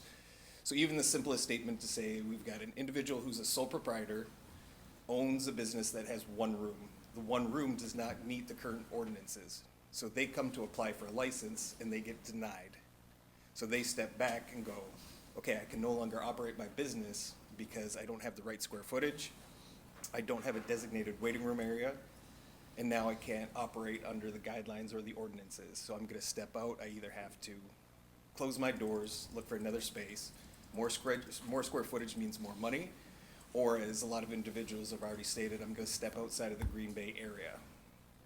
So simply stated, we ask you to look at what's currently law, what's currently considered illegal, look to see why or why not that these individuals have not been prosecuted already, because we've already identified, and it's been mentioned on multiple times, that you're not targeting licensed massage therapists, you're going after illegitimate businesses. So if what they're doing is currently illegal, you should have grounds to prosecute. If you get a complaint about sexual services, you should be able to go in and prosecute. The question is, why can't you? So why is it gonna take a building inspector to walk in, issue a $500 fine, slap on the wrist, they shift, move their positions, they move down the street a little bit, or they go into a different area, or they move into a different community? So we're asking you to just take a look at your definitions, take a look at the wordings that you're currently using, how you're identifying us as legitimate businesses in comparison to the illegitimate business. Look to make an exemption to say those licensed individuals do not fall under the same category as these illegitimate businesses. In current or past council meetings, we were looking at the definitions that stated, so it was interesting within the wording where we talk about medical professionals being doctors, surgeons, nurse practitioners, physical therapists, PTAs, and then all of a sudden it stops. And then if you go into the state definitions, massage therapists are included in the same definition as healthcare providers. In your definitions, we're now taverns, we're being compared to liquor licenses, we're no longer medical professionals. So when we come up here and we show passion, it's because this is who we are and this is what we do. We take offense to somebody saying we're now sex workers or we're being grouped as prostitutes. So from that standpoint, we're asking you to take a step back, pull this, create a task force or a committee, allow us to help you create an ordinance that's gonna be good for both of us. Thank you. Thanks. Any questions? All right, motion to close the floor made by Alder Scannell, seconded by Alder Stevens. All in favor, say aye. Aye. Opposed, nay. The ayes have it. The floor is closed. Is there a motion on the floor?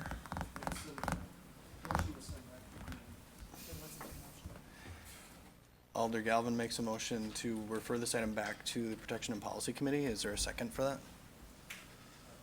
Alder Steuer? Discussion? Alder Brunette? Yeah, thank you, Mayor. Just a question for the law department. You've kind of worked on this quite a bit. We've had outside counsel work on this. Your team of attorneys have worked on it. It's been a protection policy several times, been here now. I mean, are you in favor, or what would you do if we sent this back to the committee? Would you work with the committee to alter this? I guess Alder, maybe, let me just back up. Alder Galvin, what are you looking to accomplish by sending it back to the committee before law answers that? Well, I listened to a lot of conversation here. As you could tell, I didn't necessarily agree with a lot of what was being said at times. But I still think with some input from some individuals here, I think maybe we could craft something that is better. And if we can do that, I'm all in favor of that. So I'm just asking the committee or staff to take another look at this, consider some of the input from some of the individuals that spoke, and see if we can do better. Okay. Thank you for that. Attorney Bungart, I mean, how would you respond to that? Is this something that could be revised again? Sure. We're more than happy to listen to additional input. Again, this was a draft that was produced not at the request of administration, but listening to the concerns of alders as to businesses and problems that are occurring in their community. And this was a mechanism by which the city would be able to potentially curtail some of the problems that have been popping up in certain neighborhoods. So ultimately, it's up to the discretion of council. But I think the larger decision is essentially if council wants to regulate this or doesn't want to regulate this.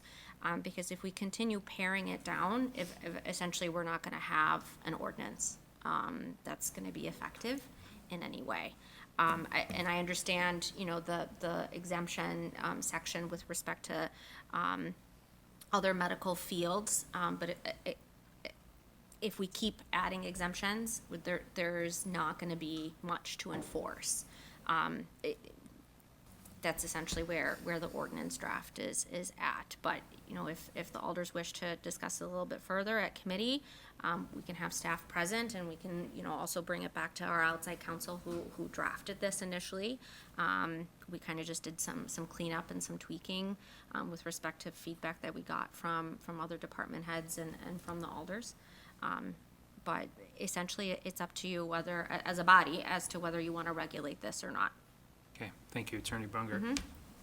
That's all. Okay. Other comments on the motion? Alder Morgan? First of all, I'd like to say I'm on the protection and policy, so I was in these meetings, and I feel bad if you think we were targeting you. But in a lot of ways, we never really said that we think you are people doing stuff illegal.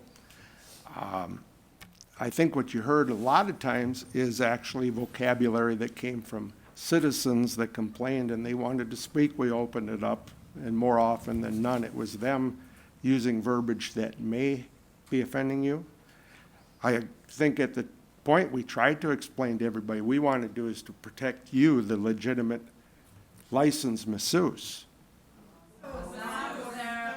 I know we said it more than once a night when we talked that night, and different alders mentioned that. And in my history, I was a policeman for 41 years. My main we had complaints about it, but it was, some of it was on the streets we're talking about that aren't even in the village, or in the city of Green Bay. They were in the villages and stuff down the road from where some of you mentioned. And it was maybe not a masseuse, it was a model or someone doing something illegal that was supposed to be modeling lingerie or something like that. But we also had a lot of trouble with pop-up salons and stuff. You know, motels, or just someone rents a building for a couple months. So I feel that we are trying to make this legitimate. We're not targeting you. As we said in the committee, you guys can still go and do a massage or your therapy to anyone that needs special needs. You can go to their house and do it. You can go to Lambeau Field, do all the football players. We're not regulating any of that. We are just trying to regulate the building that you're doing your job in.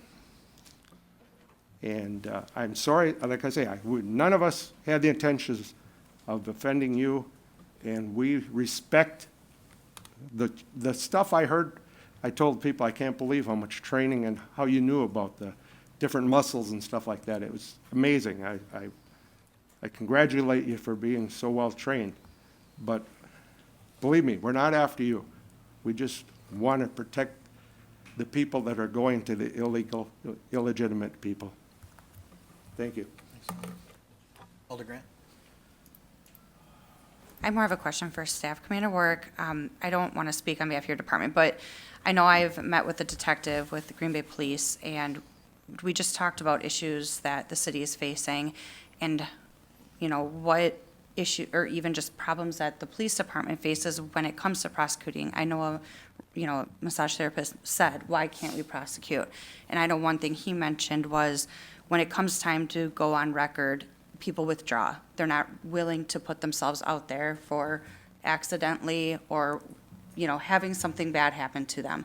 Is there anything else you can elaborate? Why can't we prosecute, or any issues or complications that you're facing as a department, and how this would help curtail that? In speaking with that detective, he did express those same concerns to me when I was preparing for this evening's meeting. He wanted to reiterate that, the problem is the location and in the area, in the neighborhoods, in the business districts, and the problem's focusing on appearance. And he liked the fact that if there was a business plan or an ordinance to support the lighting or the cameras, that does give the opportunity for the department to investigate it and to stop that criminal activity from occurring if it is occurring. And if it does occur, then we have as a city some avenues to explore, putting the massage therapist aside and really focusing on the location to remove that problem out of that neighborhood. Okay, and then I guess, I don't know, Attorney Bungard, I'm sorry, I did ask Attorney Kocher about this. With an ordinance, I know, if there's an inspection issue within a neighborhood, you can report that anonymously. Would this ordinance have an anonymous avenue for complaints? Correct. Essentially, it would operate just like any other kind of inspections complaint that can be submitted anonymously, which then would spur inspection either by our inspectors from Community Economic Development or by the police department. Okay, so I think just a point I'm trying to get with that, or make with that, is if we have a current issue of people being willing to come forward and go on record, now they have a safe way to make a complaint, and we may know about more activity that we didn't know about before. So, thank you. Any other comments on the referral motion? Alder Eck? And I want to make it clear too, this is, it's not targeted towards massage therapists.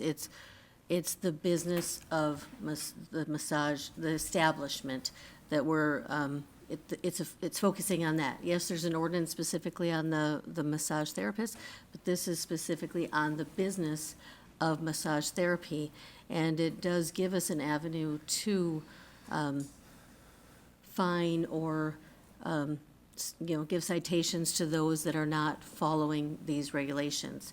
And it would be, as like you said, it would be going to the inspection department, and they would be able to report it in that anonymous way, and also take the burden off of the police department in that way. Thanks, Alder Wery. Thank you, Mr. Mayor.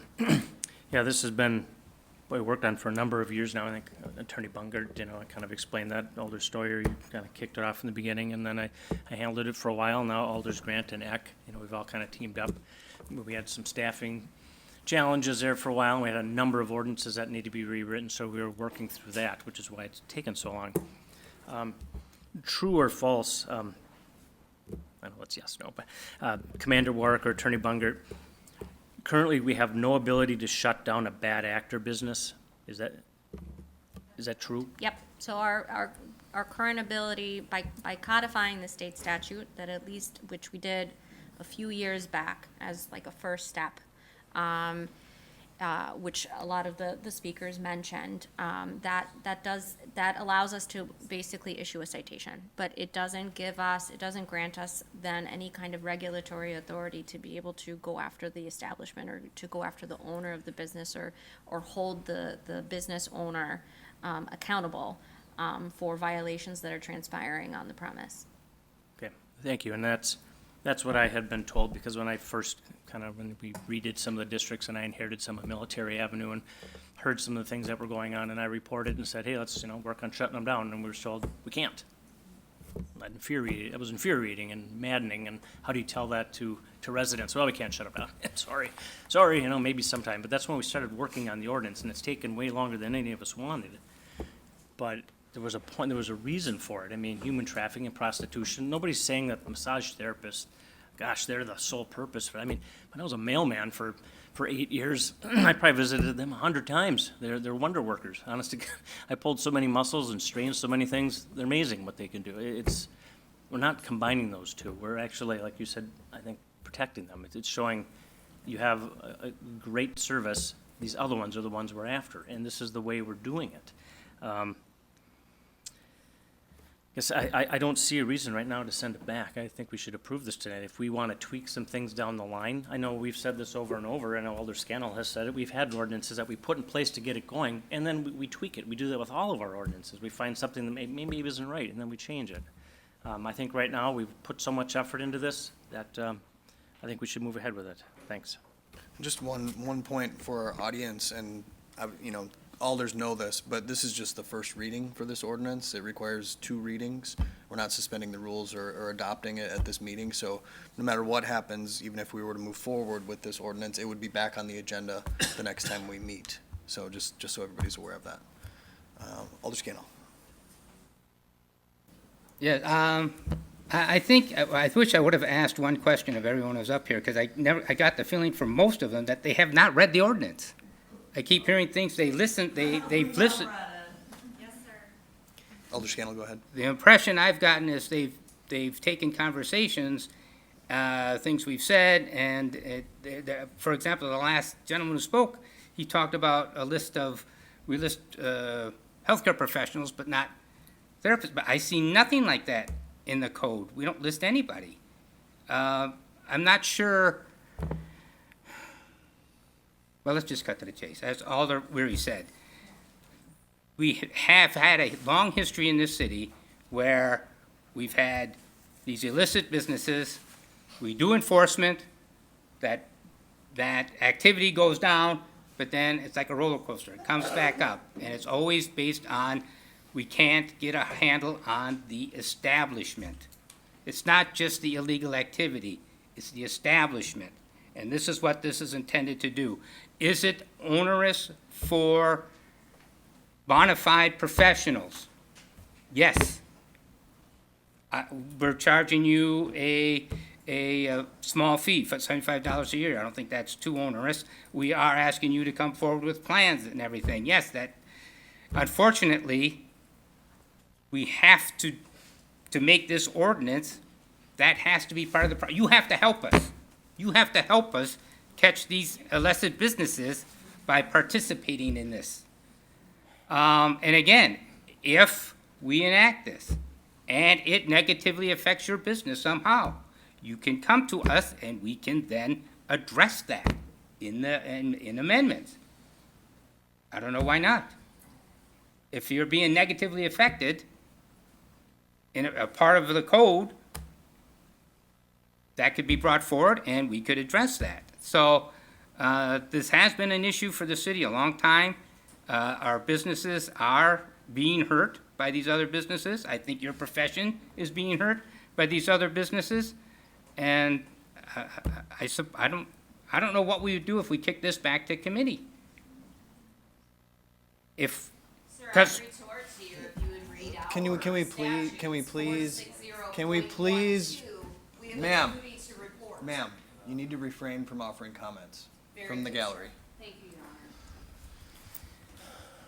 I don't know what we would do No. differently if we referred this back to committee. I don't know what more we can do with what we have. So, I would like to just, get the ball rolling here. We still have another reading to go through, which still gives more time for community input if they can show us specific things in the ordinance that are gonna be problematical. They mentioned, that there has, some just rent a room. Well, that room's in a building. That building must have some area that could be used as a waiting room. The only requirement we're making is that it has, access to an exit. A hallway could serve as a waiting room if it has that access. I mean, there are ways to work around this, I truly believe. And we need to do something to start grabbing a hold of this problem. And I just don't see referring it back, doing anything more than kicking the ball around and fumbling the ball around, and we're gonna end up pretty much at the same spot unless, I mean, we've got till a month now or 2 weeks, next committee meeting, 2 weeks. You know, if people could read through the ordinance and come forward with specific things they'd like to see changed, we still got time. So I don't support sending it back, I support, let's pass this now, thank you. Thanks, Alder. Alder Story? Thank you, Your Honor. Alder Galvin brought up some good points, and I feel the same way. I mean, I kind of came into the meeting tonight thinking, wow, this should be a slam dunk, but obviously, a lot of folks have come up and spoke very well, by the way. Thank you. So with that being said, I think one reason that I would see it being referred back to committees, these folks that were out in the audience, that have their expertise in different areas, if they could come forward and share that with us, I think that would be a good compromise. So that's one reason I'm looking to have it brought back. So the people in the audience, you spoke well tonight. I'd like you to do that again and hopefully work with us and help us to get a ordinance that'll be beneficial to all. Thank you. Thanks, Alder. Any other comments? Alder Hutchison? I'm in favor of sending this back also. I have not spent a lot of time on this issue. It's my first year and a half as an alder. I haven't been approached other than out on the street by individuals every now and then about the issue in general. I think there's been a lot of good information provided tonight, and if we just blow by that, I don't think that's responsible. I mean, I know people have worked on this for years, and I think we want to get it right, and I think by just bullying this forward, it's not going to help us get it right fast. I think if we send it back and then we do get recommendations from those who are here or who have input for that next committee meeting, that would be very, very helpful in refining what we have. Because it sounds to me like we have something. It might help our police department, but it doesn't really help those in the field. So there's a disconnect. It's a disconnect. So I'm highly in favor of sending it back. Thank you. Thanks, Alder. Any other comments?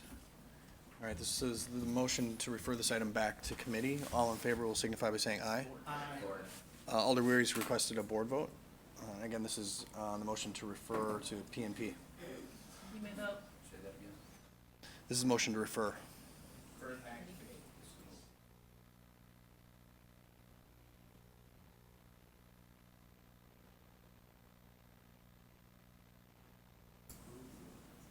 This is actually, it's actually referral.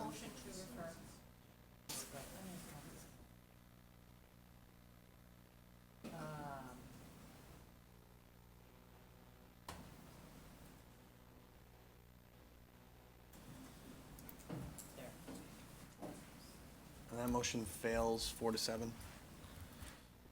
Entertain a motion? Motion to approve by Alder Scannell, seconded by Alder Campbell. Any final comments? Alder Burnett? Yeah, thank you.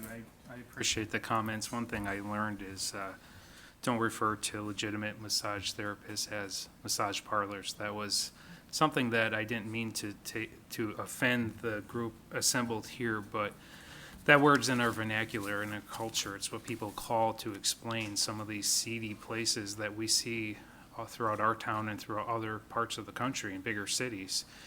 And I don't want the council to feel like for us to believe that it is possible that there is prostitution and human trafficking that does go through some of these less reputable places, that is happening. That is, I mean, I just did a simple Google search just in Wisconsin, April 3rd, and again, no offense to the group assembled here, I'm going to use the word parlor because that's what the media reports as. April 3rd, 2015, prostitution bust at massage parlor in De Pere. November 3rd, 2022, WBAY, police investigate possible human trafficking at Oshkosh Massage Parlor. January 17th, 2023, just 6 months ago, WBAY, Eau Claire Massage Parlor owner guilty of keeping place of prostitution. The owner of 2 former massage parlors busted for human trafficking and prostitution is sentenced in Eau Claire County Court today. October 18th, 2019, Razor, Wisconsin, that's the media outlet. Appleton Police and the Outagamie County Sheriff's Department worked together on a prostitution sting at massage parlors. They shut down 6 of them over the past 6 months. So I don't know the solution other than trying to crack down on some of these unreputable places that are truly victimizing or perhaps running prostitution. And right now, as we debate and kind of hear legitimate concerns from some of the all reputable people that take their profession very seriously, the people that are running these sick places that are possibly victimizing people in our city are laughing because this is yet another tool the city does not have to combat them and to, quite frankly, save lives and help people out of really perverse situations. So we mean no offense. I mean, I think that several of the speakers keep saying, you know, you're comparing us to prostitution. That's very unfortunate if that's the impression. I know I speak extemporaneous as a council member. I speak without any script, so sometimes the words that we use and the way we phrase things is clumsy. It's just because we're not perfect and we're trying to understand and we're trying to use our words to reason through issues. And so when we're trying to articulate our positions, we could say things like prostitution. We could say things like human trafficking. We're not accusing them of doing it. We're acknowledging the fact that it actually is happening throughout our state. And the fact that it could be happening in Green Bay, we need to give the police department, we need to give the law department the tools and able to enforce ordinances to drive these places out of existence in Green Bay. So I do appreciate what they're saying. I do think we have another reading. So if they can come to us with the changes that they seek to revise our ordinance at that meeting, then maybe we can reconsider it and send it back at that point. But as of today, I'm in support of this ordinance. Thanks, Alder. Any other comments? Alder Campbell and then Scannell. Just go off Alder Burnett's thing. I'm sure by now, since the 4th of July, everyone has seen The Sound of Freedom, and it really strikes home, and it should strike a lot of tears, and it's reality. And it is happening in our city, and I was going to ask Commander Warwick what it is, but all of us alders taking on the responsibility of making this town great and keeping it great is got to be one of the top our priorities. And if we save one person's life, unfortunately, it gets tagged along with all this. If we save one person's life and this comes through, and the thing at the end of the movie, if you haven't seen it, and I hope everyone has, you should go see it. Because I think you take a look at what it's really about. And as an alder, I found out that it does go on. It does go on in every neighborhood. It does go on in every district in the city of Green Bay. And thanks for backing that up, Alder. Like I said, I'm just gonna go back to, and that the movie says it, if it saves one life, this is all well worth it. Thanks. Alder Scannell? Yes, I'd just like to add that one thing I'm hoping to see from this ordinance is that not only we're cleaning up, but that once we've got it cleaned up, we stay clean. That these illicit businesses are not gonna make it through the permitting process. That's the purpose. And that's why we need you to help your cooperation to go through the permitting process, because we will catch them and get them out, and they will no longer be associated with your business. So, that's it. I'm tired. Thanks, Alder. Alder, was it the store? You good? No. All right. So we have a motion and a second. All in favor will signify by saying aye. Aye. Opposed, nay? The ayes have it, and that ordinance has been advanced. What's that? Another board vote? Yes, we can do that.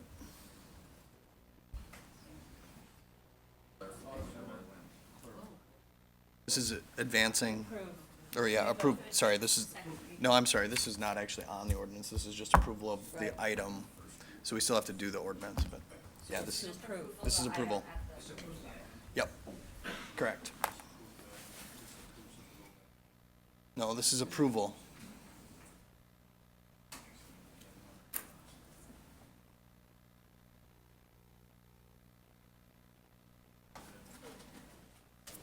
Is it up? No. Oh. Mr. Scannell? I'm clicking and it won't. What's your vote? Yeah, I'm tired. Hold on a second.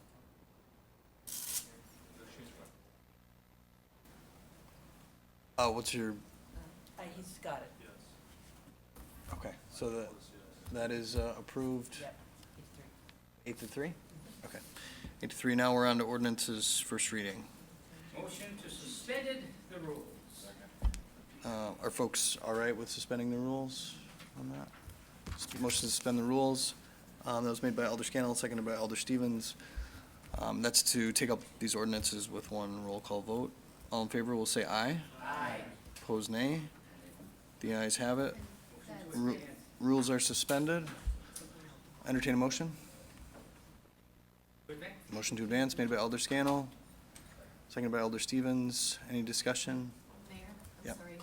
I just wanted to clarify, so, but that was except for the one, that was sent back, right? Isn't 436 South Monroe?